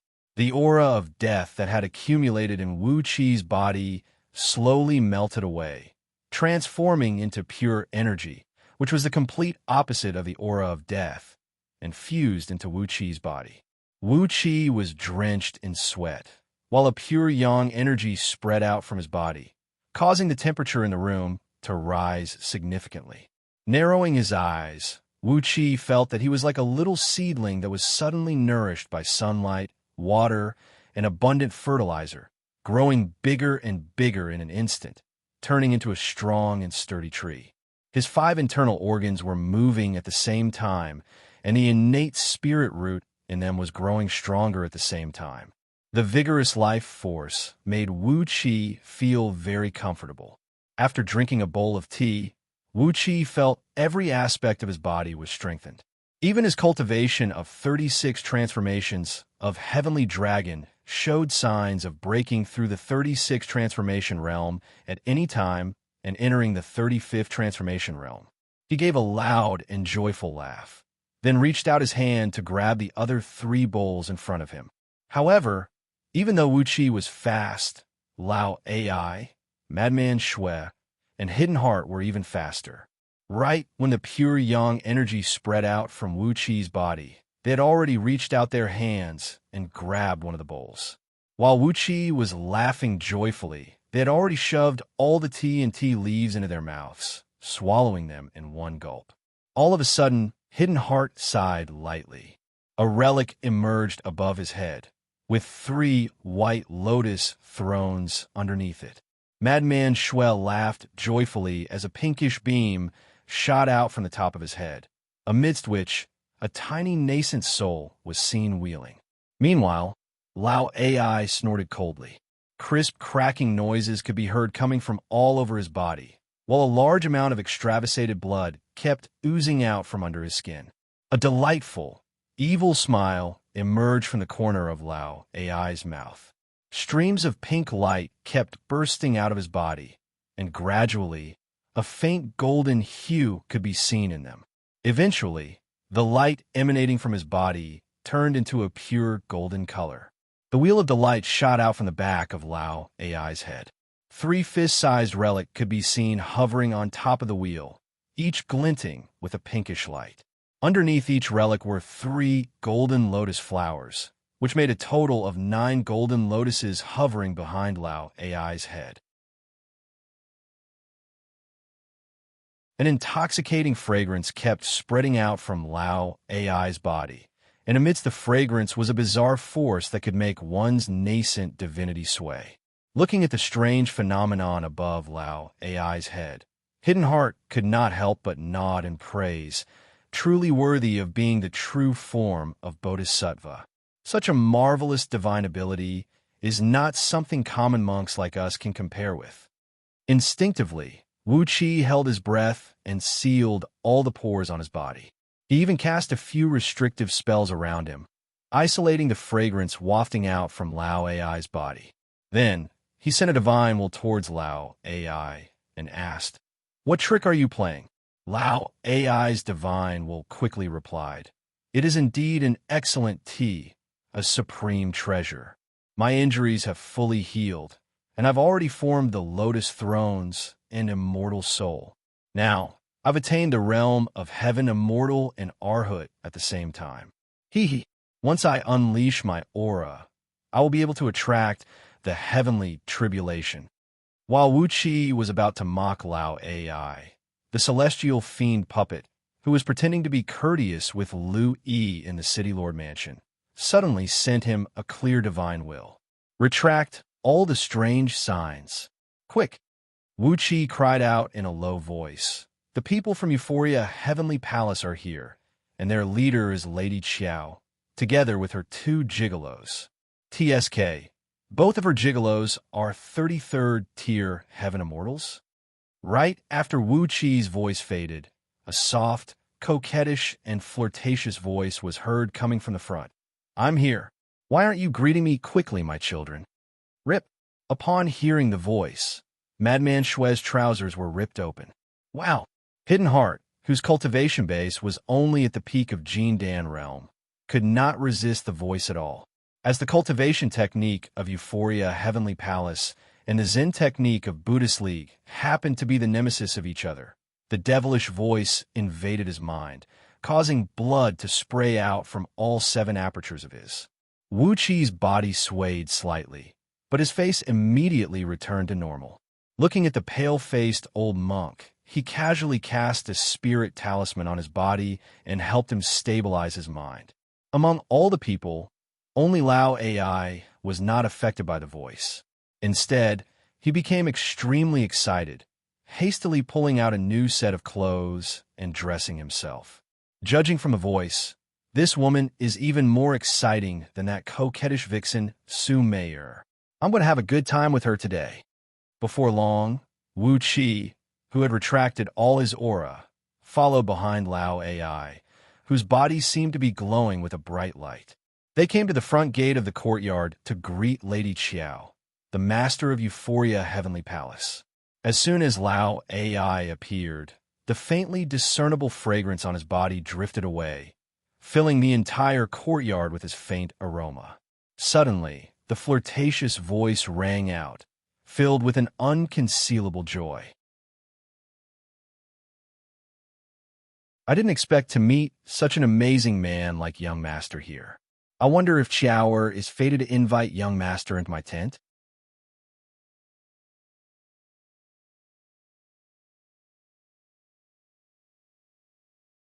Chapter 433. The Euphoria Heavenly Palace was very imposing. Right in the center of the hall was a cloud bed, measuring 13 feet in both width and length. It was covered with white muslin and lined with silver fox fur, and was carried by 32 beautiful women. Countless fresh petals were hovering around the cloud bed. Faintly, a fragrant mist could be seen lingering in the air. Every now and then, the light muslin would flutter in the wind, revealing a beautiful figure that was faintly visible in the middle of the cloud bed. Before the cloud bed were 36 pairs of young boys and girls, who were carrying flower baskets and incense burners and sprinkling flower petals along the way. Purple smoke kept rising from the incense burners. Behind the cloud bed were 72 young men, who were extraordinarily handsome. They were clad in white, tight-fitting clothes and had bulging muscles on their bodies. Behind them were a group of cultivators of all shapes and sizes. Some were male, some were female, some were old, and some were young. However, their eyes and brows were filled with a lustful aura. Among these cultivators, 2 middle-aged men stood out. One of them was clad in a green robe and a green hat, holding a green jade fan in his hand. All 10 of his fingers were decorated with jadeite rings, a jade belt around his waist, and a pair of jade boots on his feet. His entire body was shrouded in a jade gleam, and he looked like a huge cucumber. The other man was clad in a golden robe and a golden hat. His entire body was golden in color, and around his neck were tens of thick and large golden chains that looked like dog leashes. The golden gleam emanating from his body was so bright that it hurt one's eyes. This pair of supreme-grade figures stood among the cultivators. When they looked at someone, they did not use their eyes, but their nostrils. When they did not look at anyone, their nostrils would be pointed at the sky. They were so arrogant, so condescending, and so conceited. Perhaps even the emperor of the celestial court and the human emperor of Yu dynasty could not compare with them. These two should be the 2 gigolos brought here by Lady Xiao, the master of Euphoria Heavenly Palace. 2 of them were itinerant cultivators with a cultivation base of 33rd tier Heaven Immortal. One of them was Lord Jade, and the other was Mr. Gold. Among Lady Xiao's gigolos, these 2 men were the wealthiest, and their cultivation bases were the strongest. Therefore, whenever Lady Xiao went out, these 2 men who were willing to spend a lot of money were always by her side, and they were always willing to spend money for no reason. Wuxia narrowed his eyes and looked at Lord Jade and Mr. Gold. For a moment, he was tempted. According to Reverend San Li's memory, both of them were friends with some prefecture overseers of Yu dynasty and had been secretly mining some precious mineral veins that were forbidden by Yu dynasty. As a result, not only did they possess an extraordinary cultivation base, even the immortal items they possessed were of the best quality, be it in terms of quantity or quality. The delicate fragrance emanating from Lao AI attracted the attention of Lady Xiao, who was sitting on the cloud bed. She opened her mouth and invited Lao AI to be her guest. Instantly, the faces of Lord Jade and Mr. Gold changed. Lord Jade said in a cold voice, Chower, this brat is born strong and strong. Don't let him look like a silver spear tip and be tormented until his body becomes weak in just a few moves. On the other hand, Mr. Jean said in an even more blatant manner, Chower, luckily, our cultivation base is much higher than yours, so we can barely endure your tricks. Every year, we waste a lot of magic power and cultivation base in your stomach. I don't think this brat can withstand your plucking, can he? Wuxia bowed his head and did not say a word. Just now, the celestial fiend puppet who had transformed into Reverend San Lu had sent the news about the Ganoderma horse to Euphoria Heavenly Palace through a secret channel. Lady Xiao was delighted, and she could not wait to rush over here, as she was planning to investigate the slanting peak. Meanwhile, in the City Lord mansion, some servants who were loyal to the former City Lord, Master Jing'an, had also spread the news through some channels. As the four guardians of Golden Pavilion Temple were not far away from here, presumably, Golden Pavilion Temple had received the news as well. According to Lu Yi's plan, when Euphoria Heavenly Palace and Golden Pavilion Temple started fighting over the Ganoderma horse, the other immortal sects in He City would receive the related information as well. At that point of time, there would be a good show to watch. While pondering over all these, Lao AI had already burst out laughing and said, "Look like a silver spear tip. Who dares to say they have an indestructible body in front of me? Hee I Lao. Lao Xianxia has an extraordinary innate talent, and that is not something you can understand." The white gauze on the cloud bed fluttered, and a purple smoke drifted over, rolling up Lao AI and sending him into the cloud bed. Lady Qiao's seductive laughter was heard coming from the cloud bed. "Good man, let me give you a good test on your martial arts. If you exaggerate, don't blame me for being merciless." Although the white gauze had covered Lao AI's body, his evil voice could still be heard clearly. "Rest assured, Palace Master. I'm just worried that Palace Master might not be able to withstand my plundering and might damage Palace Master's energy essence with just a few moves. That would be a serious offense." Lady Qiao let out a wild and unbridled laugh, which was as sharp as a blade, piercing into one's ears and giving one a sharp pain. She laughed aloud and said, "Io, Sinlu, you have taken in some pretty good subordinates. He, Lao Xianxia. What an interesting name you have. Which man dares to say he can work hard for 1,000 nights in front of me?" Faint noises of clouds and raindrops could be heard coming from the cloud bed, as large sheets of clouds drifted out from under it. A few ladies standing next to the cloud bed gave a soft cry, and the group of cultivators surrounded Chi-Chi on the cloud bed and flew southward. After flying for over 1,000 miles southward, they had completely left in He City's cultivators' line of sight. Using their divine will, Lord Jade and Mr. Gold carefully scanned the surroundings a few times, and only then did they change their direction, heading straight towards the slanting peak which Wuxia had prepared just now. Along the way, Lao AI and Lady Qiao could be heard shouting, laughing, and moaning, as well as all sorts of strange noises coming out from the cloud bed. However, the cloud bed was actually a superb magical item that was hard to come by.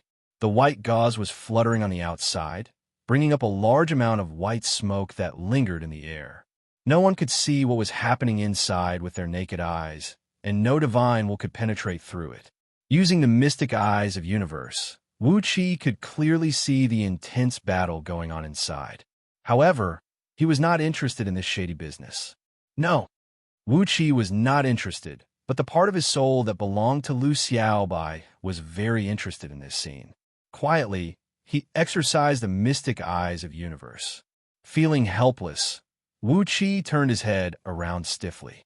With a pair of eyes that emitted a faint gleam, he saw through the white gauze and saw the intense battle going on inside. It was as if 7 to 8 mad bulls were slamming into each other. Lao AI and Lady Qiao, who had a graceful appearance and a dignified expression that made her look like a saintess, were coiled around each other like two great pythons. Using all their strength, they were devouring each other's energy, magic power, cultivation base, blood essence, and energy essence.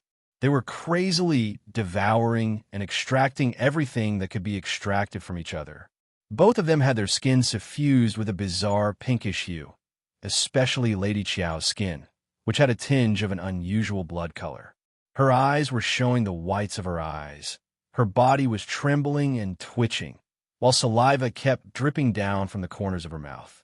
Obviously, Lao Ai's Great Sun Divine technique was much stronger than the cultivation technique she specialized in. In this head-on battle, Lady Qiao had fallen into a disadvantageous position. Not only was her body in a disadvantageous position, even her mind had been controlled by Lao Ai. Her soft moans, loud laughter, every single word she said, were all under Lao Ai's control. Standing next to the bed, Lord Jade and Mr. Gold had their faces twisted and unsightly. From time to time, they would throw angry glances at the bed, but they could never imagine that their beloved girl was on the verge of losing her cultivation base. In just a short period of time, all her cultivation base would be completely absorbed by Lao Ai. As Lao Ai had just stepped into the ranks of Heaven Immortals, if he could obtain all of Lady Qiao's energy, perhaps it would be possible for him to break through another tier. Shaking his head, Wuxia forcibly dispelled the tiny bit of curiosity and beautiful thought in his mind. Silently, he recalled the face of Princess Zhonglu, forcing his restless heart to calm down. He was laughing in his mind, wondering how many people Lady Qiao had harmed with such amorous tactics. Finally, she had met her nemesis, Lao Ai. In Reverend San Li's memory, all the male disciples of Euphoria Heavenly Palace were once Lady Qiao's opponents on the bed, and each of them had their yang energy drained by her. Take Reverend San Lu as an example. If not for Lady Qiao seizing a great amount of his yang energy, he would not have remained an early-stage nascent soul cultivator. A wicked man will always be tortured by another wicked man. TSK. As long as I can control Lao Ai and prevent him from harming good people, I will be rewarded with immeasurable virtues. At the thought of this, Wuxia nearly put his palms together and bowed to Reverend San Lu, uttering the name of Buddha or something. The company drifted into the eastern lofty mountain. The sun had set, and a bright moon was rising from the distant horizon. Wuxia raised his head and looked at the bright moon. He was curious, wondering how big the moon must be, since Panga continent was such a huge landmass for the people on the ground to have such a clear view of it. And the moon essence contained in this bright moon was simply appalling. Right when the moonlight sprinkled down, their bodies were immediately covered with a layer of sparkling silver gleam, which he could not help but gasp.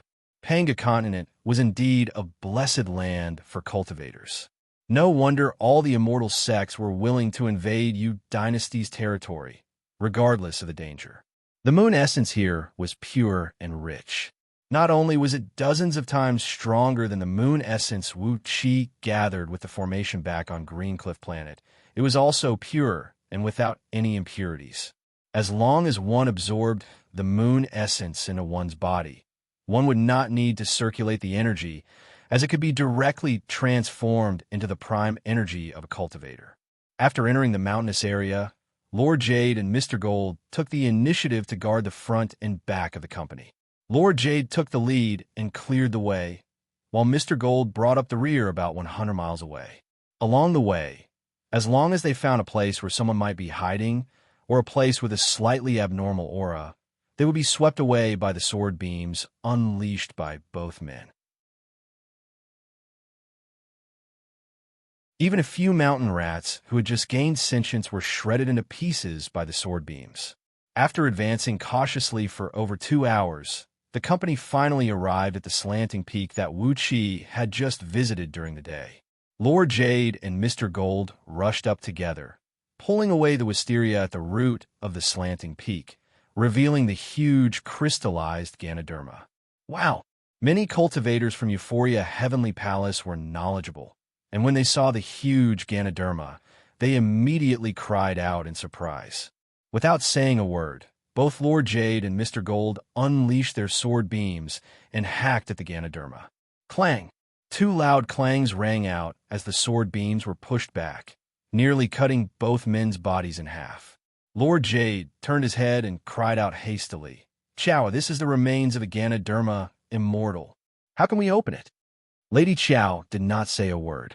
She and Lao Ai were at a critical juncture. Lao Ai was pressing against Lady Chow's entrance, and Lady Chow's cultivation base was stuck at the entrance. As long as Lao Ai exerted a little more strength, all the immortal energies that Lady Chow had painstakingly accumulated over hundreds of thousands of years would become Lao Ai's. Right at this critical juncture, a strong gust of wind suddenly came rushing down from above. Without raising his head, Wuxia spun and began to walk away. While running, he cried out, "Not good. Enemy attack." Even in the midst of all this, Wuxia did not forget Lu Yi. He grabbed Lu Yi by the neck and dragged him out of the place. Above them, a bronze statue of Vajra, standing 1,000 feet tall and emanating an ancient and dignified aura, was smashing down from above. The statue of Vajra had a fierce look on its face, and it was holding a Vajra scepter in its hand. It had a very lifelike face, as if it was a real Vajra who had descended to the mortal world. Hovering above the statue of Vajra were 18 old monks clad in bright red kasayas, forming a circle and performing the Vajra devil-subduing incantation with their hands.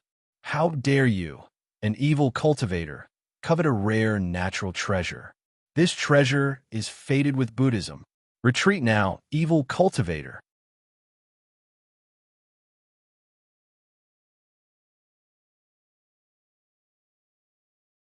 Chapter 434. A strange howl rang out as the huge bronze statue brushed past Wuqi's body and smashed down. Wuqi narrowly avoided the attack of the statue. However, he intentionally shook his wrist, causing Lu Yi's body to tilt to one side. The edge of the statue, which was actually a corner of the fluttering cloth on its back, gently swept across Lu Yi's body, from his right knee all the way to his ankle. It scraped his right calf and crushed all his bones and muscles. Lu Yi howled and hissed in pain, tears and mucus spraying out from his eyes. Wu Qi grabbed him by the neck and sprinted away, while transforming into a gust of wind and shouting, "Fear not, brother Lu Yi. With me here, I'll definitely protect you." While Wu Qi was shouting, an old monk clad in a red robe, sitting cross-legged on top of the statue, suddenly saw Wu Qi, who had transformed into a gust of chilly wind and was running away. Casually, the old monk threw out a Buddhist bead and cried out sternly, "Kill all the evils. Evildoer, face your death." Upon leaving his hand, the black sandalwood bead transformed into a ball of thunderbolt the size of a basin, whistling through the air and thrusting towards Wu Qi's back. The strong wind stirred up by the bead even threw a few gold core cultivators of Euphoria Heavenly Palace flying away.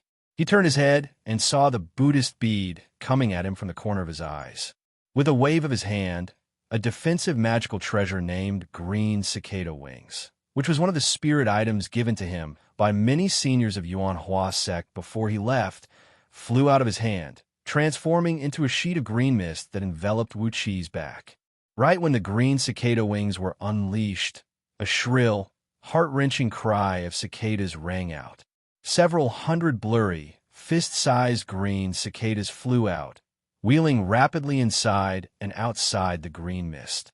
Their thin membranous wings were flapping rapidly, while rings of white wind blades that could be seen with naked eyes flew out and greeted the thunderbolt transformed from the Buddhist bead. With a loud bang, the lightning exploded, and the longan-sized Buddhist beads were shattered by the green cicada wings. The scattered thunderbolts transformed into several dozens of flame beams and shot out in all directions. Wu Qi flicked his wrist again, and one of the flame beams fell onto Lu Yi's buttocks. In just a blink of an eye, his pants were burned to a crisp, and a thumb-sized purple thunderbolt flame stuck on Lu Yi's buttocks, producing a sizzling noise as it burned. Very soon, a fist-sized pit was formed. Lu Yi had nearly fainted from the pain from the wound on his calf, and now Wu Qi had played another trick on him. Lu Yi's eyes went wide, and he let out a heart-wrenching howl. His scream was so loud that it even drowned out green cicada wings chirping. Lu Yi, who was originally handsome and elegant, suddenly changed his expression. His fair and handsome little face suddenly became as yellow as dried, cured meat. His whole body was covered in cold sweat, like a small stream was spurting out. Grabbing Lu Yi's neck, Wuxia dragged him and fled quickly. While fleeing, he kept shouting, "Don't worry, brother Lu Yi. With me here, you won't die. You definitely won't die." A loud boom was heard coming from several miles behind them. Riding on the frighteningly huge bronze statue of Vajra, the 18 old monks smashed viciously onto Lady Qiao's cloud bed. Thousands of layers of white mist burst out from the cloud bed, trying to block the impact of the statue of Vajra. However, among the 18 old monks, at least 3 of them possessed the cultivation base of heaven immortals. Using the divine ability of Vajra, subduing devils from the Zen school, they had formed a formation and activated the Vajra magical item that had been worshipped before the Buddha for countless years, transforming it into a gigantic statue of Vajra. The tremendous pressure brought by the statue of Vajra was comparable to the impact brought by 100 Mount Taishans falling from a height of several tens of thousands of miles. Layers upon layers of clouds were shattered, and streams of auspicious light were seen drifting and dispersing. Amidst Lady Qiao's hoarse and despairing howl, the statue of Vajra smashed the cloud bed, smashing it straight onto the ground along with several hundred young boys and girls, handsome young men, and cultivators of Euphoria Heavenly Palace. The surrounding mountains trembled violently, as the statue of Vajra had sunk nearly 1 mile deep into the ground. Fearing that the person who was crushed under the statue would not die, the 18 old monks hovered several hundred feet above the ground, quickly performing incantation gestures with both hands while reciting the scripture of subduing devils. After that, they unleashed a beam of Buddhist light at the statue of Vajra. The statue of Vajra leaped abruptly, then unleashed countless thunderbolts that shot straight up into the sky.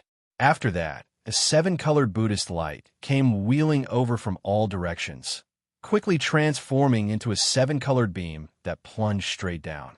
Within the beam of light, a few ancient Buddhist statues could be vaguely seen sitting cross-legged. Their hands were performing the swastika incantation, and behind them, there were countless vague shadows of bodhisattvas, arhats, vajras, heavenly kings, and many others. The 7-colored beam of light fused into the Vajra statues of Vajra Buddhas. The ground shook violently, and several dozens of mountains in the vicinity crumbled at the same time. Mountains toppled, rivers changed their course, and in many places, the ground was torn open with bottomless crevices. Water from the rivers flowed into these crevices and disappeared without a trace. An extremely sorrowful and indignant voice rang out. "Qiao or Qiao?" "It was not easy for me, Lao Xianxia, to find the one I love, but you are actually killed by these bald donkeys." About 100 feet away from the crater created by the statue of Vajra, the ground suddenly exploded. Lao Ai carried Lady Qiao up into the sky, her body drenched in blood, her bones and tendons shattered, her head smashed like a rotten watermelon, and a golden glow rippling out from between her brows. Anyone with a discerning eye could tell with just one glance that there was a golden glow flowing out from between Lady Qiao's brows. It was a unique sign that her immortal soul was shattered, and the source energy of her soul was returning to the heaven and earth. 18 red-robed old monks laughed joyfully together and said, "Excellent, excellent. The culprit has been eliminated, and now the world is once again clear and bright." The old monk who attacked Wuxia just now cried out sternly, "What are you waiting for, evildoers? Could it be that you want to have your soul destroyed like this evil woman?" Covered in blood, Lao Ai gave those old monks a venomous look, then abruptly took a step forward and teleported several tens of miles away. "Just you wait, you bald donkeys. I won't let you go. I don't have the strength to avenge Qiao today, but once I become a primordial immortal, I'll definitely slaughter my way to Golden Pavilion Temple and slaughter all the bald donkeys in your temple." Tisk, the 18 red-robed old monks felt a sense of disgust in their hearts. It was not too late for a gentleman to seek revenge even after 10 years. Wait until you become a primordial immortal before you go to Golden Pavilion Temple and seek revenge? Ugh, how many primordial immortals are there in the Celestial Court? I reckon the number of top-notch primordial immortals can be counted with 2 hands, right? Wait until you become a primordial immortal before you come and seek revenge? Do you really want to avenge Lady Xiao? Or do you not want to keep her alive? Suddenly, the ground cracked open again, from within which 18 celestial fiend puppets, who had transformed into Reverend San Lu and his companions, sprung out of the ground, carrying the filthy madman Shui. While fleeing at top speed like a gust of wind, Reverend San Lu cried out sternly, "I'll leave the remains of the Ganoderma immortal to you bald donkeys. Uncle Masters, senior and junior brothers, run now. These bald donkeys are coming at us menacingly, and they're not easy to deal with." The celestial fiend puppet, who had transformed into Minhua, cried out hoarsely, "Where there's life, there's hope. My fellow disciples, we need to flee now. Once we've accumulated our overall strength and become primordial immortals, we'll come back and settle the score with these bald donkeys." Led by Lao AI, the group of celestial fiend puppets brought Lady Qiao's corpse and the unharmed madman Shui, fleeing at top speed in the direction Wuxia fled. Their speed was so fast that the group of old red-robed monks, who had just unleashed a very powerful restrictive spell, did not have the time to chase after them. Therefore, they no longer had the time to chase after Lao AI and his companions. All 18 celestial fiend puppets roared at the top of their voices. "The remains of a Ganoderma immortal have been found here. Fellow Taoists, don't let these cruel and merciless old bald donkeys have it. Seize it, seize it." Once a mortal consumes a Ganoderma horse formed from the blood essence left behind by a Ganoderma immortal, even a heaven immortal will have a great improvement in his cultivation base. He has a chance of becoming a gold immortal, These celestial fiend puppets did not have fleshly bodies, but were fiend immortals who had half fleshly bodies and half puppet bodies. When they roared at the same time, the sound waves spread to a distance of several thousand miles. All the mortals in Ahi City had heard the commotion and knew that the remains of a Ganoderma immortal had been found in this mountain. The people of Euphoria Heavenly Palace were following closely beside Lady Qiao's bed. Lady Qiao was controlled by Lao AI's evil technique, smashed to a pulp by the Vajra statue, and had all her energy essence sucked dry by Lao AI. How could the rest of them withstand the joint attack unleashed by 3 heaven immortals and 18 nascent divinity cultivators?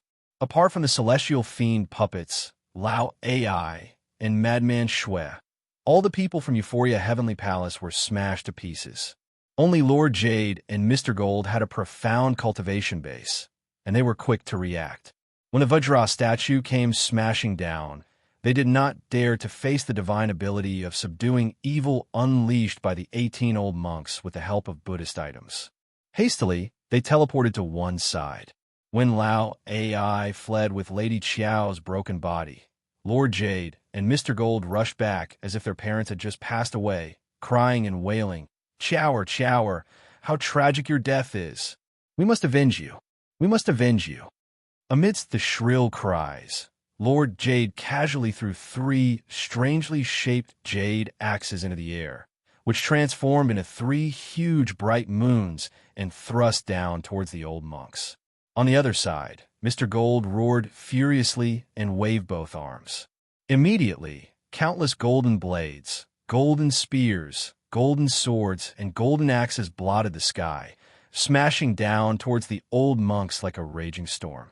Together, both of them exercised the divine ability of immortals, casually pointing a finger at the surrounding mountains.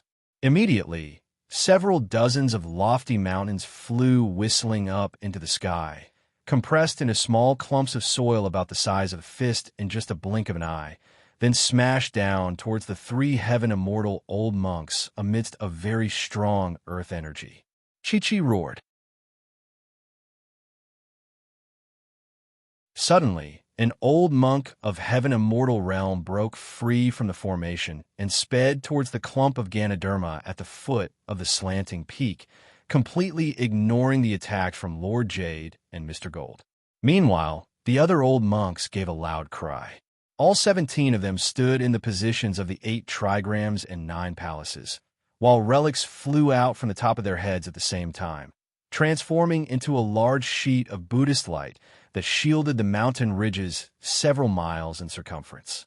The Vajra statue, which was smashed into the ground just now, flew up slowly and sat cross-legged under the feet of the 18 old monks. Both of its hands locked into the mudra of indestructible Vidyaraja, unleashing a bronze light barrier that was as thick as a city wall. The attacks from Lord Jade and Mr. Gold smashed onto the Buddhist light barrier unleashed by the old monks, but they could only produce countless ripples, cracking and rolling the ground in all directions. However, no matter how hard they tried, they could not break through the defense of the old monks. The defensive divine ability of the Buddhist League was famous throughout the universe. When these Buddhist cultivators really put aside their pride and focused on defending with all their might, not many people could break through their Buddhist restrictive spells. The old monk who broke free was holding a shining golden blade in his hand. Without uttering a single word, he leaped onto the Ganoderma, swung the blade, and hacked it down. A loud clanging noise rang out, and sparks flew in all directions. The blade went at least 1 finger deep into the Ganoderma. Suddenly, several hundred loud shouts were heard coming from near and far. "You bald donkey! Do you really think you can covet a natural treasure of this level?" Lights and shadows flickered in the surroundings, as at least 5 heaven immortals, 30 nascent divinity cultivators, and several hundred nascent soul cultivators and Jindan cultivators rushed over from all directions.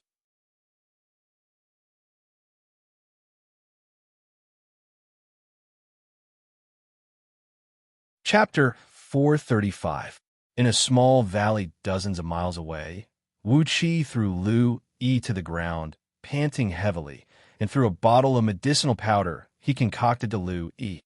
"Apply it yourself, if you don't want to die. TSK, Brother Lu Yi, you must remember my favor. If it weren't for me, would you have escaped alive?" Lu Yi grabbed the bottle with one hand. With a sallow face, he stared blankly at the mountain area where the battle was in a mess and dust was rising into the sky. "How did this happen?" he asked in a daze. "This is not what I planned. My 4 gates and 4 quadrants immortal slaughtering formation is not ready yet. So how do they know about it? How did this happen? Why did they come so quickly?" Wuxia gave Lu Yi a sideways glance and did not give him an explanation. "It was impossible for them to go according to your plan. Therefore, I had to inform the people from Euphoria Heavenly Palace in advance so that they could know what was happening here. Putting aside the power of your 4 gates and 4 quadrants immortal slaughtering formation, how many heaven immortals can it deal with?" Since Wuxia had already set up an ambush 100 miles underground, there was no need for your 4 gates immortal slaughtering formation. Wouldn't it be better to let the people from Euphoria Heavenly Palace come here in advance and trigger the event? The best part was that when the event was triggered in advance, the people behind Lu Yi would not be able to react in time and could only act hastily. In this way, Wuxia would have the upper hand. If everything went according to Lu Yi's plan, they would have the upper hand, and Wuxia would be forced into a passive position, wouldn't he? Looking at the scene where the battle was in full swing, Wuxia clicked his tongue and exclaimed, "This Lord Jade and Mr. Gold are really wealthy. Both of them are 33rd tier heaven immortals, and they have more than a dozen immortal items with them. Oh my, if they dare to go to outer heavenly realms, they would have been robbed long ago." Looking at the shadows of various weapons that kept soaring into the sky, Wuxia knew that they were the unique signs of immortal items being activated. Seeing that, Wuqi's appetite was greatly stimulated. A strange gust of wind came blowing, as Lao AI came running over with the corpse of Lady Qiao in his arms. Her body was covered in blood, and her immortal soul had completely collapsed. Casually, he threw Lady Qiao's body onto Lu Yi's body and shouted, "Pretty boy, dig a hole for me and give her a proper burial." After all, it was just a romantic moment. I am not such a heartless person. Dig a deep pit and build a good coffin. If you don't do a good job, I'll kill you. Lu Yi's face turned blue with rage. I'm Reverend San Li's advisor, my advisor. What are you doing? What are you doing? A strong wind blew, amidst which Reverend San Lu revealed himself, bringing Madman Shui and Hidden Heart with him. He strode before Lu Yi and gave him a few dozens of slaps on the face. The slaps made Lu Yi's face swell up, and blood dripped down from the corner of his mouth, flowing down his cheeks and falling to the ground. Pointing his finger at the dumbfounded Lu Yi, Reverend San La bellowed, "How presumptuous! Whose advisor are you? Do I need to explain to you what I'm doing?" Then he gave Lu Yi a kick and sent him flying away, roaring, "Kid, your background is unknown. So what if you really pointed out the true form of this Ganoderma immortal? Do you really think I can use your plan without any worries? Apart from the 4 gates and 4 quadrants immortal slaughtering formation, don't tell me you're going to come up with another 8 gates and 8 quadrants immortal slaughtering formation and drag me into it as well." Lu Yi was struck dumb. He gave Wuxia a look, then turned to Reverend San Lu. After a brief moment of pondering, he realized that what Reverend San Lu said did make sense. As an outsider who had just arrived in this world, he had suddenly come to Reverend San Lu and told him that he had a good plan that could help Reverend San Lu become the master of the area 1 million miles around the city. No one with a normal mind would believe his words for no reason. Reverend San Li's reaction was perfectly normal, but it was not within Lu Yi's expectation. Laughing bitterly, Lu Yi picked up Wuxi's medicine bottle and said bitterly, "Reverend, time will reveal a man's heart. Even if Reverend San Lu does not trust my words, you shouldn't have triggered this in such a hurry. Now that they are fighting each other, doesn't that mean the Ganoderma immortal is going to be taken advantage of by someone else?" Reverend San Lu snorted and ignored Lu Yi. With a gloomy face, Lu Yi poured out a handful of medicinal powder carefully concocted by Wuxi from a bottle. Clenching his jaws, he pressed the powder onto the fist-sized, bloody hole on his buttocks, which was burned by the thunder flame. A shrill and miserable howl suddenly rang out from the woods. Lu Yi's body twitched violently as he fell to the ground, unconscious. Lu Yi knew that when applying medicinal powder to wounds, it would cause him some pain. But never in his wildest dreams did he expect that the medicinal powder concocted by Wu Qi would cause him such pain. Looking at the unconscious Lu Yi, Wu Qi shook his head and said with a cold grin, "This young fellow is quite interesting." Reverend San Lu and the other celestial fiend puppets were laughing coldly, while Lao AI said leisurely, "Let's get this over with as soon as possible. I've absorbed all of Lady Qiao's cultivation base. TSK, as long as I unleash my aura, I will be able to transcend my heavenly tribulation and become a heaven immortal.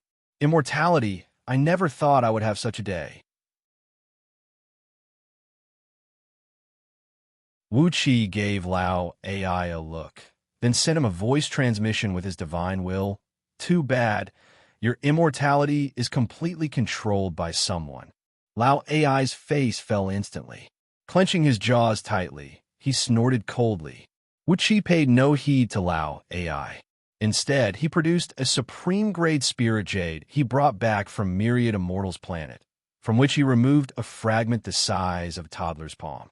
Holding a tiny flying sword in his hand, Wuxi skillfully carved a large number of ancient patterns of flowers, birds, insects, and fishes on the spirit jade. Years ago, when Lu Xiaobai was forging all kinds of ancient jade artifacts, he had studied these carvings painstakingly, and as Wu Qi had inherited his skill, he was very skilled in carving. As a result, the patterns he carved did have a unique taste. Spirit Jade Fragment. The so-called fragment meant that this piece of jade looked like a small part token. The patterns on it were simple and unadorned, and there were a few lines of extremely ancient primordial divine text talismans inside. These were genuine primordial divine text talismans, and anyone with a discerning eye would be able to recognize them. Amidst these patterns and runes, Wuxia carved a small line of characters using the bird and insect seal script, which read, Left Minister of Province, Yu Miao. Only half of the character Miao was carved, and a small part was missing at the edge of the jade fragment. After finishing the small jade fragment, Wuqi's palm suddenly shot out raging fire and ice, as well as wisps of electric arcs. After fiddling with the jade fragment for a while, he carefully cast a restrictive spell on it.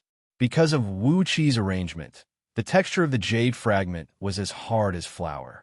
With just a slight vibration, it would turn into ashes. But with a restrictive spell cast by Wuqi, it would remain unscathed even if it was struck by a large hammer. After weighing the jade fragment in his hand, Wuqi carefully shoved it into Lu Yi's waistband. There were a few secret pockets on his waistband, in which there were some money, jewelry, and other valuables. Wuqi shoved the inconspicuous little jade fragment into the furthest corner of Lu Yi's waistband. Lao AI felt his scalp go numb when he saw what Wuqi was doing. Are you trying to use him to frame someone? Wuqi smiled faintly and said in a low voice, It might not work, just in case. Since someone wants to use us to set up a trap, then don't blame me for using their lives to frame an old fool who nearly killed me. Casually, he pointed a finger at Lu Yi's forehead, making him unable to wake up for a while. After that, Wuqi nodded at Lao AI and said, You stay here and watch the show. I'll go look around. The people behind Lu, you should be watching the commotion here as well. Lao AI nodded. He came next to Lady Qiao's corpse and picked her up, preparing to give her a proper burial. Meanwhile, Wuqi beckoned at a few celestial fiend puppets. Min Hua, Min Yi, and a few other disciples of Min Clan with low cultivation bases flashed, transforming into phantoms and fusing into Wuqi's body at the same time. Wuqi glanced to the left and right, then glanced at some lofty mountains in the distance. After that, he stomped his foot, transformed into a stream of yellow mist, and plunged into the ground. On a lofty peak about 200 miles away from the slanting peak where Lord Jade and Mr. Gold were fighting desperately, the few young men Wuqi saw during the day were frowning and watching the battle from a distance. The young captain standing in the middle growled furiously. What is Louis doing? Why did he launch the attack in such a hurry? What exactly is going on? Why have the people from Euphoria Heavenly Palace and Golden Pavilion Temple started to fight desperately before the proper arrangements are made? Wuqi squeezed out from a crevice of a rock less than 100 feet behind them. With his back leaning against a clump of wisteria, he stood quietly and stared coldly at the group of young men. He stood under the bright moonlight in an imposing manner, as if he did not pay any attention to the few young men. One of the young men said in a low voice, Perhaps something has happened to Reverend Sanlo? After all, we only speculated that he might be executed by Euphoria Heavenly Palace. But it is also possible that he is too timid to do such a thing. Therefore, it is possible that he has sent a message to Euphoria Heavenly Palace.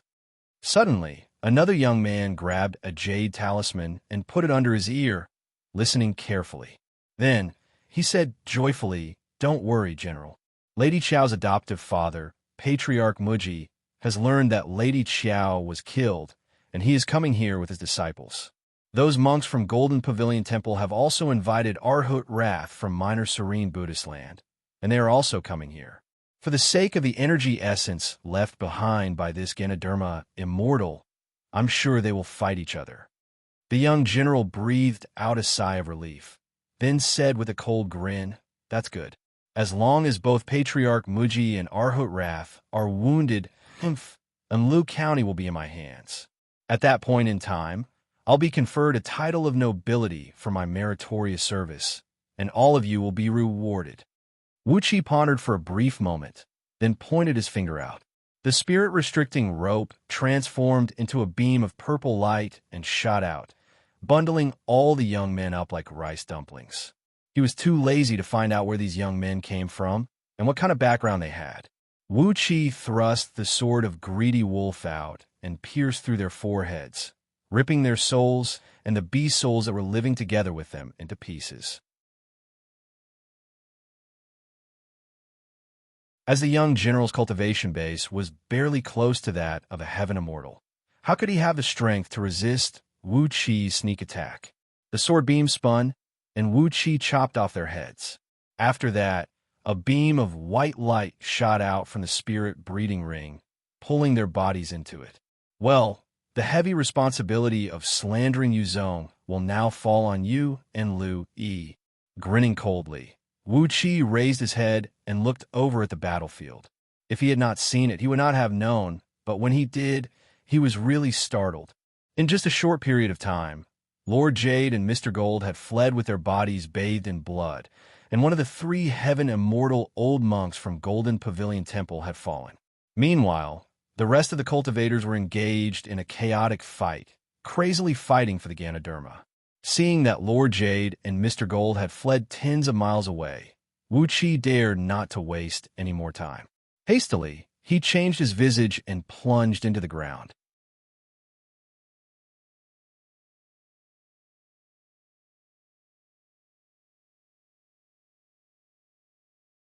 Chapter 436.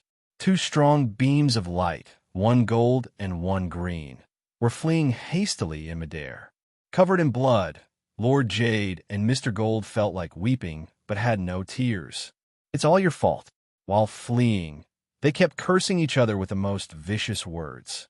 Their faces were filled with resentment. The fact that Lady Xiao was killed by the Golden Pavilion Temple was a heart-wrenching pain to them. They felt that it was all the fault of the other party. If it was not for the fact that the other party made a mistake and failed to protect Lady Xiao, how could a beautiful lady like her be killed by a bunch of bald donkeys? On the contrary, they were not very interested in the energy essence left behind by the Ganoderma immortal. Lord Jade and Mr. Gold were the typical foppish young masters. After painstakingly cultivating until they became 33rd tier heaven immortals, they had put all their interests into pursuing women and indulging in extravagant pleasures. That was the reason why they were always following Lady Xiao, and became the 2 most famous gigolos among her countless gigolos. Today, when Lady Xiao was killed, both of them felt as if a piece of their heart was dug out by someone, and it brought them extreme heartache. Filled with rage, they attacked the monks from Golden Pavilion Temple at the same time. But little did they expect that the defense of the monks was extremely ridiculous. Even when they joined forces, they still could not break through the impenetrable defense of the monks. While they were fighting desperately, those cultivators who were trying to take advantage of the situation outside suddenly appeared. 5 heaven immortals, several dozens of nascent divinity cultivators, and several hundred nascent soul and Jindan cultivators attacked at the same time. Moreover, they happened to strike at the moment when the battle between them and the monks was the fiercest, when both sides were greatly weakened. Although both of them managed to flee with severe injuries, one of the monks from Golden Pavilion Temple was killed on the spot due to carelessness. It's all your fault. Both of them cursed again. They had been Lady Xiao's gigolos for a long time, and their friendship was not shallow. Therefore, they knew quite a lot about each other's dirty deeds. Now that they had lost Lady Xiao, the lubricant, they shed all pretenses of cordiality and cursed each other, which was very unpleasant to the ears. At least, Wuxia, who had sneaked ahead of them using innate earth element escape art, could not bear to hear their curses. 7 celestial fiend puppets transformed into huge, 90 feet tall, bronze-colored celestial fiend gods and soared into the sky, emanating a very strong fiend aura as they leaped towards the 2 men. These celestial fiend puppets cultivated the celestial fiend battle, the Heaven Script, which was a body-tempering cultivation technique from the Fiend League. They were best at close combat, and basically, they could be used as humanoid magical treasures. The seven-headed demon god teleported beside the two of them, and 14 fists rained down on them like a storm. Each of his punches contained a very strong devil energy, filled with devouring power, corrosive power, and all kinds of negative energies. They smashed heavily on Lord Jade and Mr. Gold, who were caught unprepared, and knocked them back. A large sheet of golden light burst out from Chi-Chi's body. Both of them were quite famous for their wealth in the vicinity of an city, and each of them had 3 to 4 defensive immortal items. Although they were caught off guard by the sudden attack of the celestial fiend puppets, their immortal items had automatically protected them from the attack, barely managing to block the attack for them. However, these two men had been living like princes for several hundreds of thousands of years, and it had been a long time since they fought with anyone. As a result, Lord Jade and Mr. Gold had long forgotten how to fight. When they were attacked by the celestial fiend puppets, they had to rely on the automatic protection of their immortal items to avoid death. Therefore, they were not thinking about how to deal with the enemies, but Chi-Chi, who was acting like a master, cried out at the top of his lungs, "How dare you? Little brat, do you know who we are?" Wuxia sprung out from under the ground. He was too lazy to care about who these two men were. After giving them a glance, Wuxia slapped the top of his head. A plume of gray smoke shot up into the sky amidst jarring ghost howls. Amidst the smoke, the Jade Bones' soul-searching flag slowly revealed its true form. It was impossible for the other immortal items Wuxia had to break their defense in a short period of time. The Darkeen Hasek did possess a frighteningly powerful power, but it did not listen to Wuxia's command. Therefore, the only thing he could borrow now was the power of the Jade Bones' soul-searching flag. Wuxia took out the soul-searching flag and gripped its handle with his right hand. Clenching his teeth, he sprayed a mouthful of blood essence onto the flag, raised it up high, and waved it forcefully. A series of strange whistling noises rang out, as the glow on Lord Jade and Mr. Gold's bodies dimmed abruptly. Their eyes went blank, and their eyeballs began to spin wildly. They had lost their senses because of the Jade Bones' soul-searching flag. 7 celestial fiend puppets sprung into the air, throwing 14 fists and smashing them around, causing the glow on their immortal items to dim. After that, they grabbed their heads and twisted their necks. 2 mighty 33rd tier heaven immortals, whose overall strength was slightly stronger than Wuxia even though they were severely wounded, were killed by Wuxia as easily as slaughtering chickens. What a great treasure! Thanks to you today. Wuxia happily stroked the Jade Bones' soul-searching flag and had a higher opinion of the power of this immortal item. It was a pity that the item spirit of the flag was still in a deep slumber, recovering. Otherwise, he would be able to find out what grade of immortal item it was. A stream of divine flame of order sprayed out and burned into Lord Jade and Mr. Gold's 7 orifices. In just a blink of an eye, both of them were turned into a large pile of blood and soul crystals. Right at this moment, a series of bird cries rang out as over 30 strange beams rushed out from their bodies, trying to flee in all directions. Wuxia snorted coldly. He pointed his finger out, and a faintly discernible strand of innate aura rushed out. All of a sudden, the over 30 beams, which had fled several thousand feet away, stopped abruptly and flew back quickly, wheeling around Wuxia for a while to sense the faintly discernible innate aura. After that, they cautiously approached Wuxia.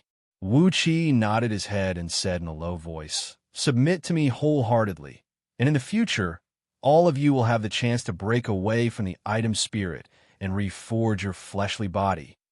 The over 30 beams let out joyful cries as they flew into Wuxia's body, then obediently opened up the core of their item spirit, allowing Wuxia to leave his divine will mark in their souls. For these middle and lower grade immortal items, the attraction of innate aura was simply too strong. On the other hand, Wuxia was a little worried. When he sensed so many weapons on his forehead, including blades, spears, swords, halberds, axes, and spears, he could not help but sigh inwardly. How was he going to handle so many immortal items. Left with no other choice, Wuxia could only send a clear divine will to them. Wuxia would also transfer them to other people, but as long as they were obedient and devoted to the task of a qualified immortal item, Wuxia would reward them with a part of innate aura from time to time. Do you know how precious innate aura is? If you do not contribute anything, why should I give you such a great benefit? These were the exact words Wuxia used to deceive these immortal items. The item spirits were sensible, and one after another, they agreed to Wuxia's condition. Only then did Wuxia breathe out a sigh of relief. Although his current overall strength was strong enough to fight against a heaven immortal, if over 30 immortal items were to revolt, even a formidable immortal like Heavenly Lord San Yu would have a headache, let alone Wuxia. After dealing with Lord Jade and Mr. Gold, and subduing over 30 immortal items, Wuxia put away all the blood and soul crystals, then quickly plunged into the ground and rushed back to the battlefield. Lao Ai brought Madman Shui, Hidden Heart, and the unconscious Lu Yi, hiding in a far distance and watching the battle. After Wuxia reunited with Lao Ai did not ask him where he had gone and what he had done. Instead, he told him directly, "That old monk and that old fellow look very strong." During the period of time when Wuxia was pursuing and killing Lord Jade and Mr. Gold, a great change had taken place near the battlefield. The cultivators who attacked Lord Jade, Mr. Gold, and the monk from Golden Pavilion Temple, as well as the cultivators who fought for the Ganoderma immortal's body, were all killed. Now, there was only a skinny old man who stood about 3 feet tall and had a gloomy expression on his face, and a fat monk who was tall and burly and had an angry expression on his face. After communicating with Lao Ai through divine sense, Wuxia finally learned what had happened during this period of time. The skinny old man was Patriarch Muji, and the fat monk was Arhut Wrath. Nominally, Patriarch Muji was Lady Qiao's adoptive father, but in fact, Lady Qiao was his direct disciple, his lover, and also the agent he used to travel across the surrounding areas of any city. On the other hand, Arhut Wrath was his master in the minor serene Buddhist land, and the abbot of Golden Pavilion Temple was his disciple who listened to the scripture. Both of them possessed the cultivation base of 24th-tier heaven immortals, and they were the representatives of various immortal sects who invaded Anhui City. Over the years, they had only manipulated some superpowers to fight against each other, but both of them cherished their feathers and had never struck out easily. But this time, when the essence of the Ganoderma immortal was right in front of them, no matter how much they cherished their feathers, they had no choice but to fight each other. As soon as they appeared, they killed the cultivators who came to take advantage of the commotion. Patriarch Muji specifically killed the heaven immortals and cultivators from the righteous sects, while Arhut Wrath was merciless to the cultivators from the evil sections. Working together, in just a few breaths of time, they had killed all the cultivators who dared to stick their heads out within a radius of 30 miles, leaving only a few cultivators from Euphoria Heavenly Palace and monks from Golden Pavilion Temple behind. Before Wuxia came back, both of them just stared at each other blankly, not saying a word. When Wuxia came next to Lao Ai and intentionally unleashed a tiny bit of his aura, both of them turned to look at Wuxia.